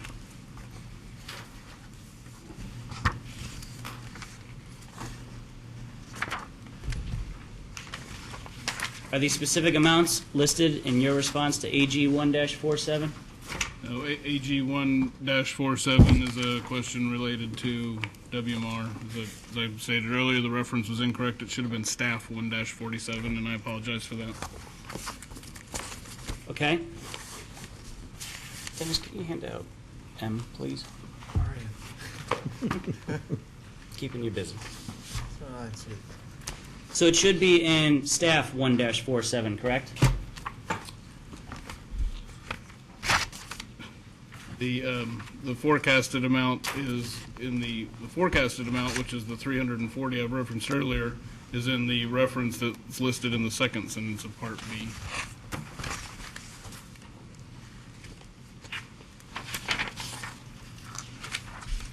At any point before just now, did you correct that should be staff 1-47, not AG 1-47?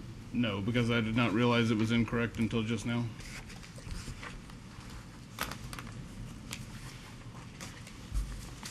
Can I please have PSC 1-47 entered as exhibit, I don't know, 13, 14? That would be 13. 14? Exhibit 14, That would be please. 14, yes. Please reference the attachment to PSC 1-47. So those constitute the attachment that you meant to reference in 2-78B.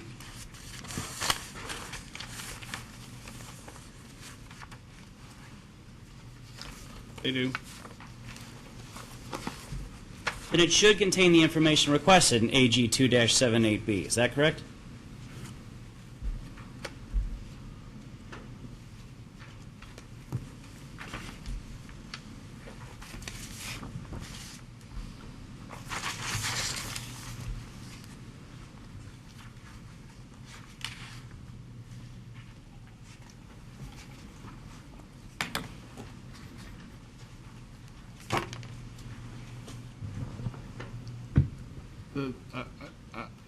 it requires the entirety of our answer to Part B to properly answer the question that is asked in Part B.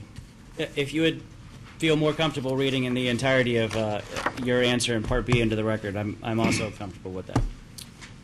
I believe you had me read the first sentence initially. The remainder of our answer to Part B says the forecast was provided in the work paper ADIT for Kentucky attached to the company's response to DR number 1-59. This deferred tax asset is not netted with any ADIT liability account. The state net operating loss carry over recorded in Division 091 is included in Attachment 1 to the company's response to OAG 147 is also recorded to accounts 1900 and 2820 and is not netted with any liability account. Since we agreed that 2-78 was asking for a specific number, do you believe that referencing a 4-page attachment that is full of numbers that was attached to Atmos' response to the wrong party's discovery request was responsive to our request for the net operating loss carry forward amount requested in 2-78? Well, as I stated before, the number is directly above it in Part A, and if you did go to Is that the work paper, Kentucky you'd find- specific number, though? No, but it's also labeled clearly as such that it says it's before allocation. And where is the Kentucky number located in this attachment? In these 4 pages? Well, it's the shared services number is in that ADIT for Kentucky schedule, the amount that is included in the forward-looking test period. And like everything else in the case, we've built the forecast entity by entity, and then you apply the appropriate allocation factors, and that's how you would get to the effective amount that's in Kentucky. So the amount was never provided. Is that what you're saying? The specific amount has still not been provided as of this moment? If you understood how the case was prepared, you would be able to get to that number pretty easily. Okay. You have to understand that we didn't prepare the case. That's why I'm asking where Can this you number show is. us? Excuse me, sir? Can you show us? That's what I'm asking. I'm still asking. Where is the number? Can you show us? If I had access to that work paper electronically, we could pull it up, and I could show you the 340, 724, 523. I could also show you where the allocation factor is, and multiply one by the other, you would get to the Kentucky amount. Also, you want to break and see if we can't. But part of my question here is that the answer was referenced to be in these pages, and it's not in these pages, is it? It's in one of them, I think. I'm sorry, Mr. But not Chairman. fully. Well, I think that's sort of my point. the question in Part B,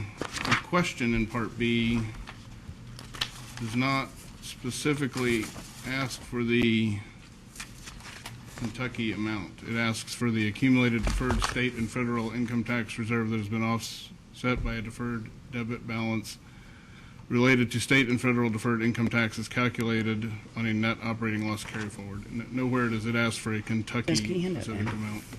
Which one? And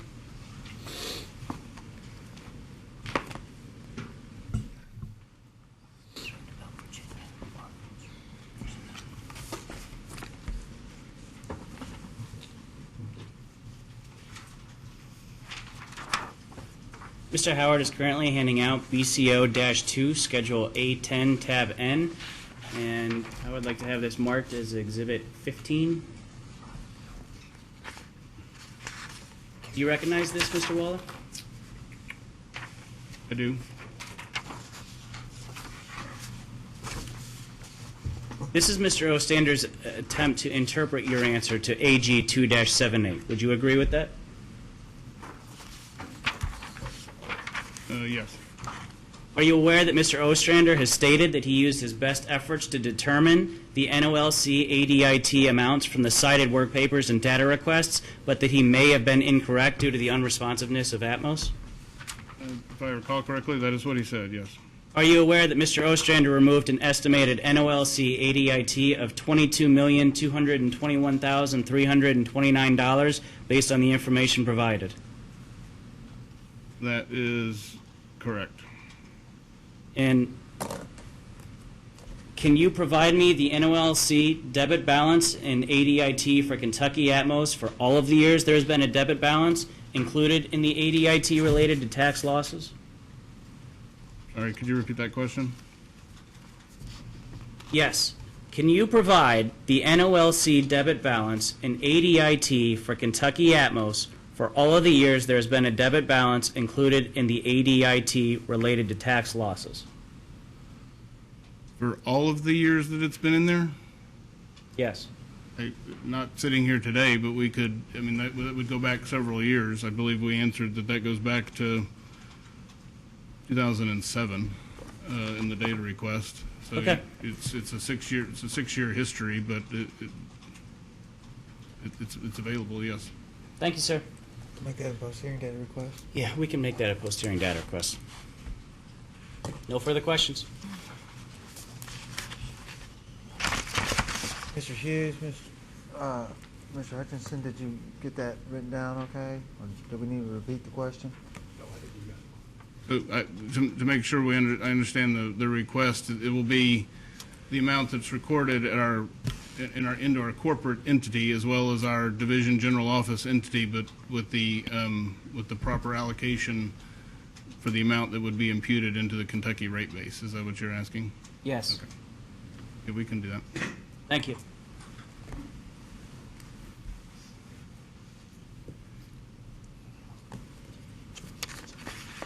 Your Honor, I have a couple of questions, if it's Proceed. appropriate. Thank you. Mr. Wall, would you refer to the application filing requirement 16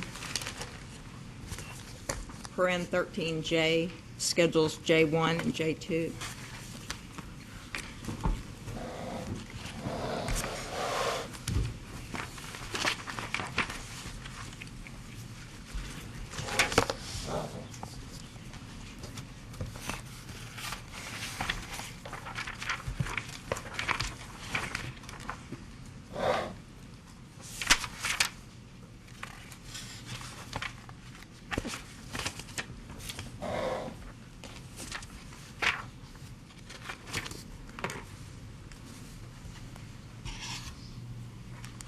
Okay.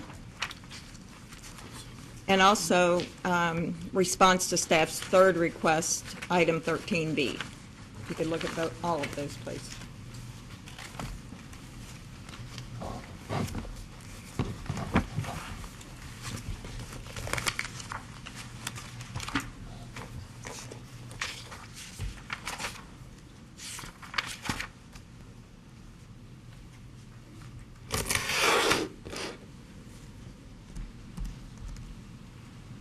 Apologies, you said 3-13 Part B is in boy? Item 13B, staff's third request. Okay, You have that?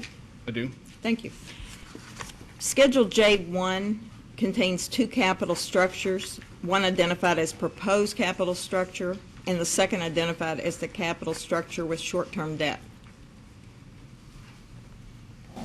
We understand that Schedule J2 to reflect the derivation of the short-term debt cost rate of 1.25% included in the second capital structure.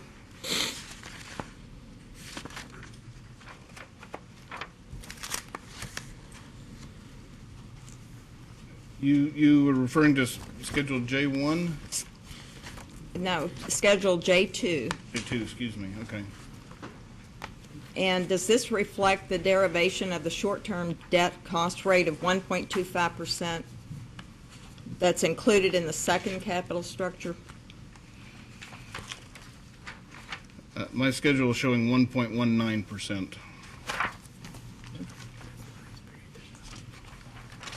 I apologize. Schedule J2 for the forward-looking test period. Now, I was looking at the wrong J2. We have a base period J2 and a forward-looking J2. Right, we had that same Yes, I see it now, 1.25%. Yes, ma'am. Does Schedule J2 also indicate that historically Atmos capital structure has, on average, contained $278 million in short-term debt? That is an average balance over the course of a year, yes, or actually, excuse me, 13 months. That's an average. It does, and has gone to zero during periods of the year, but that's the average balance for the year. Thank you. The response to staff's third request, 13, states that the second capital structure referenced is intended to convey the company's capital structure calculated inclusive of short-term debt. If on average 5.59% of Atmos's capital has been supplied with short-term debt, as shown on line 5, column C of J1, Schedule J1, why is the capital structure calculated inclusive of short-term debt, not the proposed capital structure? We believe that the capital structure that is appropriate to be used for rate-making purposes is the capital that we use to finance our rate base, our long-term capital needs, and we do not use short-term debt to finance rate base. Our rate base is our long-lived assets, pipe in the ground, all of the assets that we own. Short-term debt's used primarily for short-term gas purchases that are seasonal in nature. And again, the proof of that is the fact that our short-term debt balances do normally hit zero at some point throughout the year. Is the proof that we don't use short-term debt to finance long-term rate base. Thank you.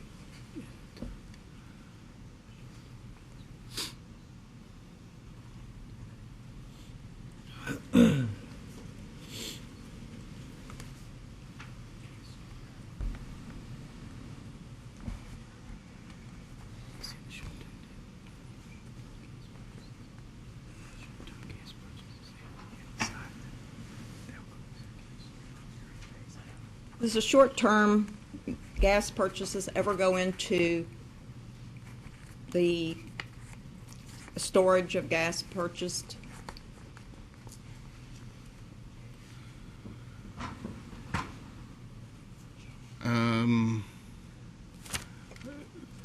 Well, the storage, the amount of storage gas that is in rate base was projected and is covered in the testimony of Mark Martin. Whether or not that gas would be the same gas that I'm referring to cover seasonal gas purchases, I can't say that with certainty. Okay.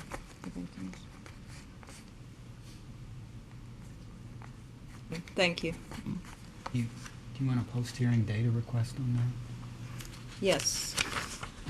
Would you be able to provide that in a post-hearing data request? We could provide a better answer than I just gave you. Yes, in a post-hearing brief, that'd be fine. Well, I didn't hear the question. Sorry, post-hearing data. Whether the short-term debt that is not included in the proposed capital structure, whether any of that is used for the purchase of gas that is stored.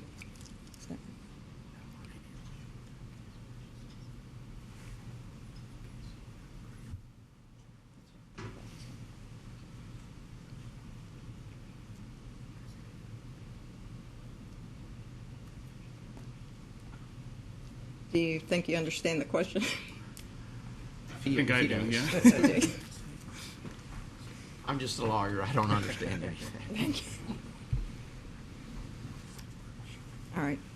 If we can possibly clarify it, if you need further clarification, I think he knows what the question is. Yeah, thank you. Thank you. I don't have anything further.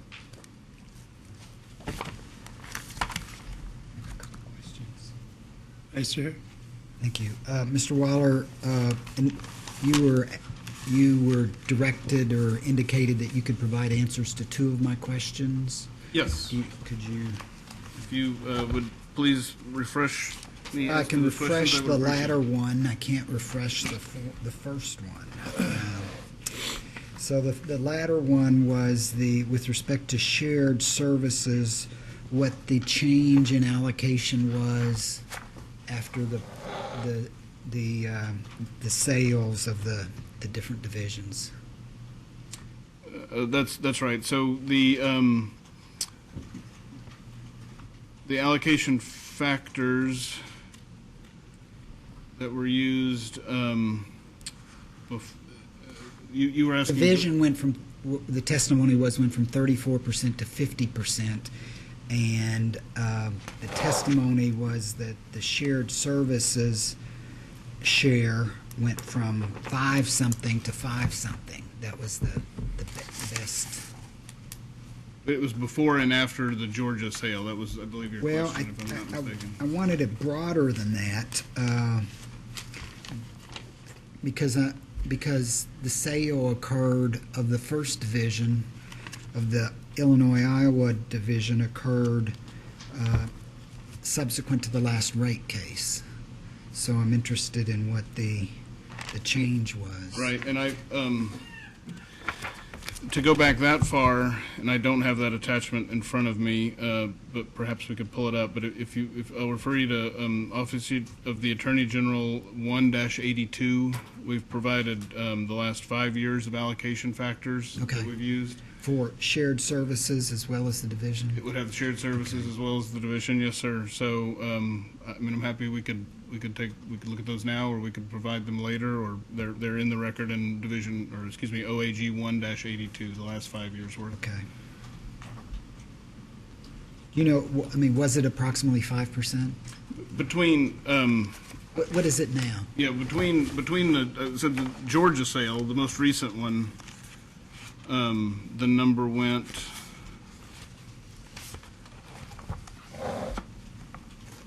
well, it is about what's the exact number.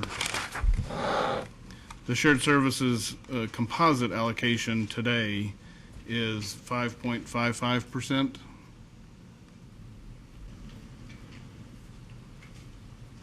For the base period, it was 5.33%. The base period includes some portion of time that Georgia was still part of the company and some that isn't. Yeah, so, yeah, because the sale was during the middle. Because the sale was in the middle of it, that's correct. So, so to get the number that was purely before Georgia, a full year before Georgia, I'd have to, again, refer back to that attachment to 1-82. Okay. And I didn't know if, I don't have a good note on what my first question was that you were referred to. Maybe how much proceeds each division Yeah, is gonna yeah, be. yeah. Right. Do you have that with you, or do you have to provide that? Well, it's not I can't provide a specific number, and let me please explain why. When we finance Atmos Energy Corporation at the corporate level, so the financial needs of the company are done at that level. So when we sell a jurisdiction or make an acquisition, that financing, again, is done at the Atmos Energy corporate level. So when we received cash for the Georgia sale, that cash went back into the, to the financing of Atmos Energy. So cash being fungible, we can't directly tie, a dollar for dollar from Georgia to Kentucky. I will point out that, as has been covered here earlier, that the capital investment in Kentucky is increasing significantly over the last couple of years, from mid $35 million range, I believe it was in 13, according to Mr. Napier, up to mid 40 range for the base and test period in this case. Did you say 13 or 30? 30, it went from, I believe Mr. Napier testified 35 or so million in 13 to we're at approximately 44 million on an allocated basis for the test period in this case. So there's evidence that the investment in Kentucky is increasing, but to be able to tie it directly to cash received from the Georgia sale is impossible. Does the record contain what the purchase price was?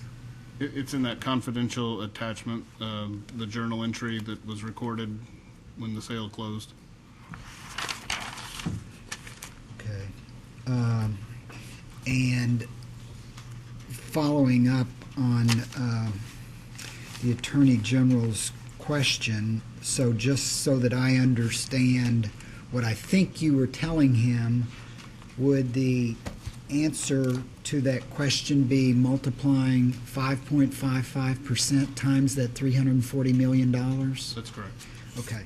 Let me before we leave that, let me just check for just 1 second, please.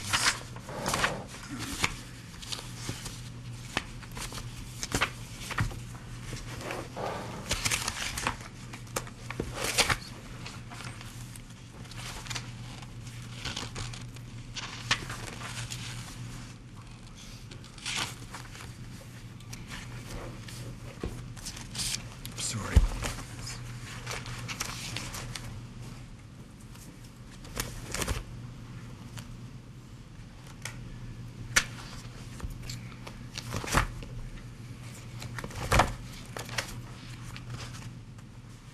Okay. My last couple questions relates to the accelerated depreciation issue. Okay. So my first question is, I'm trying to understand what the issue is with this. So with respect to ADIT, has it always, when Atmos presents rate cases to us, has there always been an ADIT? I'm going to do this sequentially, so I'm not going to ask about net operating loss carry forward. So has ADIT always been included with the computation of rate base? For as long as I'm familiar, it has. It is always a component of rate base, yes. Roughly how long has that been? I mean, I think it's sound rate-making principle. I can't tell you how long deferred taxes have been around. We have I mean, at least 10 years, at least? Absolutely, at least 10 years. All right, and that ends up, because it's a liability, it ends up reducing rate base. Is that correct? That's right. Okay. Now, net operating loss carry forward would actually increase the rate base rather than reducing it when one links it, if you will, to ADIT. It's a component of ADIT that works to offset that, and our next witness actually was filed rebuttal testimony specifically on this testimony. So he's the one I should ask about. Answer these questions a lot better than I could. Yes. Okay. That's all I have. Thank you. I just have one follow-up question. Mr. Waller, Vice Chairman of the organization, questions about the effect of on the proceeds from the sale of Georgia. Let me ask you, when a non-Kentucky asset like Georgia perhaps was purchased, is any part of the debt related to that acquisition included in the Kentucky rate base? Does it affect Kentucky? No. The debt allocated to Kentucky? It's again, we finance the company on at a corporate level, and so the Kentucky rate base is in this case $252 million. That's financed through debt and equity per the cap structure that's also in this case. The interest expense that is embedded in the revenue requirement of this case is calculated simply by taking the debt component of the Kentucky rate base times the cost of that debt. So not included any other debt related correct. to Georgia? Right. That's all. Nothing further.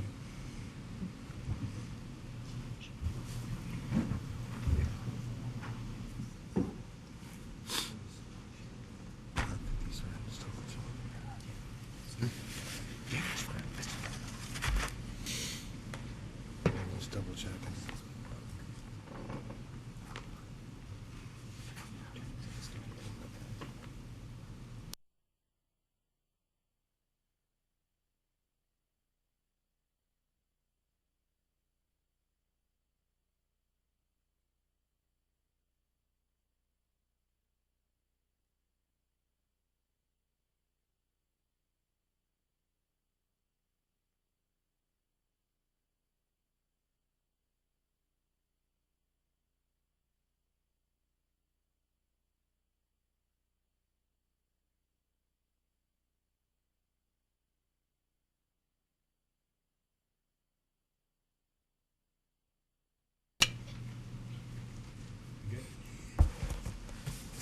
Includes our direct testimony witnesses.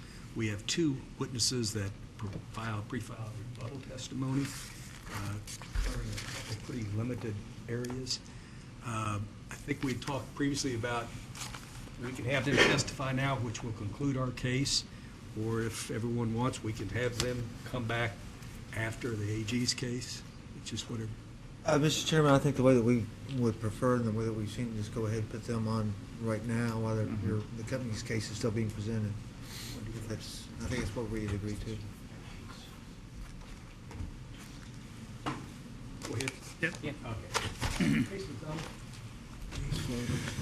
Mr. Chairman, our next witness is Pace McDonald.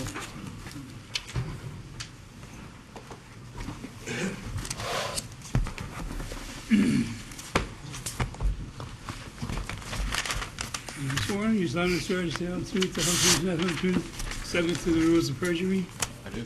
Have a seat, speak it loud and clear. Your name? Pace McDonald. What do you do, Mr. McDonald? I'm good, thank you. What do you do? Oh, what do I do? I should have. That too. I'm Vice President of Tax for Atmos Energy. How long have you done that? I'm coming up on 12 years. And prior to that? I spent 4 years at Deloitte & Touche and 5 years at Ernst & Young, public accounting firms, And why are you here? to provide rebuttal testimony in this case regarding certain matters. Welcome. The witness. Mr. McDonald, have you pre-filed rebuttal testimony in this case? Yes, I Do you have. have any additions or corrections to that testimony? No, I do not. We tender the witness. Hello. Mr. McDonald, was the purpose of your testimony to rebut the arguments of Mr. Ostrander regarding his adjustments for accumulated deferred income tax for net operating loss carryforwards? Yes, it was. Have estimated quarterly or periodic state income tax payments been made for Kentucky Atmos operations for 2013? We have calculated estimated tax payments. There have been no federal tax payments for Atmos Energy Corp. Made because we have a net operating loss. What about the Kentucky Atmos? Could you clarify what you mean by Kentucky The Atmos? Kentucky I believe it's the Mid-States Division? We do not calculate a tax return just for the Mid-States Division. We file a tax return on a consolidated basis. But that is a component of the calculations that we have made on a quarterly basis.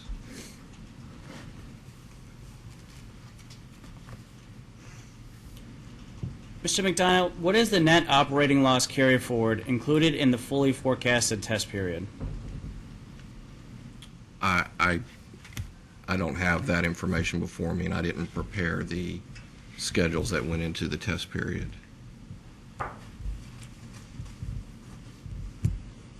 Was this specific figure provided any place in Atmos's filings? We would have to check with other witnesses that prepared the actual filing. Mr. McDonald, you state in your testimony on page 6, lines 21 to 22, that it is unambiguous and clear that the IRC and Treasury regulations require normalization of NOLC ADIT assets. Correct? That's page 6, lines 21 to 22. That is correct. Mr. Ostrander disagrees with that assertion, doesn't he? That is true.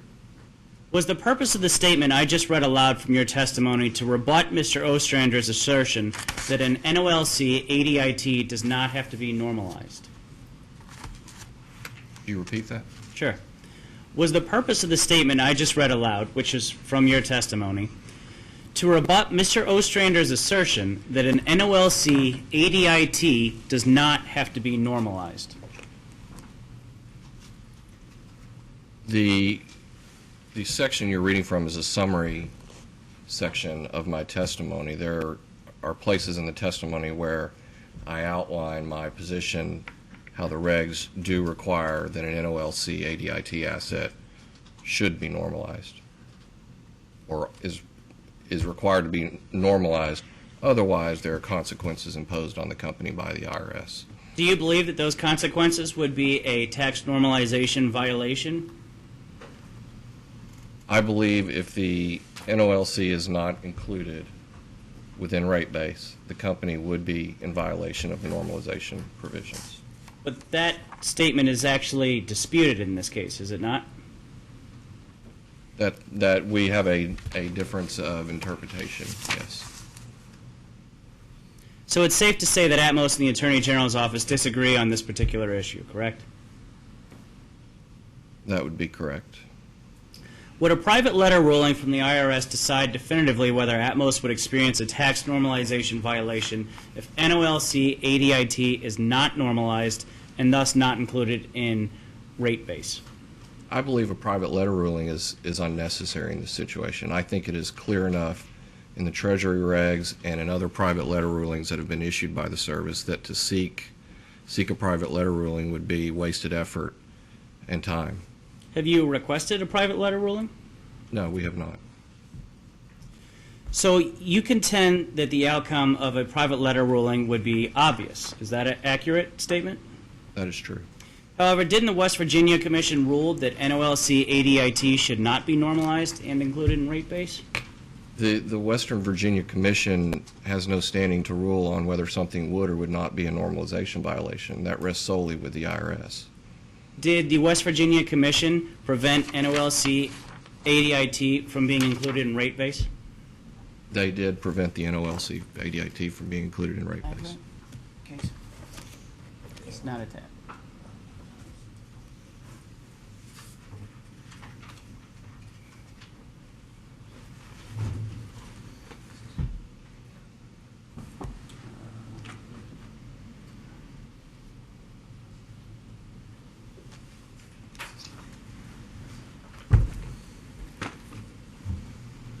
Just a moment, please.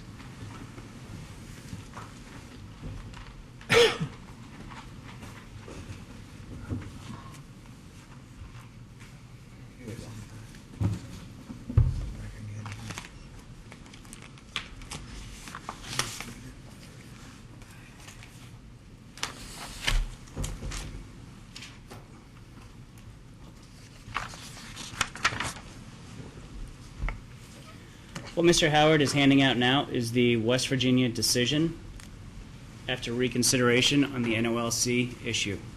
And I would like to have this labeled as AG Exhibit 16.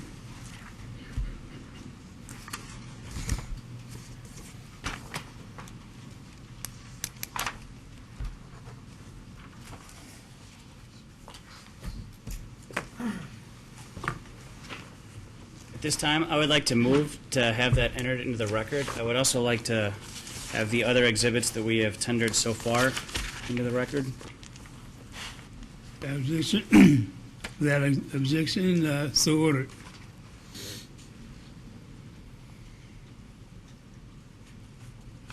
Thank you.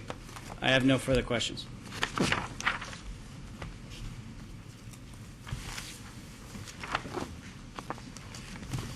I have no questions. Thank you. Mr. McDonald, let me follow up on, you were in the courtroom when I was asking Mr. Waller. And so the issue with net operating loss carry forward is, as Mr. Waller indicated, it ends up being embedded within ADIT. Is that correct? It's a component of the overall ADIT balance. And what the Attorney General is saying is that the NOLC should not be included, and you all take the position that it should be included. We think from a sound rate-making policy standpoint, it should be included. Okay. And let me ask you, did you use the word normalized? Is that the same thing as not including it, or including it or normalized? Your use of the word normalized means that NOLC will be included as an element of ADIT? Normalized refers to the concept of the tax expense embedded in the cost of service and recovered from ratepayers is at the statutory rate. The tax payments the company makes to the government, however, differ from that because of Right. accelerated depreciation and the generation of NOLs.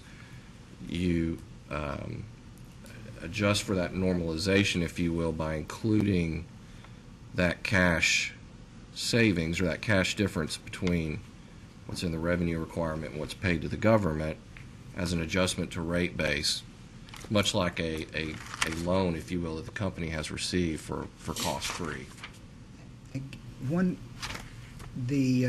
The question I have is, it's your testimony that if this commission does not allow net operating loss carry forward to be a component of ADIT and thus affecting rate base, that you all would be violating the Internal Revenue Code? Is that your testimony? I mean, if so, that seems like that's the first time we've been told that what we do here actually would cause an Internal Revenue Code violation. I can understand that, well, I'll leave it there for now. So tell me, is that... I guess my testimony is twofold. Number one, we believe it's just sound rate-making policy to include the NOL. Sure. The second component is if the NOL were not allowed to be included in rate base, we would be in violation of what's called the normalization provisions, which are embedded in the Internal Revenue Code. And then there are consequences imposed upon the company in the event it is in violation of those provisions. So the answer is yes. The commission, if it were to not allow that NOL, would cause the company to be in violation. And then the company, in order to, if you will, get back in good standing, would have to do certain things like file amended returns. There would be a substantial tax payment that would have to be made. We would be disallowed from using accelerated depreciation on our assets in Kentucky. So the violation, the term violation, if you will, just means that because of what has happened here, there would be consequences to the company on its tax filings. But would we be causing you to violate the Internal Revenue Code? We wouldn't, would we? I mean, you would just have to make a different decision as to how to be in compliance with the Internal Revenue Code. We would... That could have financial consequences. Right, and I guess I would maybe clarify that just slightly to say we wouldn't really have a decision. I mean, there are prescribed things that happen when the NOL is not included, and so we would have to follow those rules. Okay. And I heard you say you've been in this position for how long? Of course, I can't remember. I've been with Atmos for 12 years. I've been practicing tax for 20 years. Okay. And have you been manager of tax for 12 years? I joined the company as director of tax and was promoted a few years ago to vice president of tax. So, in your experience, is this the first time that the inclusion of NOLC has been raised as an issue with Atmos? We have had other rate proceedings where it has been raised as an issue, but then ultimately allowed to be included within rate base. So your understanding is this is the first time, certainly, that this has been raised as an issue in Kentucky? That is correct. And has NOLC always been included as a component of ADIT in the prior rate cases? I mean, actually, let me just say, I mean, I realize that, there's been settlements, but in the cases themselves, the presentation by Atmos, has NOLC always been included as having some value other than zero in the cases that you all have presented to the commission? Accumulated deferred income taxes have always been a component of the cases in Kentucky. The company has had years where it has generated NOLs and then years where it has used them and they have come off the books, if you will, or not been on the books. So certainly in those years where we had NOLs and had a case filed in Kentucky, they would have been a component of it. Is the reason why this is an issue here now because of ARRA and that makes these much more valuable, if you will, and that the consequences are much higher? I'm sorry, could you, The, ARA? The stimulus package? Stimulus package. Certainly, we have seen over the last 5 to 6 years, we've seen a growth in our NOL, and it is driven by bonus depreciation. You know, we had several years where if we spent $1 in capital, we received a $1 deduction all in the same year, so there was no capitalization and depreciation of those assets for tax purposes, so that there were substantial write-offs as a result of that. In your testimony, do you estimate what the cost of this would be to the company if the commission disallowed this? We did not do those calculations. Okay.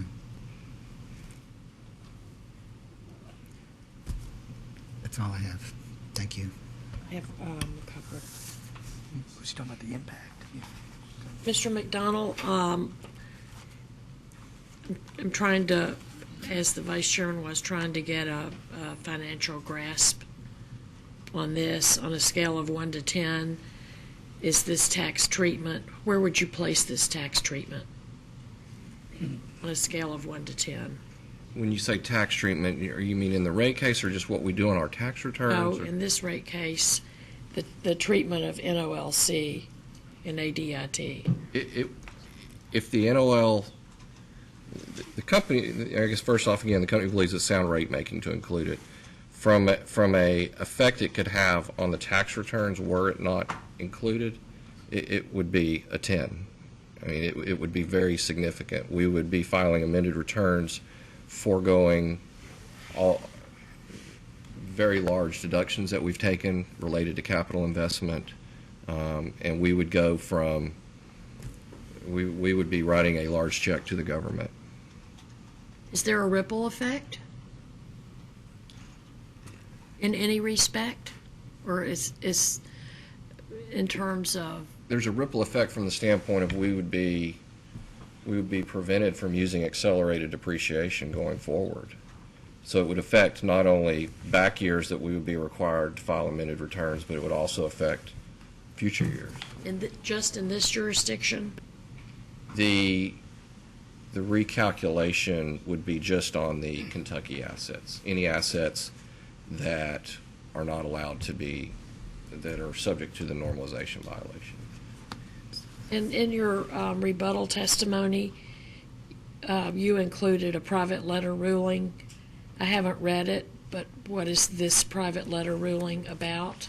Essentially, the private letter ruling is a company that sought the IRS's opinion on a situation whereby, much like our current situation, depreciation deductions had been very large for several years.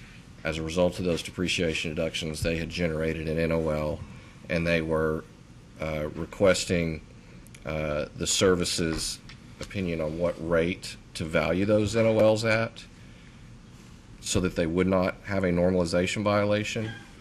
The facts as outlined to the IRS pointed out that an NOL was included in rate base, and the IRS acknowledged that.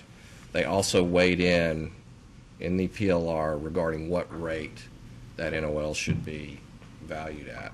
It's NOL, notice of loss? Net operating loss. Net operating loss. Carry forward. I'm sorry. Carry forward, NOLC, net operating loss carry forward. Thank you. Just a second.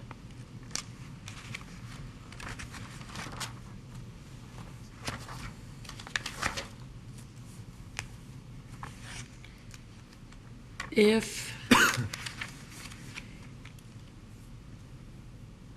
think that's all I have.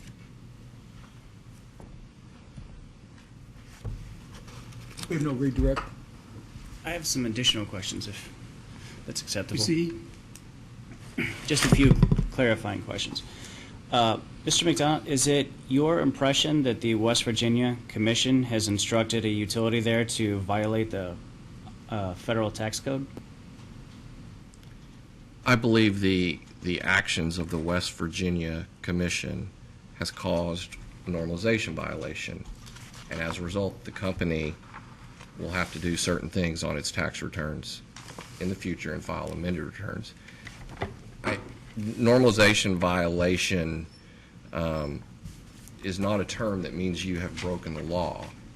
It means that there are things that you must do differently on your prior filings and on your future filings. Okay.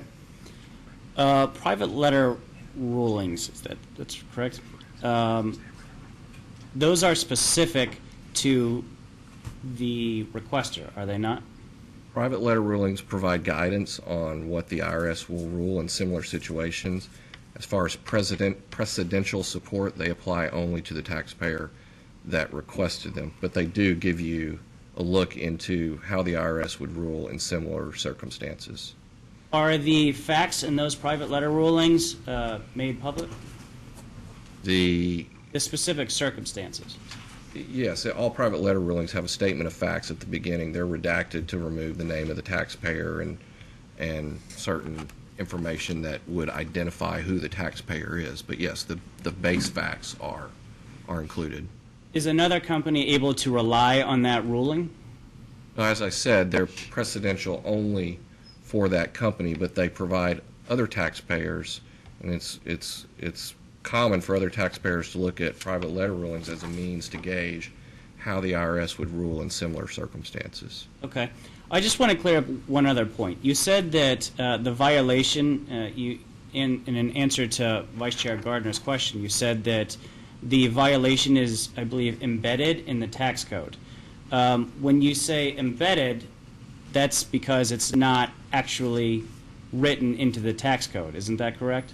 The consequences of not being normalized meaning a normalization violation, consequences are outlined in the tax code and the regulations.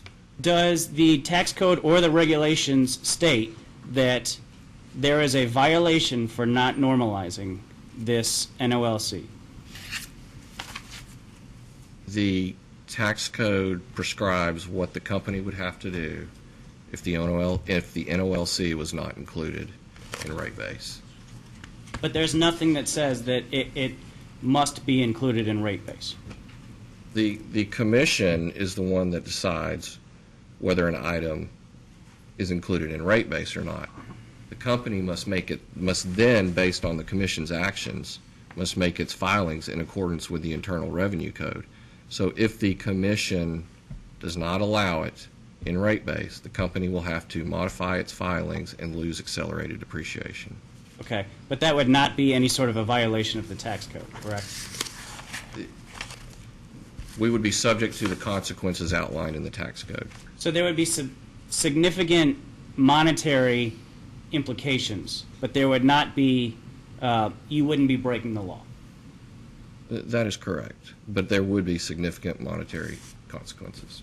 Okay. That's it. I have nothing further.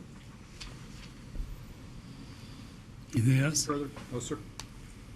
Just one second.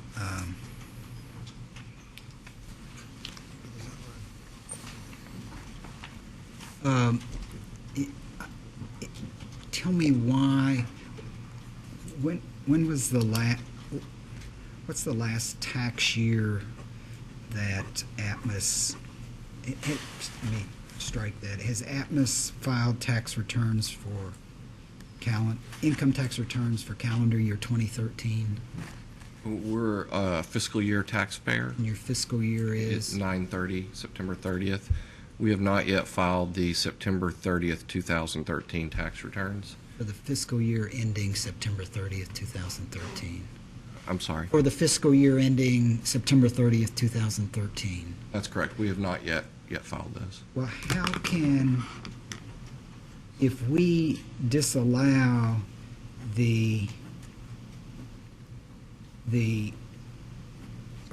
net operating loss carry forward to be included in ADIT based on a forecasted test year that is after your fiscal year, why would you have to file an amended return? You're required to file amended returns for any tax years that are open if the NOLC is disallowed. Okay, and what's open? We're open all the way back to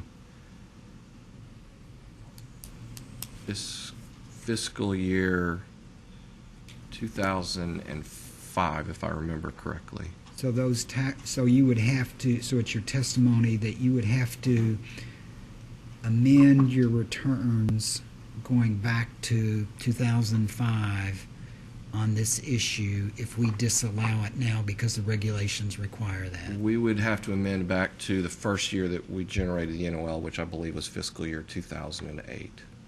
Okay.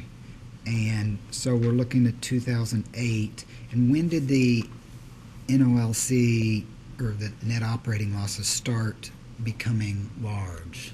Was it around that time? It ramped up pretty quick because of bonus depreciation that was passed in 2009. Okay. Okay, that's all I have. Thank you, sir. What would happen to all of the accelerated depreciation tax treatment We would all the way lose. back to '08? We would lose it. We would lose accelerated depreciation. We would lose bonus depreciation. What is bonus depreciation? Bonus depreciation was a stimulus measure passed by Congress during the financial crisis back in '09. And actually, they passed some back after the 9/11 attacks. But it basically allows taxpayers, when they make a capital investment, to elect or to expense those dollars instead of capitalizing and depreciating them. So if you go build something, in our case, put pipe in the ground for our system, for every dollar you spend, you're allowed an immediate write-off. So it has nothing to do with personnel bonus. No, it has It's absolutely infrastructure. It is It's infrastructure. That is correct. It's called bonus depreciation because it's in addition to the normal depreciation that you would otherwise Okay. get. I understand now. Thank you. Anything further? No, Your Honor? No. We have one more witness. Excuse. Thank you. Company calls Gary Smith.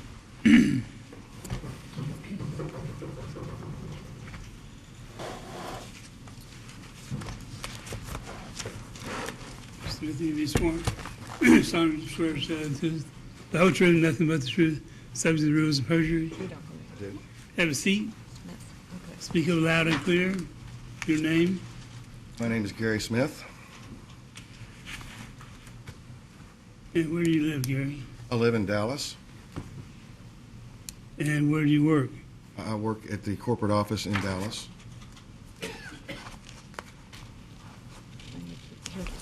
And what position do you hold in the company? I am Director of Rates and Regulatory Affairs.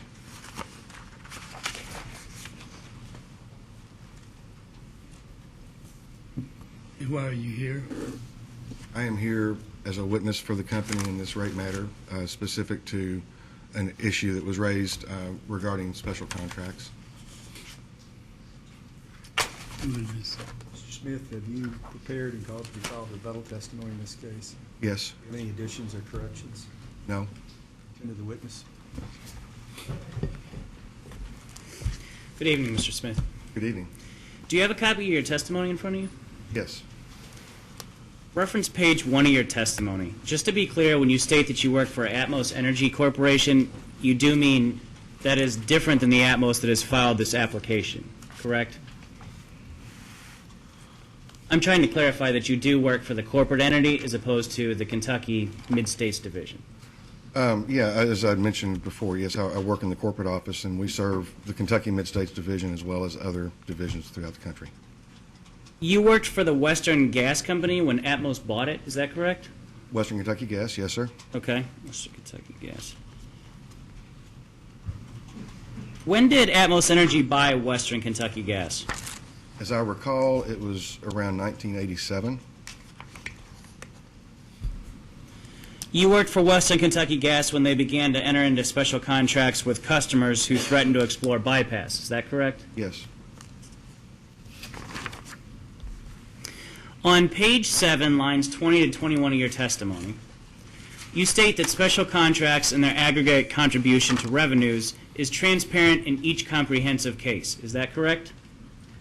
It's page 7, lines 20 to 21. I see that, yes, it's correct. It's interesting that you mentioned the transparency of the special contracts. How long did it take Atmos from the time the AG asked for the contracts in discovery before they were produced? Well, it's a little bit, those are two different statements. This is talking about really in aggregate how the revenues are treated for special contracts is what the citation on page 7 is regarding. With respect to the second question about the responsiveness of providing the special contracts upon request, the special contracts were provided on time with the request from the commission or from the Attorney General in AG 1-2.12 or 212. Did those contracts bear the PSC stamp? They did not. When were the contracts bearing the PSC stamp provided? Let me look here and see if I've got that.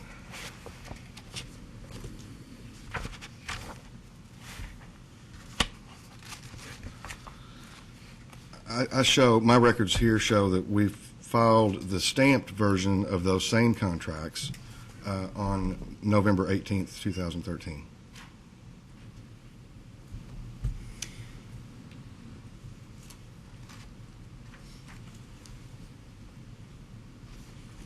If it took 4 months to produce the stamped versions, how long did it take from the time the AG asked for the contracts before Atmos located them? The stamped versions you're speaking of? Correct. We pretty much submitted them as soon as we located the stamped copies. Okay. Do you know the time and date when the stamped copies of the special contracts were filed with the Commission as a response to our request in this case? Do I know the time and date? Correct. I'm sorry, I don't.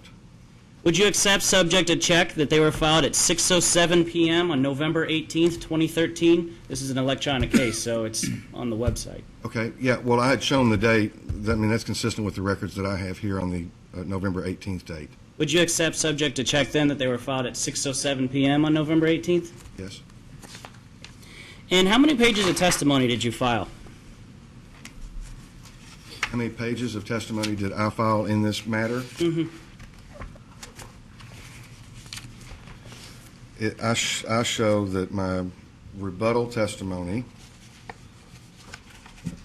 was 12 pages, and I show that rebuttal testimony is 5 pages. Do you know what time and date your rebuttal testimony was filed? I do not. Would you accept, subject to check, that your rebuttal testimony was filed at 3:03 p.m. on November 19th, just 20 hours and 56 minutes after the contracts were produced? I'll accept that. I don't recall. Did it take you longer than 20 hours and 56 minutes to review the documents, draft your testimony, and have it filed? You know, I don't recall exactly how long it took me to put together the rebuttal testimony. I mean the rebuttal testimony. Oh, I'm sorry, the rebuttal testimony. No, I don't recall how long it took. I'm asking because your testimony here is that they were produced almost immediately upon finding them, yet less than 24 hours later you were able to produce and file 12 pages of rebuttal testimony on these documents. You know, and so we did piece it together and produce it as quickly as we could, but I don't know if it took us a day to get everything organized. We had to get files prepared. We tried to do a cross-reference of the redacted versions, which were the public copy, labeling Contract A so that you could kind of tell, now that we had the stamped copy, how that correlated to the previously filed versions on the public basis. So we definitely weren't able to file them the day that we located them, but it was a matter of a day or two. So with respect to my rebuttal testimony that was drafted, that was kind of a last-minute edit to go ahead and reflect the fact that we had located those contracts. Your rebuttal testimony is entirely on the special contracts, though, is it not? Yes, it is. In the first special contracts, the customers agreed not to bypass the company's service for a minimum of 5 to 10 years. Is that accurate? I believe that's my testimony. Those contracts were negotiated by Western Gas Company, correct? I believe we were already going by Atmos Energy at that time. Okay. And that was as late as 18 years ago, was it not? As late as 18 years ago? Correct. And you might have to restate the question. I'm not sure if I followed the web of... Were those contracts first negotiated as late as 18 years ago? What I'm saying is, were they negotiated 18 years ago, the earliest ones that were negotiated? What would that put the date as? 1996. It was in that era, I would say, that the first ones were. I don't recall if that was the specific date, but that would be the era. In the last 18 years, has the price of natural gas changed? Yes. Have any of those customers ever approached Atmos to renegotiate their rates? Yes. Has Atmos ever negotiated those rates upward? Not that I recall. Has Atmos ever approached those customers about renegotiating their contracts? Yes. When? At different times. I know that we had several contracts that were subject to renegotiation during the 1999 case and perhaps the 1996 case. I believe my testimony touches upon some of that, where it was getting near the end. The original contract terms, as I recall them, were typically very short, maybe 5 years, maybe less. And there have been times where it was the company's desire to get a little bit more certainty with those contracts. So it would be our desire to open them up to see if they would be willing to extend them beyond their original primary term. But the most recent one that you can recall is 1999, when that would have been, when Atmos would have approached a customer about renegotiating a contract? We had another one that was updated in maybe 2010, but that was primarily because of a change in ownership at that facility. But I don't recall if there have been any since that time frame. Hold on just 1 second and let me see if records otherwise.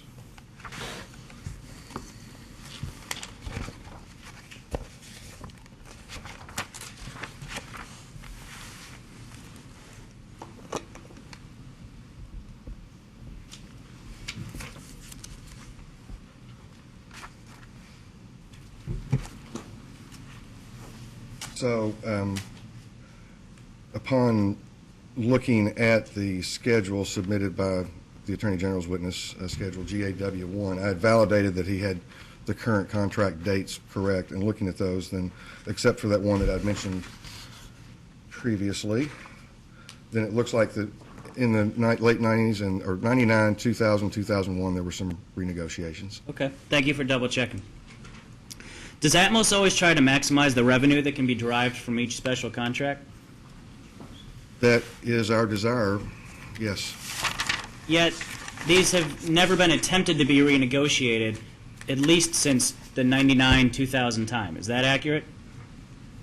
That is accurate, but a couple of things. When we signed those, it was our desire, if we could, to get the certainty of a 10-year agreement. We were successful in many of those. So we envisioned at the time that they would be long-term agreements, and that was a factor that was important to us and agreeable to the customers. At those times, depending on each customer situation, even under those terms, it may have commanded a significant premium. They may have been willing to pay us a significant premium above maybe raw bypass economics, whatever that would be. And so some of them are probably still sitting at a premium over what their bypass alternatives would be. So do you think that a contract negotiated 14 years ago is likely to maximize the revenue? I'd say it could. During those 14 years, how many rate cases has Atmos filed? So the 99 case had several contracts that we had mentioned before that we were renegotiating some during the conduct of that case. I just mean generally, how many rate cases have been filed? I was trying to recall. I believe this is the third since that time. And did all of those result in rate increases? All of those, and this one, of course, notwithstanding, all of those did result in a general rate increase. It's not to say that necessarily every customer bore an increase during those rate proceedings. That was my next question. Did the special contracts customers experience any increase in rates as a result of those rate cases? Largely not. There are a few of them that the customer charge reflected in the contract still follows whatever changes occur in the tariff, so they would have maybe had a change in one small piece of their bill. But the volumetric rates, which are cited in that exhibit, were not subject to change. You now have 17 special contracts. Is that correct? I believe someone testified to that earlier. Is that accurate? Yes. Okay. Has a cost analysis been done to determine whether those customers warrant a discounted rate to avoid bypassing Atmos? Such analyses would have been done certainly at the time where they were filed with the Commission for their approval. Did that analysis include both the loss of revenue as well as the loss of the associated load? Perhaps I'm speaking of a different study than you are. I'm not sure. What are you talking about as far as the loss of load? You might have to repeat that question. I mean, the threat of losing these customers would be the loss there. Okay, so when loss of product that you're selling. All right, that would certainly be a consideration, for us. But let me just say, the type of analyses that would be conducted at the time that we were negotiating these contracts, we would assess their physical costs of bypass. We were aware of their load. We would have to make some judgment as to what time period that they would be willing to amortize those costs over. And then we would compare that to the rates that we were currently charging them, whether they be tariff or whether they be a special contract rate. That was the primary focus of our view of these contracts, trying to look at it from their perspective to understand what the appeal, the economic appeal, would be to a bypass. So certainly the retention of those revenues to us versus the loss of those customers was pretty simple. It's whatever our current revenues were and how much of that could we retain. So anyway, so that was a calculation that we would probably look at for ourselves, but more importantly, maybe for our existing customers, the value of keeping those customers on the system. Was any of that analysis produced in this case? No, we have not been able to locate those type records. I'm talking about internal records that we would have looked at, assessments that we might have made, and we have not located those. They were not filed with the commissions per se. What we did locate was a commission-required analysis of the contract's contribution toward fixed costs. That was submitted. That was found at the same time that we found the stamped contracts.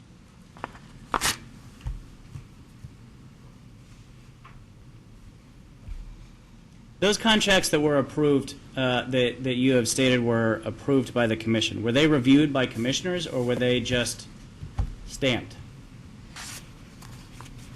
I can't really say what the commissioner's involvement were with that necessarily. I know that we would file them with staff. We would get questions from staff. I know the commission would be dealing with the confidentiality of these contracts, so perhaps they were involved. I don't really know. I'm not aware of their involvement in the matters. Okay.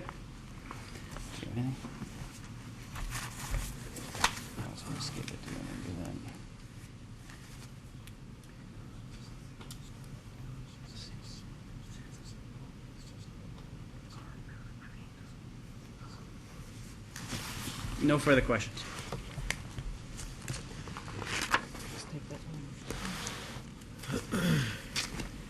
Good evening, Mr. Smith. Good evening.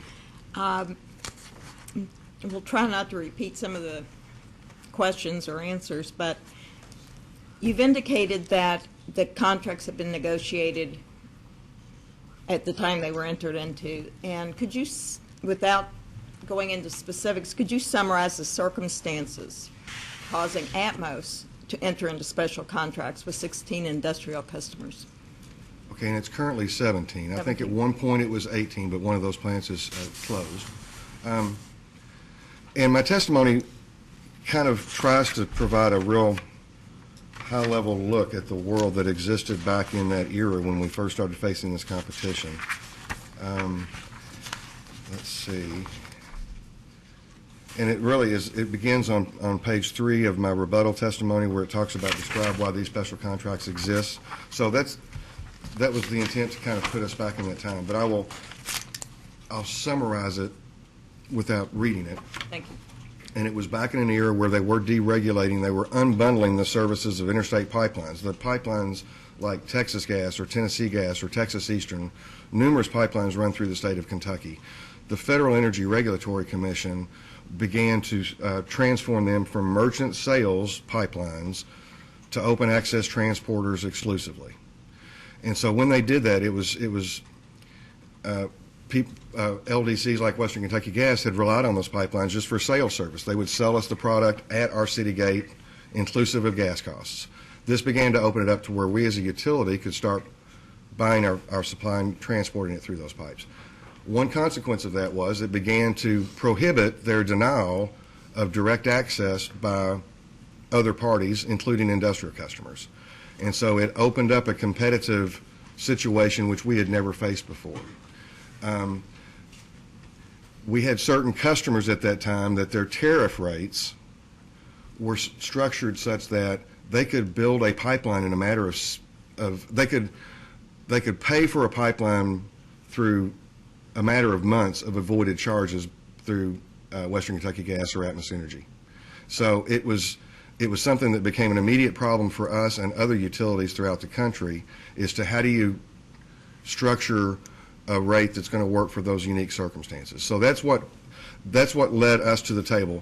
Customers, we also, because they were now beginning to transport, independent marketers or consultants would work with these customers to buy their supply and point out their bypass threats. So if the customer was not aware, they would become aware through consultants that this threat, this opportunity for them, threat for us, existed. So that's really the circumstances which led to the customer more or less threatening to bypass unless they got some rate relief, because the rates we were charging would just force them to build a pipeline directly, their own pipeline to an interstate pipeline. And the factors that Atmos would consider in negotiating would be what? Well, for one, really the most important thing is how much can we charge that customer and retain them, and try to maximize that. And for the example one example that I have in mind, no customer names, the one that I'm speaking of that clearly had a 6-month or less payback. Our negotiation with them did not give them a bypass neutral rate, not even anything close to it, whenever they signed a 5-year deal. The reason why they did it is we might have taken them from a 6-month payback to an 8-month payback or 9-month payback. But to them, it translated into several $1,000s, if not hundreds of thousands of dollars, that they could take to their management and say, look, we've negotiated a $300,000 reduction in our utility charges for service. And they would be willing to do that for a 5-year agreement. And as the negotiator, I would feel like that was the most that I could get them to do. They still had a favorable payback, so I was just trying to maximize it. And it wasn't just for the customer's benefit, it was also money out of the shareholder's pocket until you have a rate case to kind of true it up. So there was a lot of incentive for us and our customers to retain them at the maximum revenue we could. So then you go through a second cycle. After 5 years, this same customer would now have a 9-month payback if they were to bypass us. Once again, they're going to expect another reduction, and sure enough, they would. And so in that instance, we would chop the rate a little bit more, as low as we could to sustain service to them, or as high as we could to sustain service to them, I should say, and they would sign another 5-year deal. So you'd go through multiple generations of these contracts. And some of the premiums that I'm talking about, still exist today in the contracts that we signed back in the 99, 2000, 2001 era. I hope that didn't over-answer the question, but... No, thank you.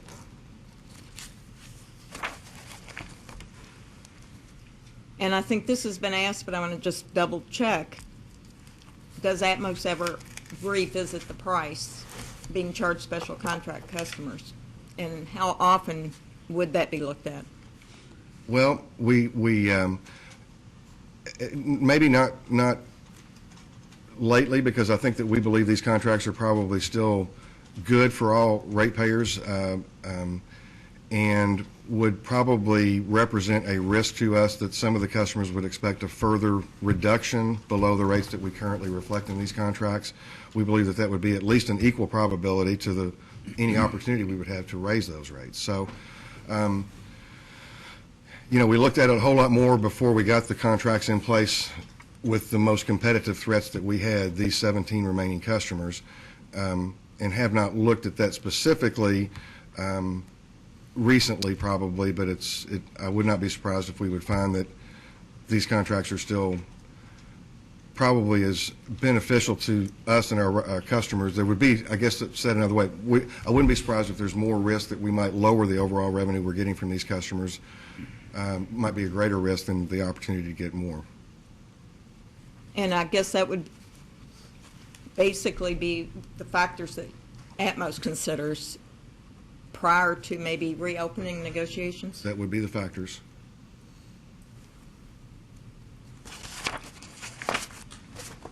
In his supplemental testimony, Mr. Watkins filed an exhibit for which confidential protection was requested.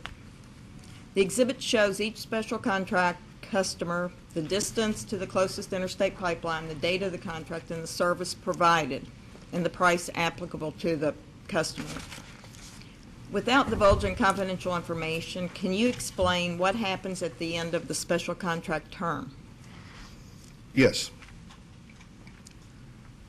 And this will be general. There may be minor differences between the windows that open up, but I think generally the customer or the company could say, provide 6 months' notice that I would like to change the terms of this contract or terminate the contract, willing to renegotiate. But that would be it's a trigger.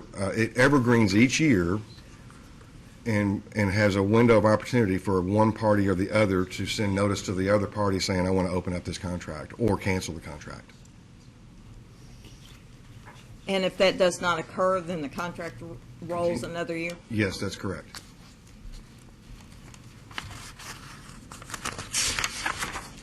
For a customer with an older contract, which may be located relatively farther away from the interstate pipeline, would this cause Atmos to reevaluate the estimated cost to bypass its facilities? It would depend. You'd have to take several factors into consideration. Those would be two considerations. The rate that they're currently being charged would be another. Numerous factors would need to be evaluated to determine whether it would be an opportunity for the company to renegotiate the contract. Short of triggering a review with the customer, does Atmos internally look at these contracts and evaluate these factors? We have. I don't know with certainty of the breadth of the review or the timing of that review. But at this point, the company still feels that these contracts are a net benefit? Yes, they are without a doubt a net benefit. And the reason why I say that is regardless of regardless of whether there's an opportunity to increase a rate or whether there's a threat you could lower a rate if you opened up a renegotiation. I think everyone acknowledges that these contracts at their current rates clearly cover the variable costs these customers cause. I mean, I don't think that was even doubted. Even the OAG witness acknowledged that probably was not an issue, although the level of clearance over the variable cost may be a debate. I don't think it's a debate that these customers clearly cover their variable costs. So to me, if they do that, there is benefit to existing ratepayers to keep them on. Thank you.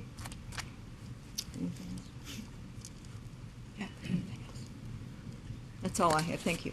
You're welcome. questions. Mr. Chairman, I'd like to ask a question if I may. Sure, come to the mic.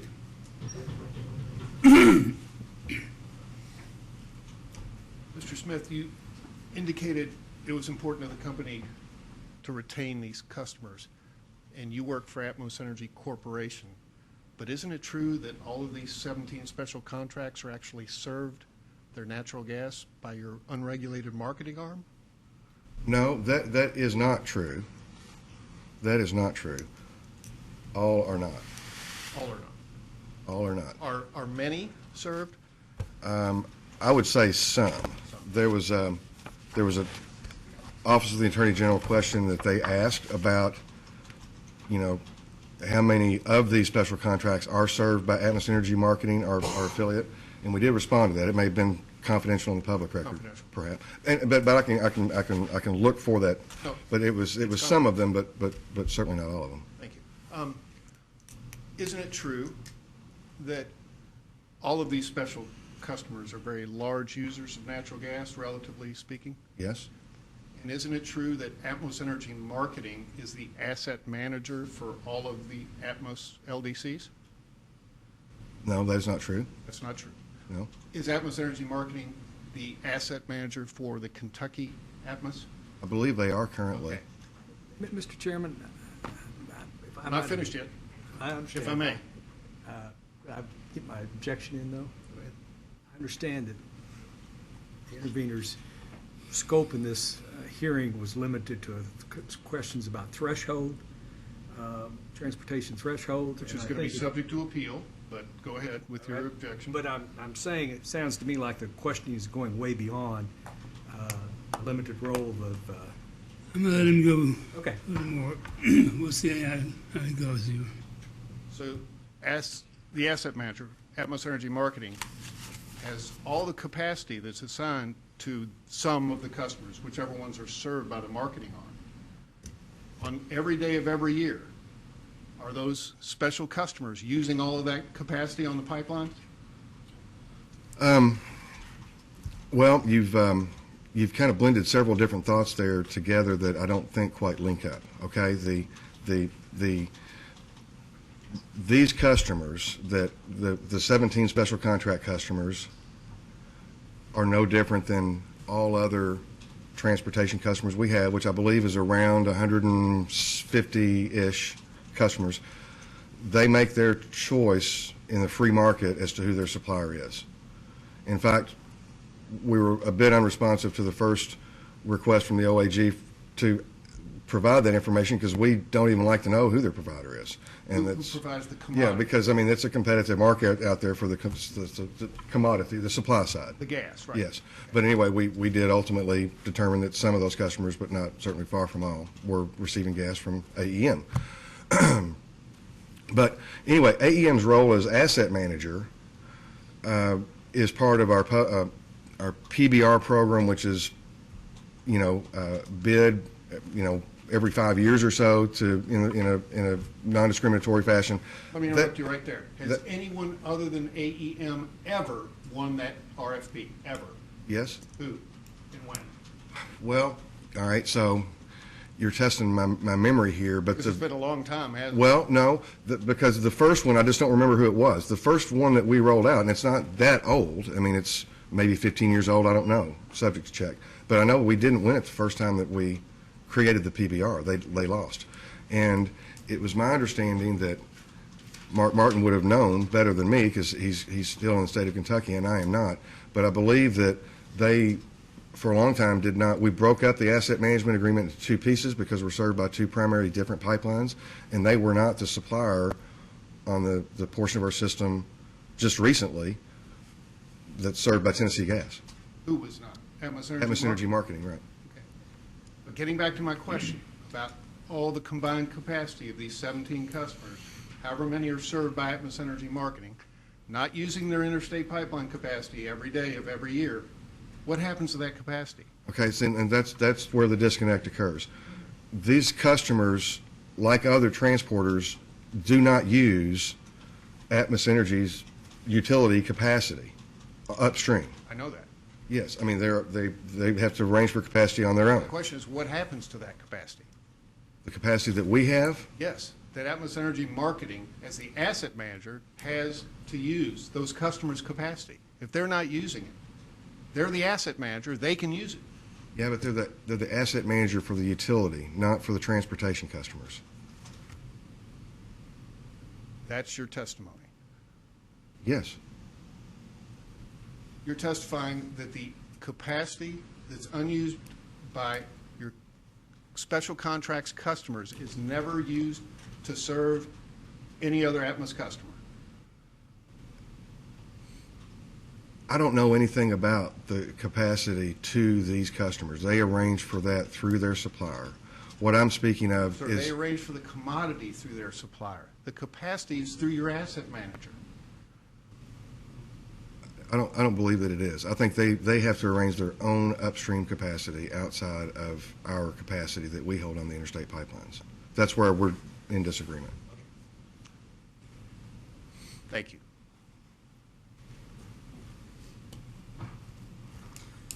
Anything further? I have one quick question. General? Were any of the negotiation documents or the payback documents or anything like that produced as part of the record in this case? We have not located those. I was talking about my memory of those experiences and the type of documentation or the type of analyses that we would perform. Thank you.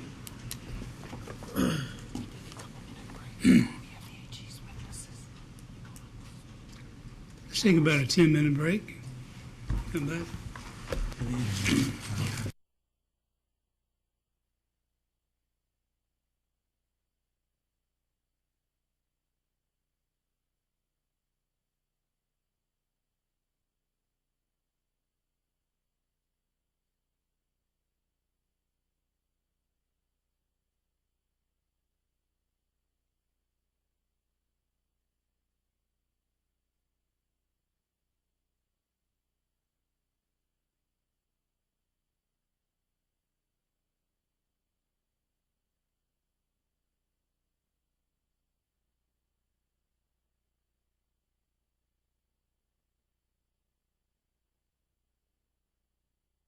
You have nothing else for Mr. Chairman, may he be excused? Mr. Smith? Are we finished? Mm-hmm. Thank you. It's cold out. Thanks.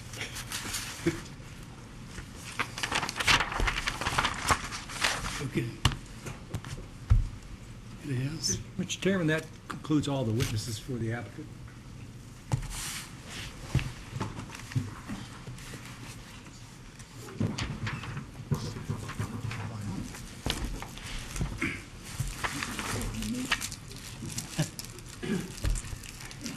You sworn? Solemnly swear to tell the truth, the whole truth, nothing but the truth, subject to the rules of perjury. I do. Have a seat. Speak up loud and clear. Your name. Brian Ostrander. Say again, please. Brian Ostrander. And what do you do, Mr. Ostrander? I'm a regulatory consultant and a certified public accountant in Kansas. Where in Kansas? Located out of Topeka, Kansas. And how long have you been doing what you're doing? I've been in accounting and regulatory matters for about 33 years. I've had my own practice for 23 years. And why are you here? I'm here as a witness for the Kentucky Attorney General's office. Welcome. Thank you very much. Your witness. Thank you.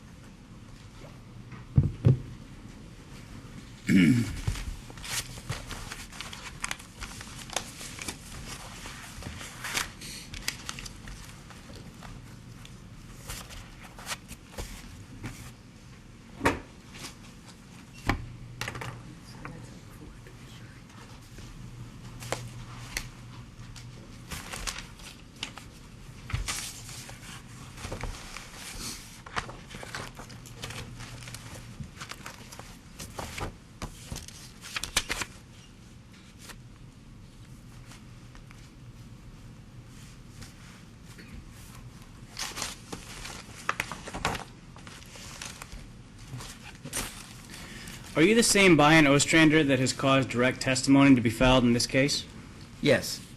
as well as supplemental testimony? Yes. If asked the questions in your direct and supplemental testimony again today, would your answers be the same? Yes, I would. Do you have any changes to your direct or supplemental testimony? I have a couple of typos just to my supplemental amended direct testimony.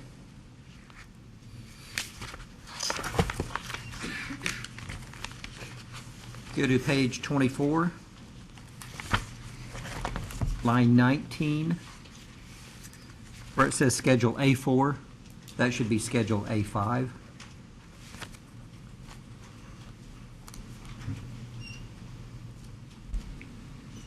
And if you go to page 40,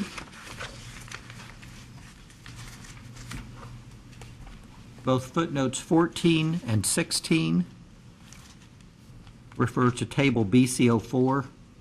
Instead, that should be table BCO5.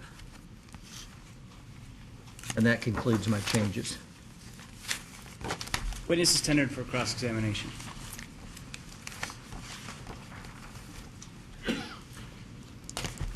Mr. Ostrander, Yes, sir. would you agree that Atmos must file its application to conform to the Kentucky PSC regulations? Yes. And do you agree that the Kentucky Commission reviews that application according to its regulations? Yes. Would you also agree that your proposed adjustments to Atmos's application must conform to Commission's regulations? Yes. Did you review Atmos's 3 prior rate cases to determine whether the case filed, whether the pending case is consistent with the methodology filed in those prior cases? I did not go to that level of detail. Okay. On page 8 of your testimony, you state that fair, just, and reasonable rates cannot be achieved with a future test year. Is that statement confined to Atmos's application, or is that statement generally applicable to future test years? No, that's not intended to be a generic statement. I probably didn't word that the best way, but you can tell from my response, it's focused on Atmos in this proceeding. All right. Excuse me, where was that again, Jack, please? Excuse me? Where was that again, please? Page 8 of his original testimony. Okay, and what line? I don't have the line number. What's your understanding of the Commission's standard of review for a future test year case filing? Well, the Commission needs to make determinations that will result in just, fair, and reasonable rates. The Commission has a fair amount of discretion in making those determinations. Look at your response 56 to Atmos. You say that there's no reason an historical test period could not have been used? A historical test period could have been used if the company would have filed it as a historical test period. That's right. But you say there's no reason an historical test period could not have been used. Is there any requirement that Atmos give a reason for using a future test year or for not using a historical test year? No, I didn't state, my testimony doesn't state they have to give a reason. I'm just saying if the company would have wanted to, they could have filed a historical test period. But they've got the option to file either a historical or forecasting. Okay. In that same response, you say that it would be more useful to the Commission to have both an historic and future test year scenario. You recall that? Yes. Okay. Has the Commission ever required that dual filing? I'm not aware that they have. Again, it's just, it's additional information that would have been helpful. Well, don't you think the Commission, if it thought that was appropriate or necessary, would have directed that type of dual filing? I can't speak for the Commission. On page 8, line 3 of your testimony, you say that with your proposed adjustments, the resulting rates would be closer to making the rates fair, just, and reasonable. You see that? You must be working off my It's your original. Original. Oh, yeah. okay, I'm sorry. Yes.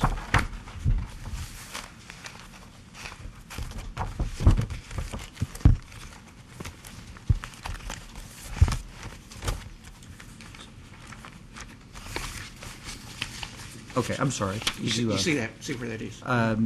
Yes, could you ask the question, or maybe you never Sure. got that far? It's page 8, line 3. Okay. You say that your proposed adjustments, you say that with your proposed adjustments, the resulting rates would be closer to making the rates fair, just, and reasonable.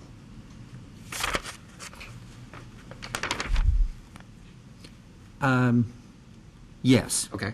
So at that point, you were proposing removing a little over $10 million of Atmos's requested $13 million request, and you still didn't think those rates that you were proposing would be fair, just, and reasonable. They would just be closer to being reasonable?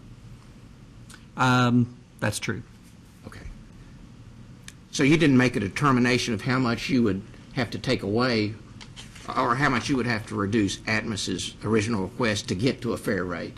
Well, the reason I left a window open there is because Atmos had not provided me a fair amount of information that we had asked for. So I anticipated there might have to be some true-up and some additional information down the road. As you well know, in the cross-examination that's happened in this case so far, in numerous cases, I asked for information outright. You know, it could be simple as a yes or no answer, or give me a number. And instead what I got was a response, perhaps with 10 Excel spreadsheets attached to it, and it would say, you know, here it is. So it's like, you know, go find it. Okay. But they never, in any of those cases, provided me the specific number. The same thing is on the inflation factor. I asked for the impact of the inflation factor, and if it was in the base period, and all they gave me was spreadsheets. They didn't say inflation was applied to the base period, the forecasted test period, and they didn't give me the dollar impact. They just referred me to the company's own Excel spreadsheets, for which you can't determine the answer. Okay. Look at your BCO Exhibit 1, which is your resume or your qualifications. Okay. In looking at that, I only see 2 cases that involved natural gas utilities. Is that right?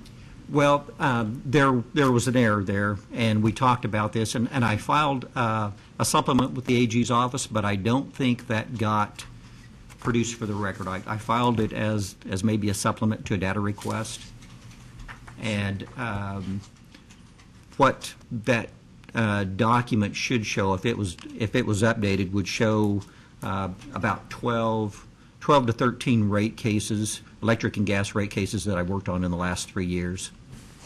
What's missing from that resume is another Potomac Electric Company rate case in 2013, another Delmarva rate case in 2013, a Bangor Gas Company case in 2013, and the 2 Big Rivers cases that I worked on in this jurisdiction. Okay. So you failed to supplement your testimony? I intended to update, but for whatever reason it never got filed or whatever. But we'd be happy to supplement that or provide that information. In any of those cases, were you representing the gas utility? No, I was not. Okay.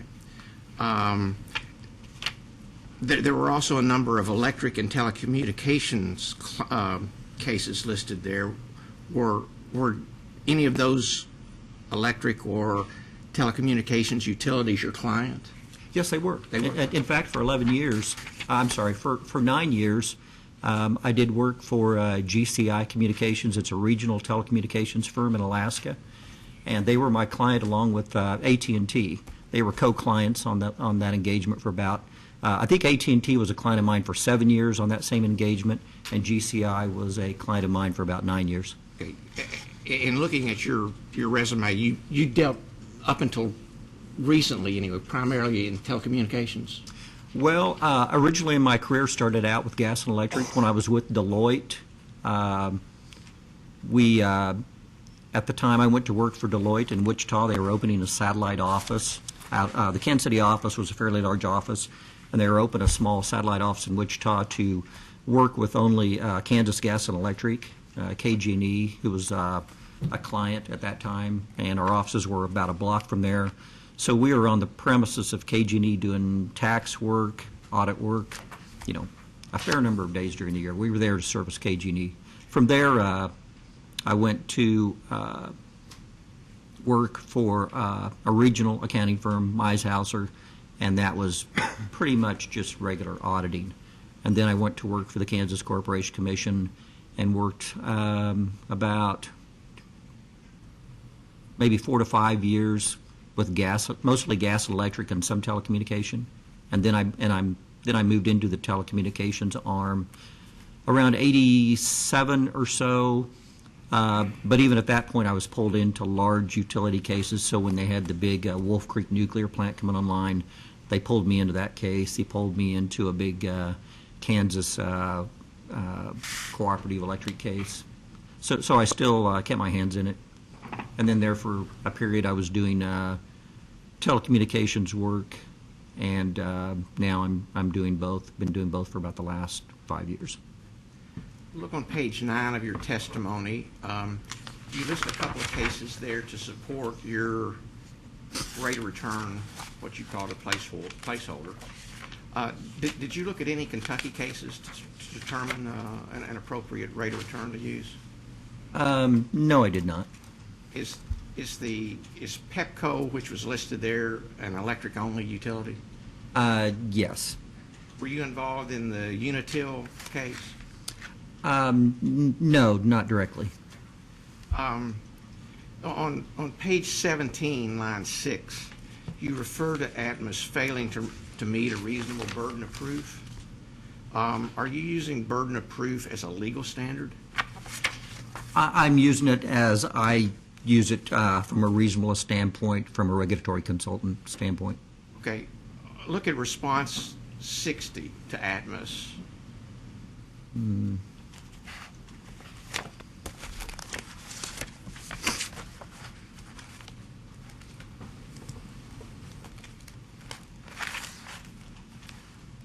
Okay. You give there a definition of burden of proof. I'm sorry. Which data request? 60. Okay.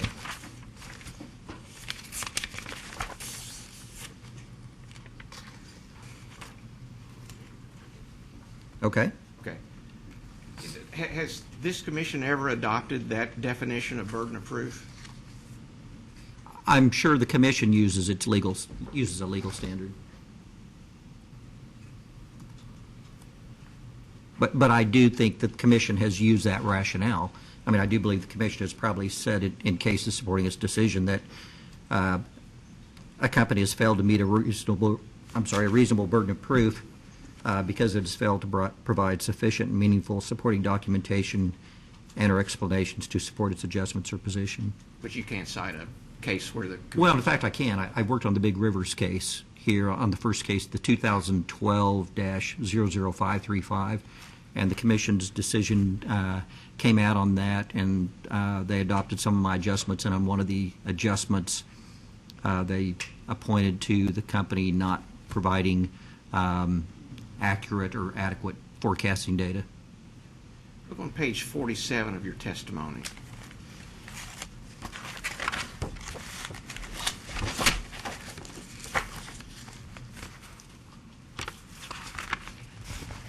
Okay.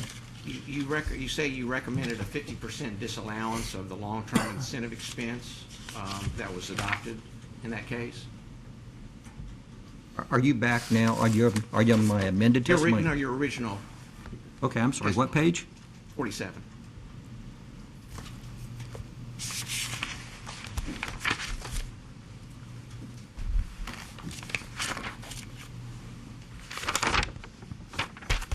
Let me grab my other copy just in case there's issues.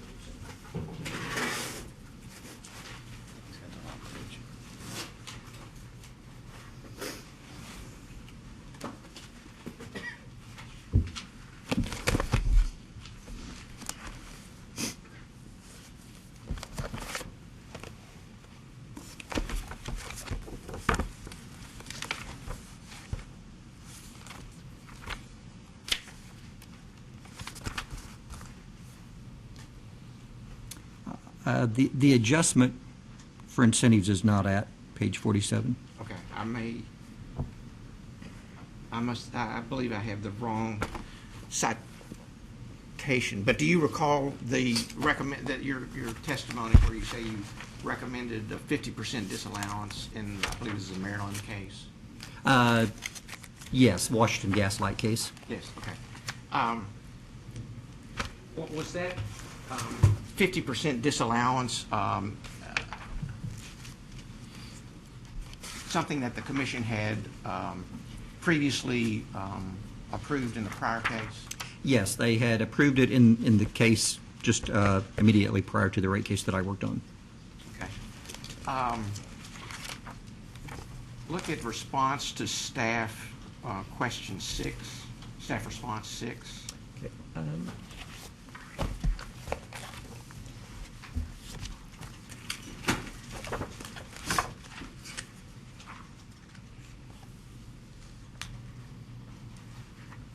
Okay. In that first paragraph, you say you've not proposed a 50% disallowance of long-term incentives in any case except the WGL case? Yes, I think that was kind of looking at my most recent, maybe the last 5 or 6 years or so. Okay, so it would be correct then there are cases where no reduction in LTI would be reasonable? Well, I don't conclude that as an opposite conclusion to that. What I'm saying is that I have not addressed that. That doesn't say that every case I looked at, just because I didn't propose an adjustment, that it was reasonable. And if you read that data response, you'll see the exceptions I listed out there. Sometimes it's not an issue in a case, first, so that one might be a reason I don't address it. Second of all, it may not be under the scope of my contract work with the client. The client may not be paying me to look at that issue. They may not be wanting me spending my time on that type of issue. And also in the state of Maryland, several utilities now just automatically make that type of adjustment or a similar type adjustment because they know there's a precedent for it and they just don't fight it anymore. Okay. Let's talk about this NOL for a minute.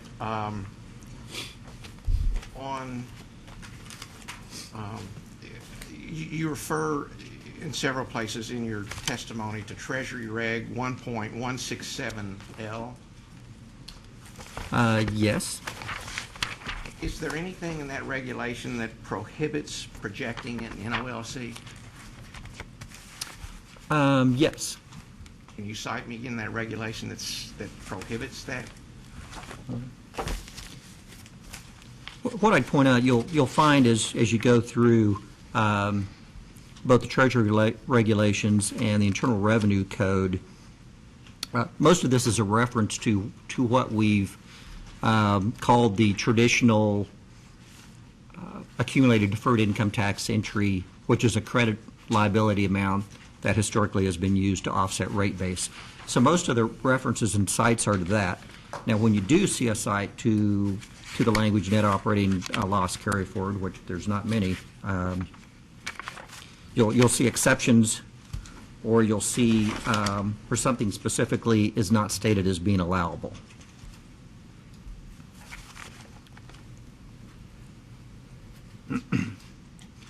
And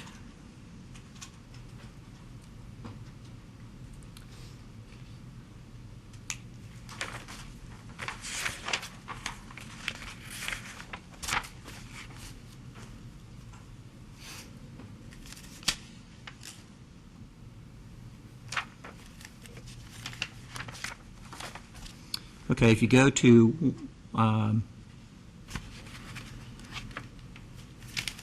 this is the Treasury Regulation 1.167 L-1H6 double I.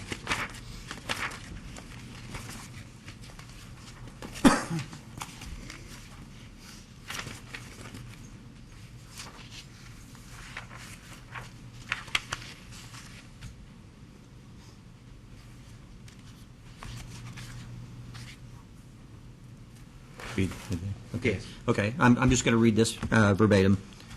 For the purpose of determining the maximum amount of the reserve to be excluded from the rate base, in parentheses, or to be included as no-cost capital, close parentheses, under subdivision I of this paragraph, if solely an historical period is used to determine depreciation for federal income tax expense for rate-making purposes, then the amount of the reserve account for the period is the amount of the reserve determined under subparagraph 2 of this paragraph at the end of the historical period. I don't mean to interrupt you. I must have been looking at the wrong section. Can you tell me again the section you were?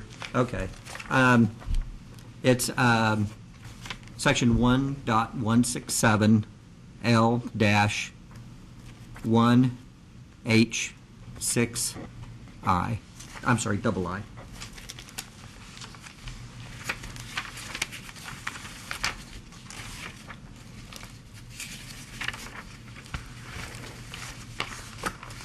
And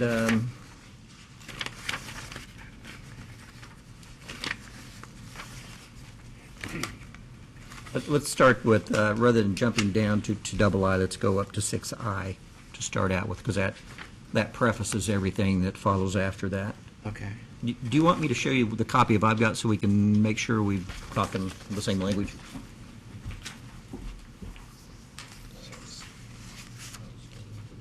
Yes.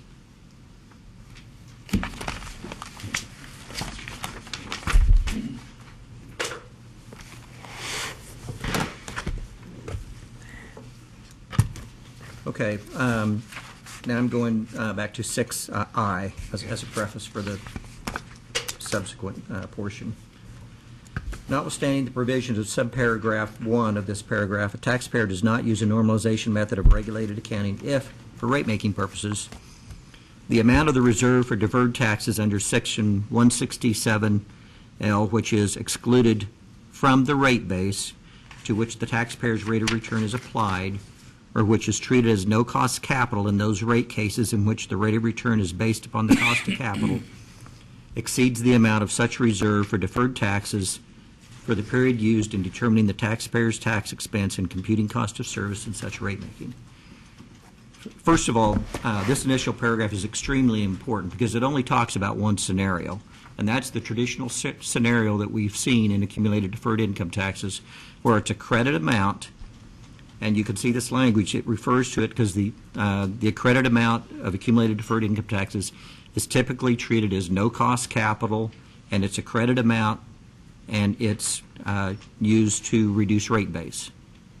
And this part of the Treasury regulation makes that clear. This part of the Treasury regulation does not say that you can do the opposite. It does not say that you can include a NOLCI, or I'm sorry, net operating loss carry forward amount as an addition to rate base.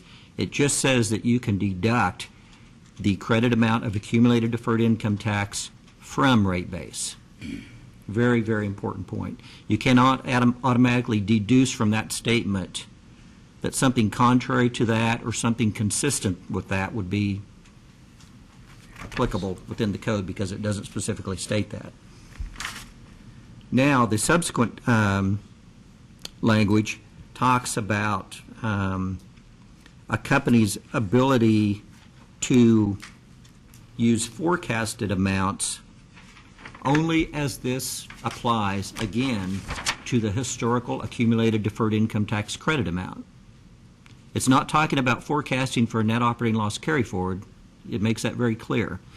It's talking about you can go ahead and forecast your accumulated deferred income tax as a reduction to rate base, and explains how you can do that under both a historical test period and under a forecasted test period.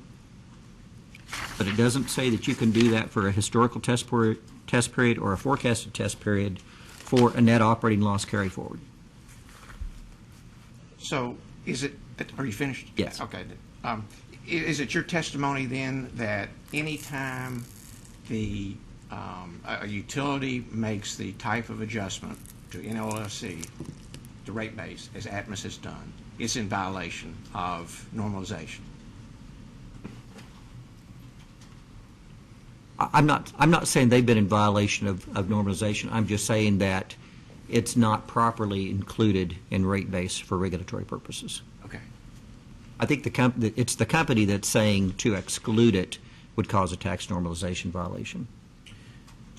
Are you aware that Atmos's treatment in this case of NOL, ADIT, and rate base has been approved in all the other jurisdictions that it operates? I'm not aware. I've not looked at that.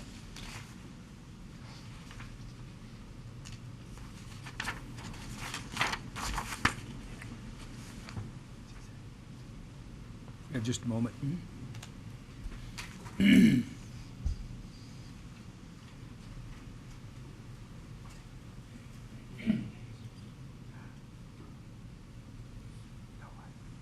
I believe that's all.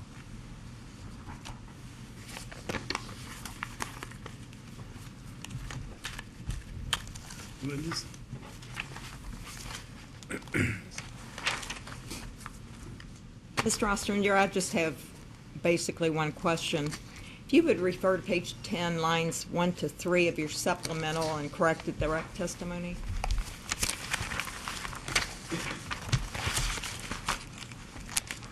Page 10. Page 10.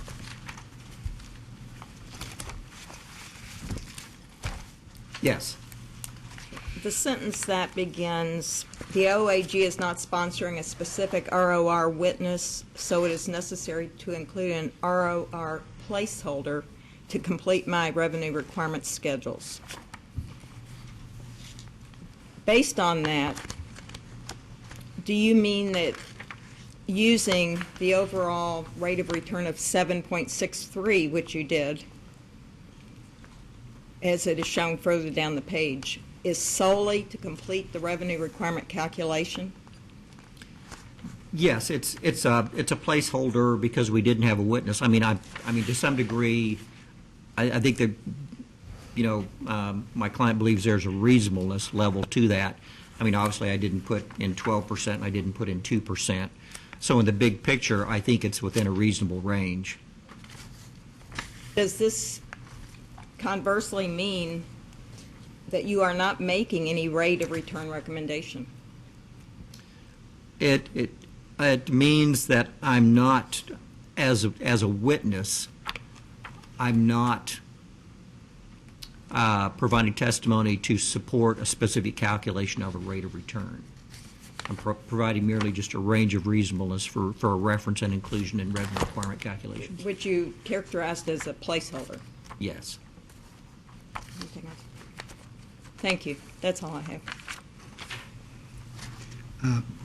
Good evening, Mr. Ostrander. I just have a couple questions about ADIT NOLC. First, have you advocated this position in other cases before? The first case I came across this was the Potomac Electric case in Maryland. It was based on a 2012 test period, and it was a case that I worked on in 2013. It's now on appeal in the courts in Maryland. And what happened in that case is the company filed their rate case, and in the process of data requests and looking through reams of information, I found these significant debit entries buried within hundreds of line items of credit entries. And in the big picture was causing the credit balance in the accumulated deferred income tax balance to decrease significantly. The company had never addressed it in their direct testimony or raised it as a matter. So I raised it in my testimony, and then the company filed rebuttal, and my primary recommendation in that case was for the commission to pursue the path of least resistance, which is, get a private letter ruling. It's not my intent to, for the company to lose any tax normalization, accelerated, depreciation benefits. I don't think that's in the best interest of anybody. But I do think, in all fairness, that the net operating loss carry forward is not required to be included by the tax code. So that was the first. That was the first case that I addressed it, and it opened a can of worms, to say the least, in Maryland. So how many cases since then have you raised it? Right after that, I did a work for the Office of People's Counsel in Maryland. That was Delmarva. And Delmarva is a sister company to Potomac Electric. So I also addressed it in that case because the amounts were there. And then I looked at that issue for the Big Rivers case and found it was fairly much a non-issue. I stated in my testimony in this proceeding that Big Rivers had a net operating loss carry forward amount of about $30 million on its books. But the company I felt it was balanced and not really reflected in rates in that case, so I was comfortable with how it was dealt with in that case. First of all, Big Rivers did not ask for recovery of any income tax expense, which I thought was a fairer way to approach that, since they won't be paying any income tax expense because of this net operating loss carry forward. And also because that case was a tier case, rate base really wasn't applicable because they weren't really getting a rate of return on rate base. So the fact that there was $30 million of net operating loss carry forward was not an issue for me in that case because we weren't addressing a rate of return on rate base. In the Potomac Electric case, who was your client? It was the Office of People's Counsel. Okay. Did they request a private letter ruling? Yes. I'm sorry. Let me reverse. In the Potomac Electric case, my client was Montgomery County. I got confused there because historically it's always been the Office of People's Counsel. And then on the next case, when I did the Delmarva case, that was for the Office of People's Counsel.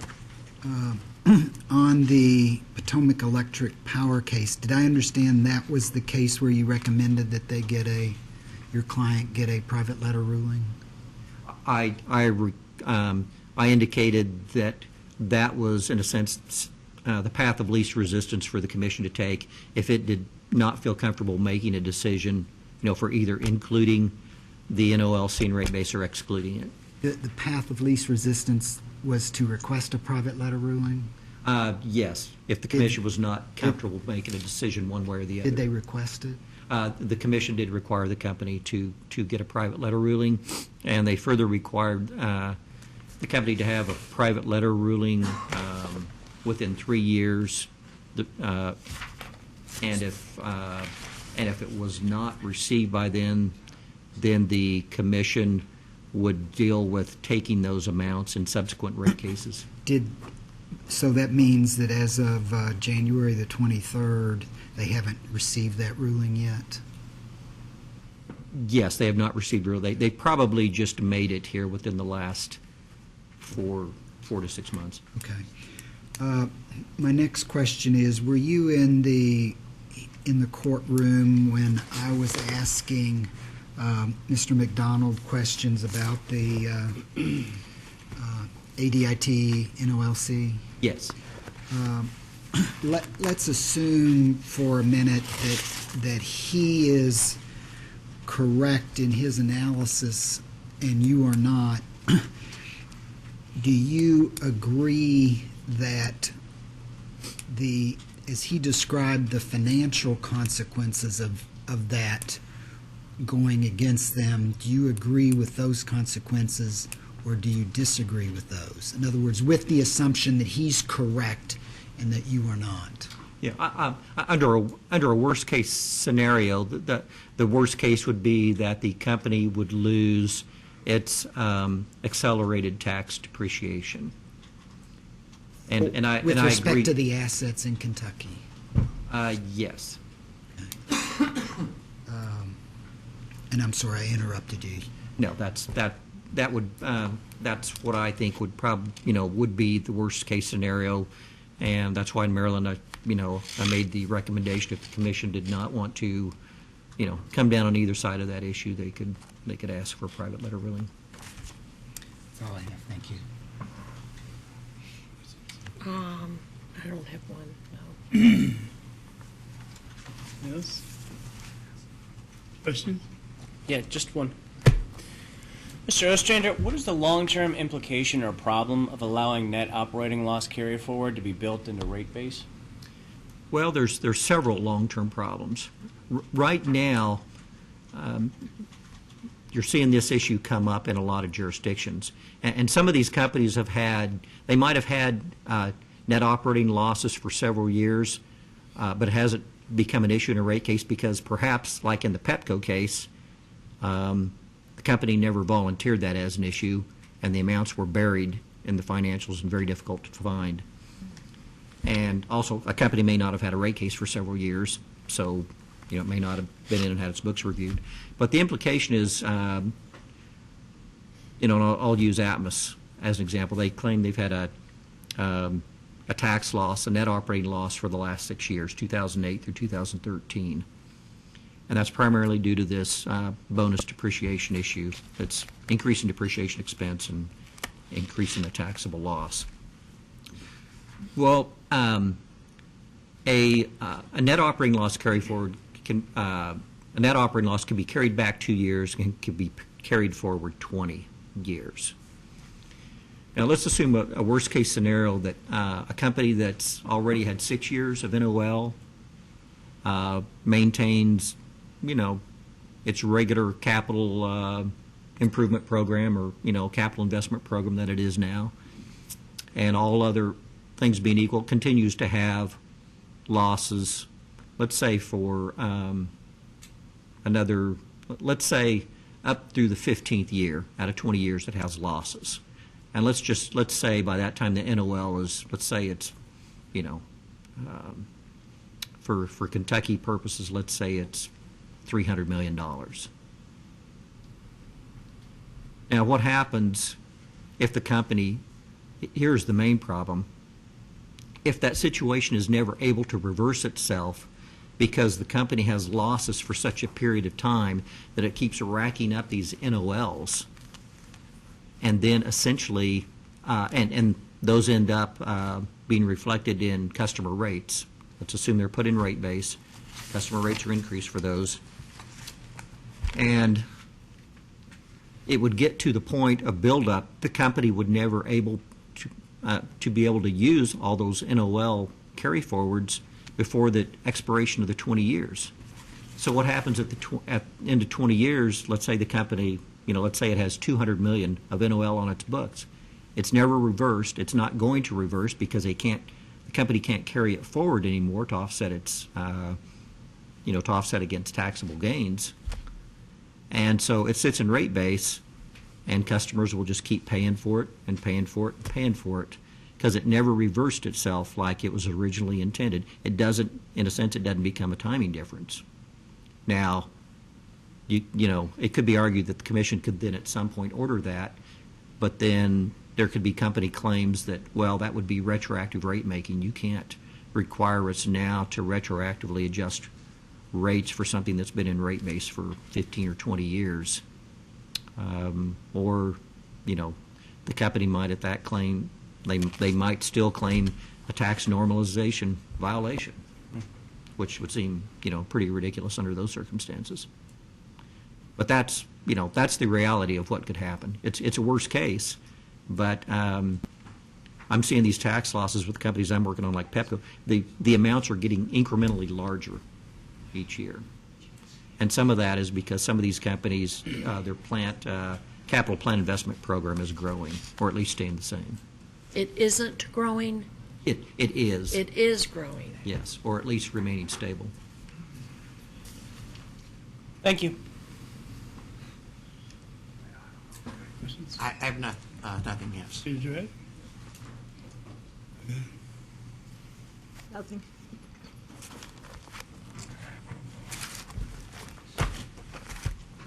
Thank you, Mr. Australia. Thank you. Thank you. Excuse.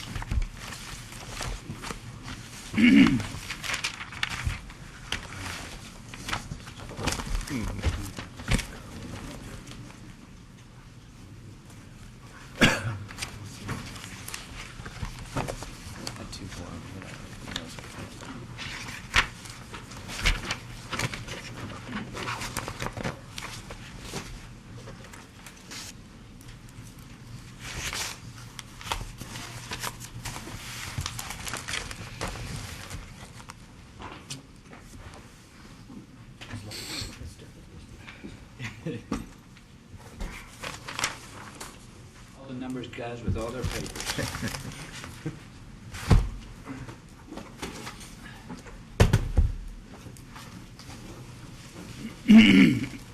The next witness. Someone's ready to tell the truth, the whole truth, nothing but the truth, subject to the rules of perjury. I do, Your Honor. Have a seat. Speak up loud and clear. Your name. My name is Glenn A. Watkins. What do you do, Mr. Watkins? Pardon me? What do you do? I'm a partner and senior economist with Technical Associates Incorporated, which is a regulatory consulting firm in Richmond, Virginia. And how long have you been doing this? A little more than 33 years.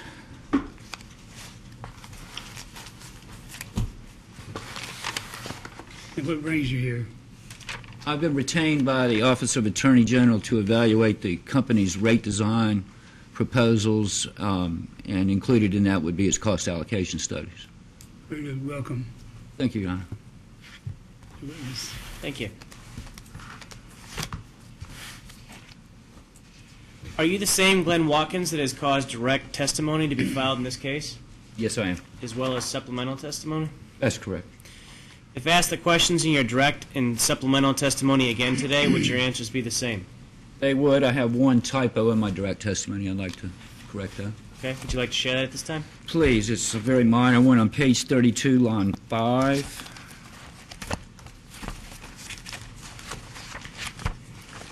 Of my direct. And the word if should be is. In other words, it currently says cost allocations if provided. It should say cost allocations is provided. With that, that's the only correction I've identified. Thank you. Witness is tendered for cross-examination. Mr. Watkins, have you ever conducted an embedded cost of service study where your client was a natural gas LDC? On behalf of an LDC? Yes. I don't believe so.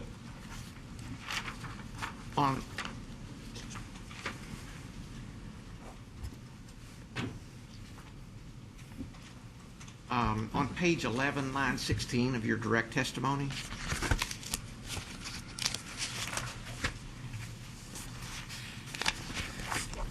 From there? you refer to peak and average as the most fair and equitable method to assign natural gas distribution main cost to the various customer classes. Yes, sir. See that? Is that a general statement, or are you stating that for this case in particular? Well, certainly, this is my opinion, and various experts have different opinions. First of all, to clarify, specifically for this case is definitely true.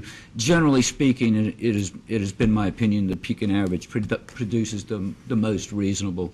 I will note, though, that some commissions have mandated certain methodologies to be used. For example, in Maryland, they mandate that the non-coincident demand method be used with no customer component. So in that jurisdiction, they've already set the rules and said this is how you're going to do it.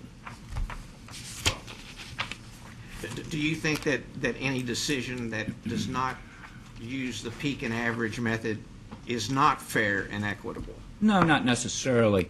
I think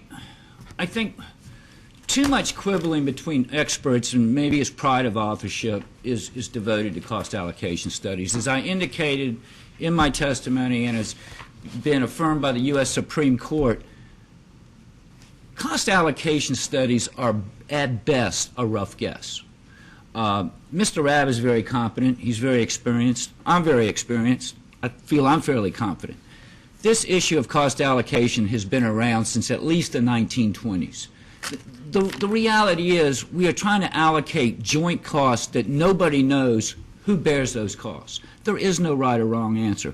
I think what we have, though, is a range of reasonableness. Is one allocation method or one study more reasonable than the other?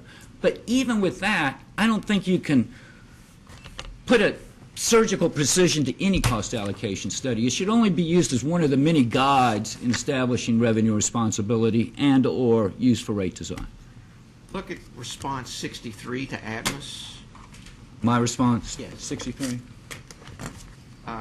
You were asked to provide... Let me get there real quick. 63, was it?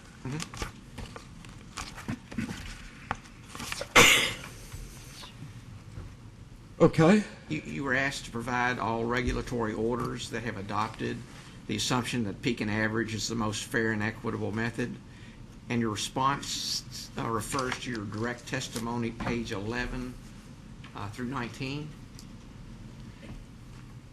No, that's not what the request asked for, Counselor. The request asked, please provide all analyses and documents relied upon in making this statement, and all regulatory orders that have adopted these assumptions. Well, first of all, as a matter of course of business, I've done 500 rate cases in my career. I don't keep opinions. I've got enough in my archives as it is. As far as complying with it, I set forth the theoretical and conceptual reasons in my testimony as indicated in the response.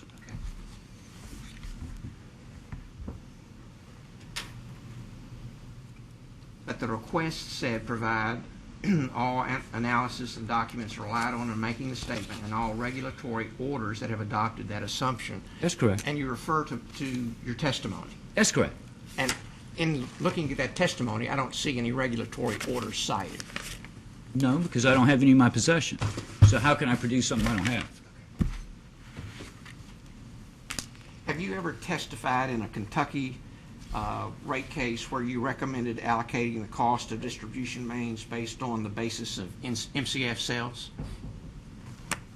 Could you repeat the question? Sure. Have you ever testified in a Kentucky case where you recommended allocating the cost of distribution mains on the basis of MCF sales? Entirely on the basis of MCF? In part or entire? I have recommended the allocation using the peak and average, which considers MCF sales as a piece. It also considers maximum demand in the LG&E rate case, most recently. Did the commission adopt your position? We settled the case. But I should clarify that although I did use the peak and average method in the LG&E case, the company used a customer demand split, but the customer component was only about 10%. So when I did the peak and average analysis as a check of reasonableness, I said the company study's not that bad. So it really wasn't an issue. I also recently testified in the Columbia case in which I used a peak and average. In that case, the company uses a peak and average in addition to a customer demand. In other words, they filed two studies. We recently settled that case. If memory serves, I also did a Duke case on behalf of the Attorney General, I don't know, 5, 6 years ago, but I frankly don't remember the details of that one.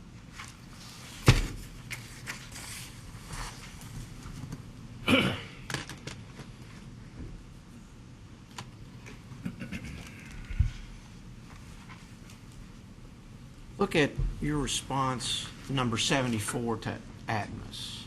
Number 7.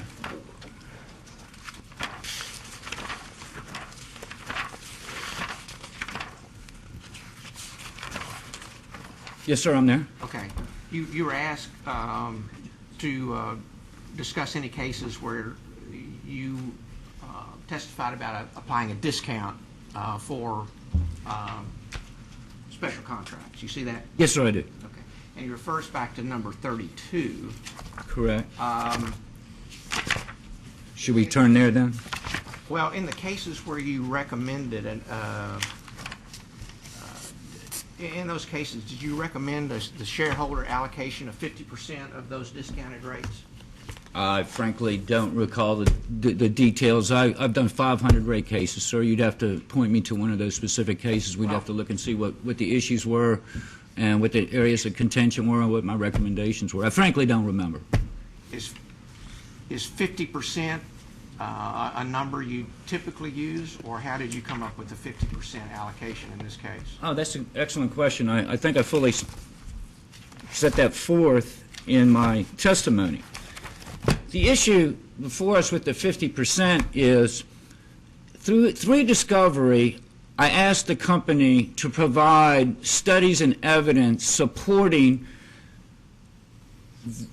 the assertion that these discounted rates are reasonable.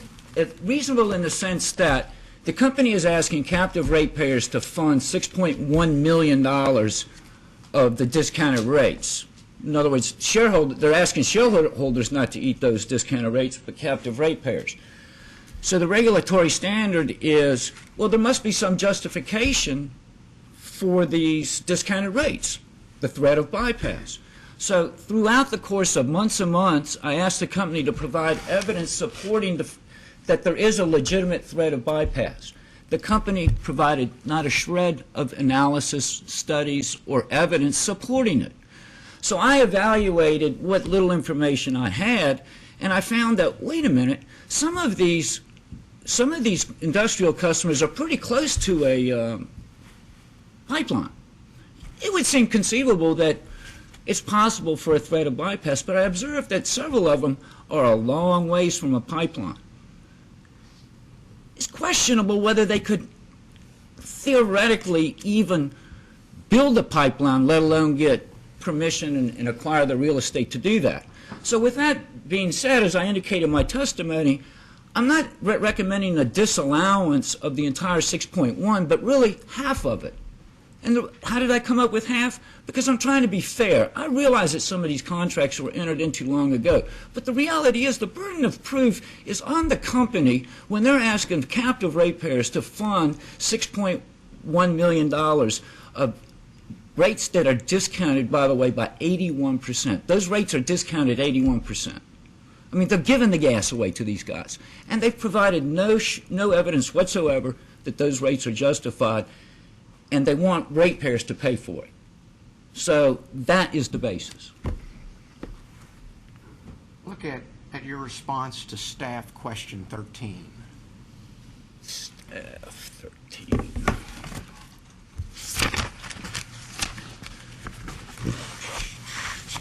I believe I'm there. Okay. You indicated, the staff asked you to perform some calculations, and you indicated that you had not done that. That's correct. Correct. Now, do you have Mr. Robb's rebuttal testimony? I believe I do. Page 24, line 18. Of his rebuttal?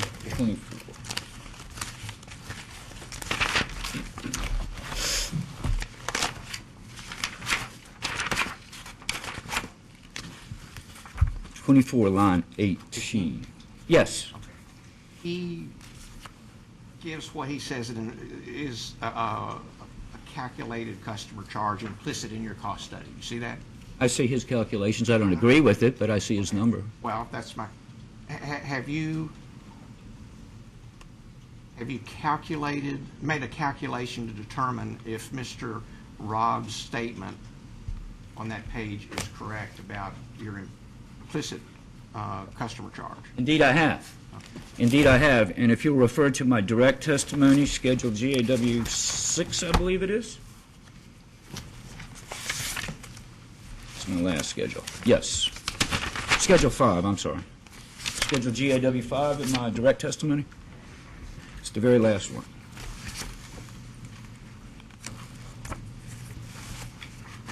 My analysis has determined that a reasonable residential customer cost is in the range of $5.23 to $9.26 per month.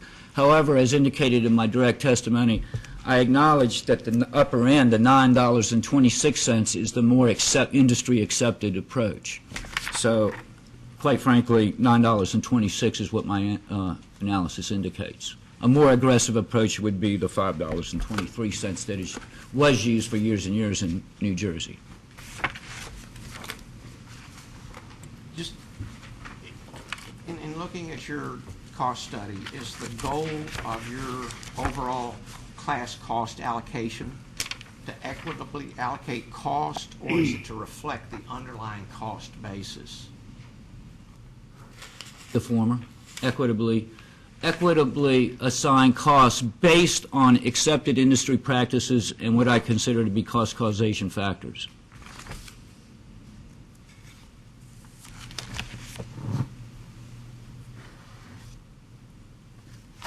Hey, look on page 15 of your testimony. Of my direct? Yes. 15.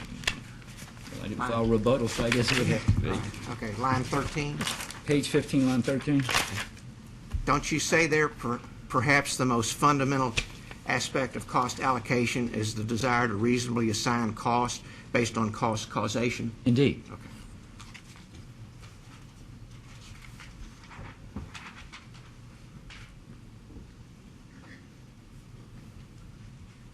Have you ever worked with a natural gas utility and to develop a system distribution planning study?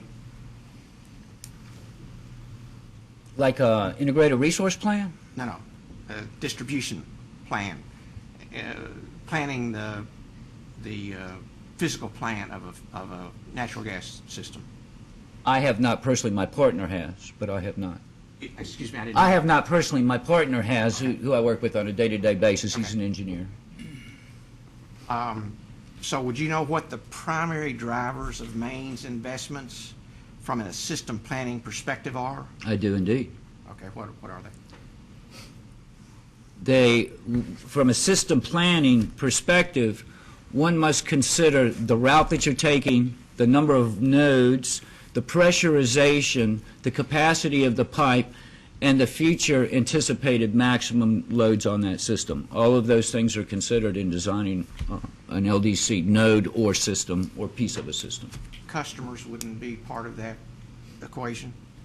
No, although I will acknowledge that engineers quite often use as a rule of thumb for a particular development, say we're looking at a residential development and they know that it's going to be upper income homes. They know that upper income homes are going to generally use X MCF a year and their peak demands are going to be X MCF on a peak date basis. So they'll quite often use that and multiply it by the build out number of homes in the neighborhood. But ultimately what they're trying to do is establish what the peak load is going to be given all of the other constraints and considerations.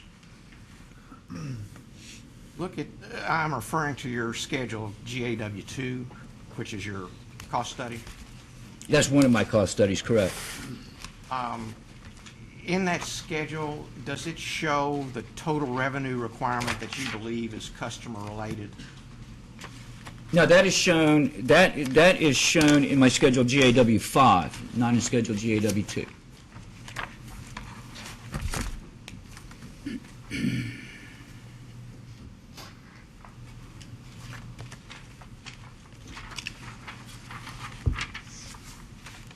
Schedule GAW5 is derived from Schedule GAW2. I like to keep them separate so that we can see the customer cost separately. So, but anyway, Schedule 5 is developed from Schedule 2.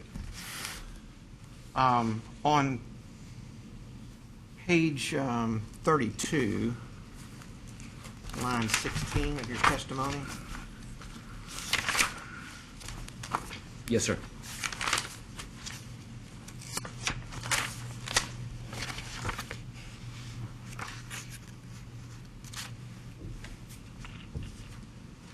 You refer to the discounted rate as below commission approved rate. You see that? Yes. Yeah, okay. And I'm saying full tariff rates, traditional full tariff rates.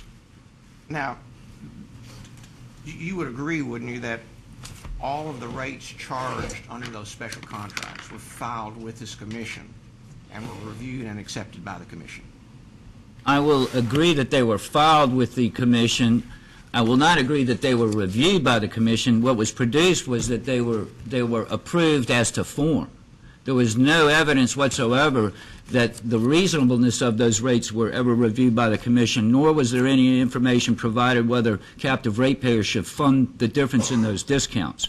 But the forms were approved as to form. There's no doubt about that. And those rates were allowed to go into effect, weren't they? They were not rates. What those were, they were allowed to charge those discounted rates to those customers below full tariff rates, as opposed to, as I understand the statutes and the rules in Kentucky, whereas in many states a utility is able to charge a rate below the tariff rate. As I understand it, in Kentucky, the utility must have a tariff approved, and the tariff was approved at those discounted rates. In other words, it was allowed to charge those customers those discounted rates, is what I'm trying to say. And that's what this commission did. It approved them to form. That is exactly right. There's no doubt that they were legally entitled to charge those discounted rates. And the revenues from those contracts were included in the subsequent rate cases that were filed. This is my first Atmos case, and in conferring with counsel, this is the first time that this has been investigated. That is, the prudency and the reasonableness of these discounted rates. Whether they were prudent some 18 years ago is unknown because the company has not provided a shred of evidence, or whether they're prudent today, at least with respect to ratepayers funding the discount, as opposed to shareholders funding that discount. So this is the first time it's ever been brought up.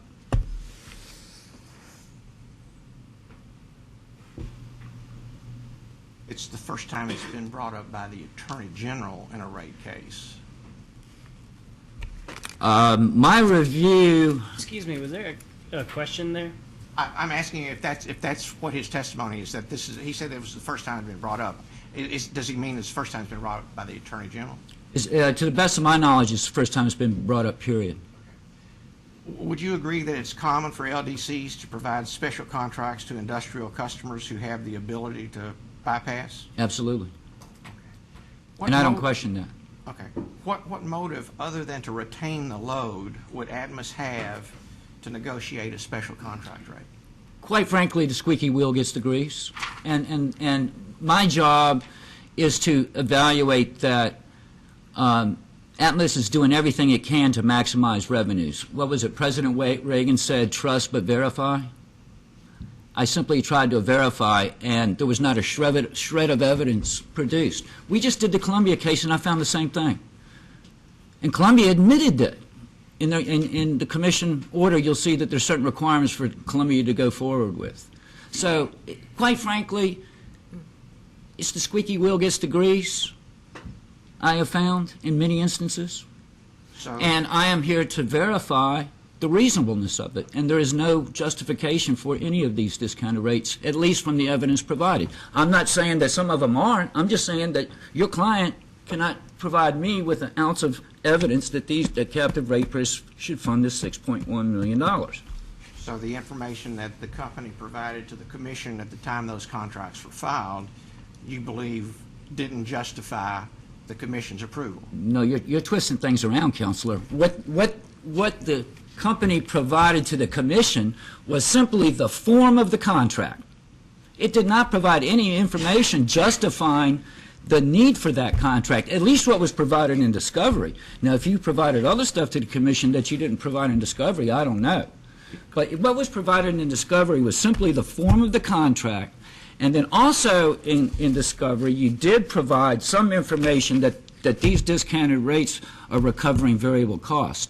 Well, no kidding. The variable costs are minuscule. That's not the issue.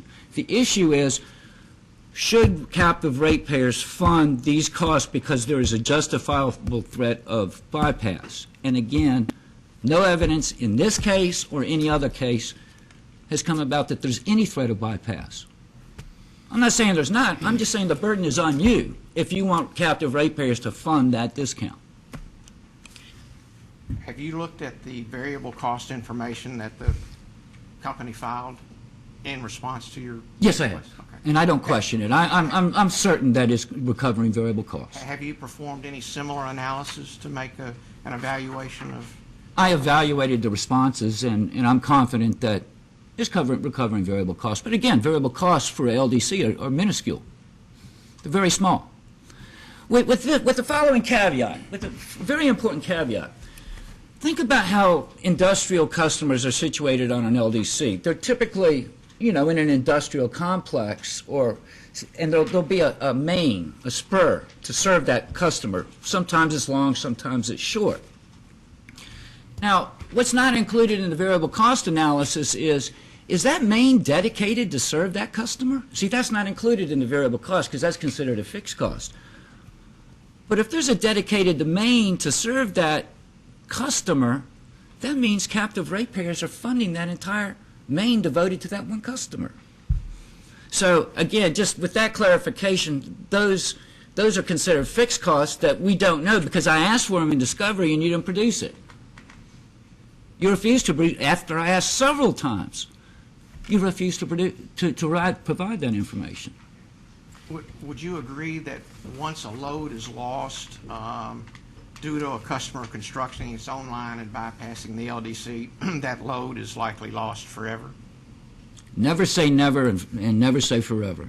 So I will admit it would likely be lost for a good while until they found a new customer or found some of the use for that facility. That's all I have. Hello, Mr. Watkins. How are you? Good evening, madam. Item number 15 of Commission staff's information request to the Attorney General. Question 15, was it? Yes.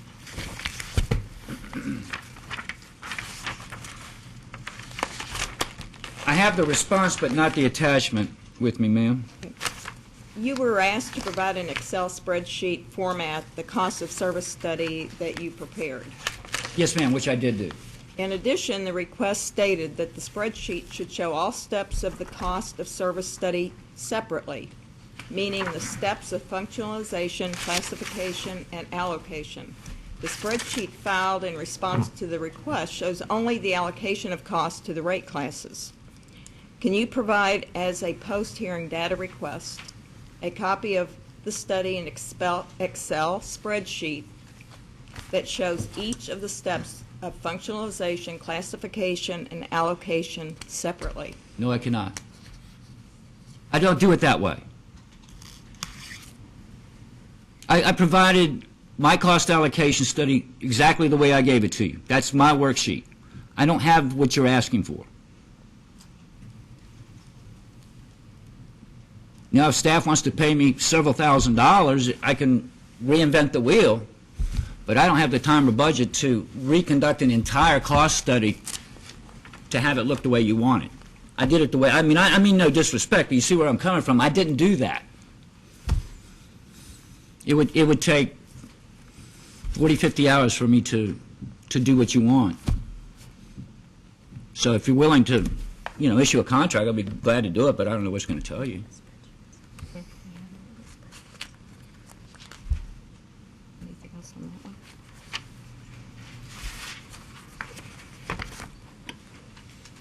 Mr. Martin's rebuttal testimony points out that your recommendation of maintaining the current $14.28 residential customer charge actually reflects Atmos's current $12.50 customer charge plus the $1.78 pipe replacement charge that was in effect prior to October 1st. Further states that the PRP charge increased to $2.61 per customer on October 1st, and that the combination of the $12.50 residential customer charge and the current residential pipe replacement charge is $15.11. Mm-hmm. Based on your initial recommendation that the residential monthly customer charge should be maintained at the current level, do you now recommend that the residential customer charge should be maintained at $15.11 per customer per month, since that's the amount customers are currently paying as of October 1st, 2013? Absolutely not.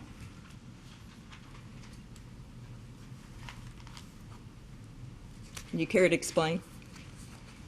Certainly.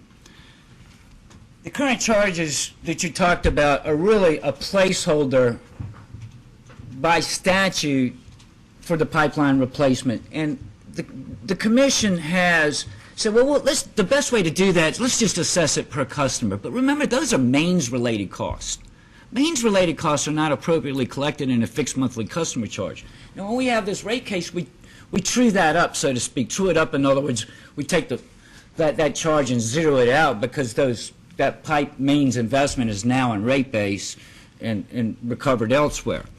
Therefore, a customer charge should, at least in my opinion, and utilities have a different view because they want to minimize risk, in my opinion, a customer charge should only recover the cost required to connect and maintain a customer's account. Plain and simple. So it includes meters, meter reading, the cost of the service, the cost of the meter, et cetera. And that's what the $9.26 reflects. So my recommendation of maintaining the current rate is more than justified. Furthermore, Madam, I also relied upon the Commission's decision in the Owen case where it says, well, look, we do want to try to stabilize revenue. We have the goal of revenue stability. So I looked at the amount of revenue collected currently in the customer charge, the fixed monthly customer charge, vis-a-vis the variable charge.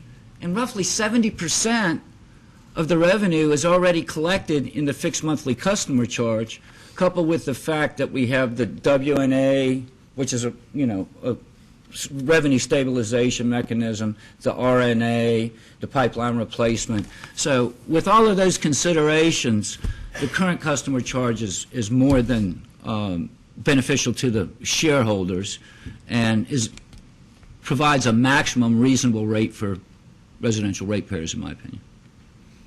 Thank you.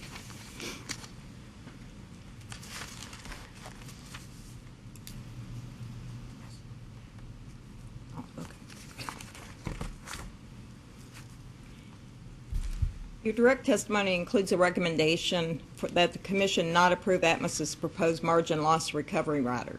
Yes, ma'am. In response to item 14 of Commission staff's request to the Attorney General, you stated that your engagement with the Attorney General did not include addressing the proposed system development rider and that you defer to the Office of the Attorney General on that issue. Since the time that you responded to staff's request, has the Attorney General conveyed to you its position on whether the proposed system development rider should be approved? No, it has not.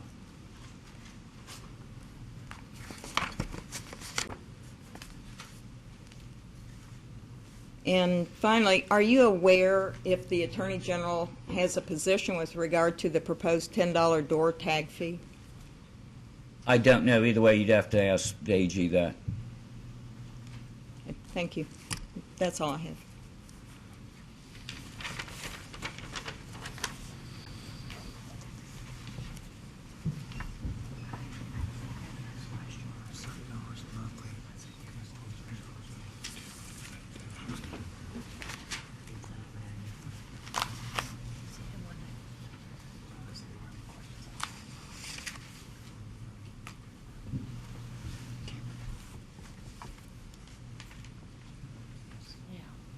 I have no questions at the end.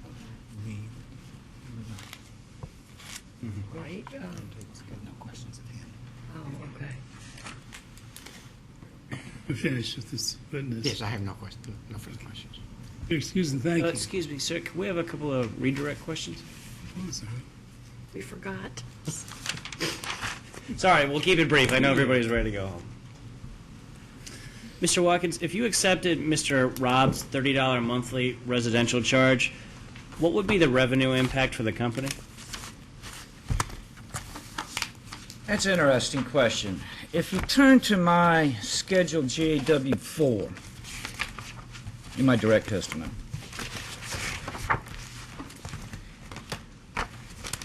again, as regulators, we need to test the reasonableness of any recommendation.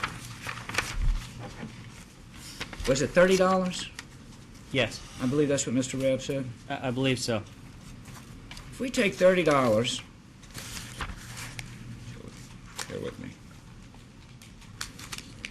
If we take $30 and multiply it by the number of customer bills, which shown on GAW4, which is 1,846,837. That would generate $55,400,000 in revenue.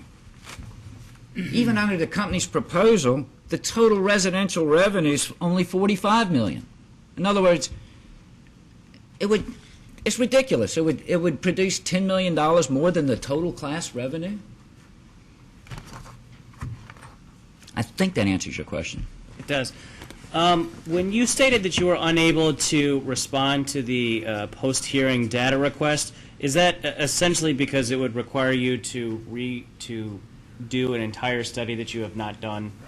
Well, not only that, that's not the way I do it. I mean, I think I'm smart enough to figure it out, but there's no reason to. That's not what I do. So it would involve a lot of thinking on how to do it. I'm not criticizing what Mr. Rabb did by any stretch of the imagination. He does it his way. I did it my way. They're all, you know, in accordance with industry practices, and I just don't put them in all the buckets that he does because there's no reason to. So with that, it would take a lot of programming on my end and a lot of thinking as well. Simply, again, because that's not the way I do it.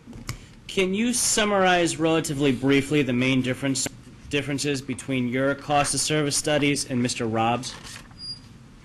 Yes, Mr. Robb was absolutely correct in responding to, I believe, one of the commissioner's questions. The real issue in our cost study is the only difference is how we allocate account 376 distribution mains. Everything else flows from there. And there's a couple of minor differences. But the reality is 99.5%, I use that figuratively, of the difference in our cost studies has to do with our methodological differences in how account 376 mains should be allocated. And by the way, mains is the largest component of rate base, of course, for any LDC, including Atmos. So just briefly, what is the implication of those differences? The implication... Just a sort of summary. Yeah, a summary is, as noted in Mr. Robb's rebuttal testimony, Mr. Robb's study allocates, I think it's roughly 85, I think it was 87% of the revenue requirement simply based on number of customers. My analysis allocates about 50% of the revenue requirement on number of customers, regardless of usage. So about half the revenue requirement is on customers. Then I do two studies. In my peak demand study, the other 50% roughly is allocated on design day demand, peak load. And then in my peak and average study, about 23 or 24% is based on annual usage and about 23 or 24% on peak load. In other words, you take that 50% and sort of divide it by 2. There's a very tiny amount, about 2% on MCF in the peak demand, but it's inconsequential. So the reality, to answer your question very quickly, Mr. Rabb's philosophy is that 87% of the cost and the revenue requirement should be assigned to classes simply based on customers, and I say about half. And then the other half should have some recognition of how those resources are utilized, either through peak demand or annual usage. Thank you. No further questions. Nothing further. Thank you. Thank you. You're excused. Thank you. Maybe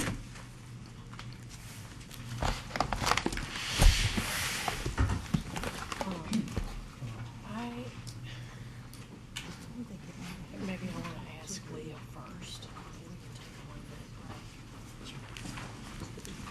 We're going to take about a one minute. One or two. Okay. 2, okay. Leah.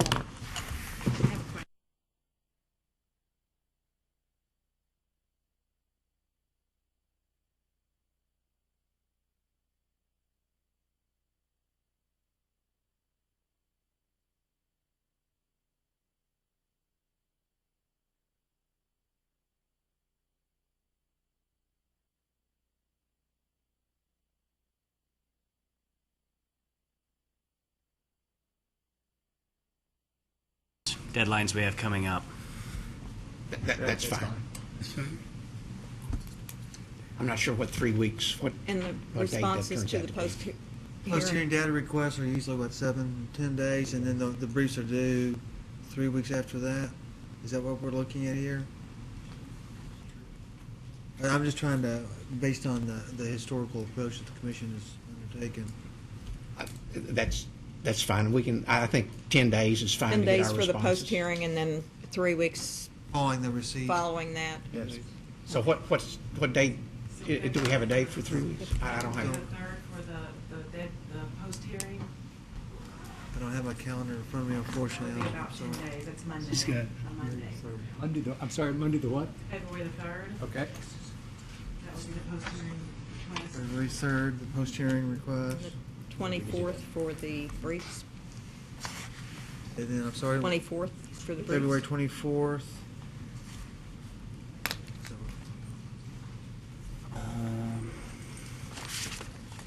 It should be okay. That seems fine.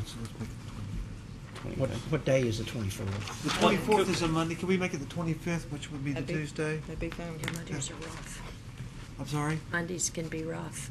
They can indeed. They have been lately with the weather. We're doing the 25th. Tuesday the 25th. Yes, please. Okay. This works. Any other matters? Appreciate Appreciate the harmony among council, and I think we took a 2-day case and gave everybody enough time to be heard and did it in 1 day. I got to drive back to Louisville, so thank you all. We are adjourned. Thank you, Mr. Chairman. Thank you. Commissioners.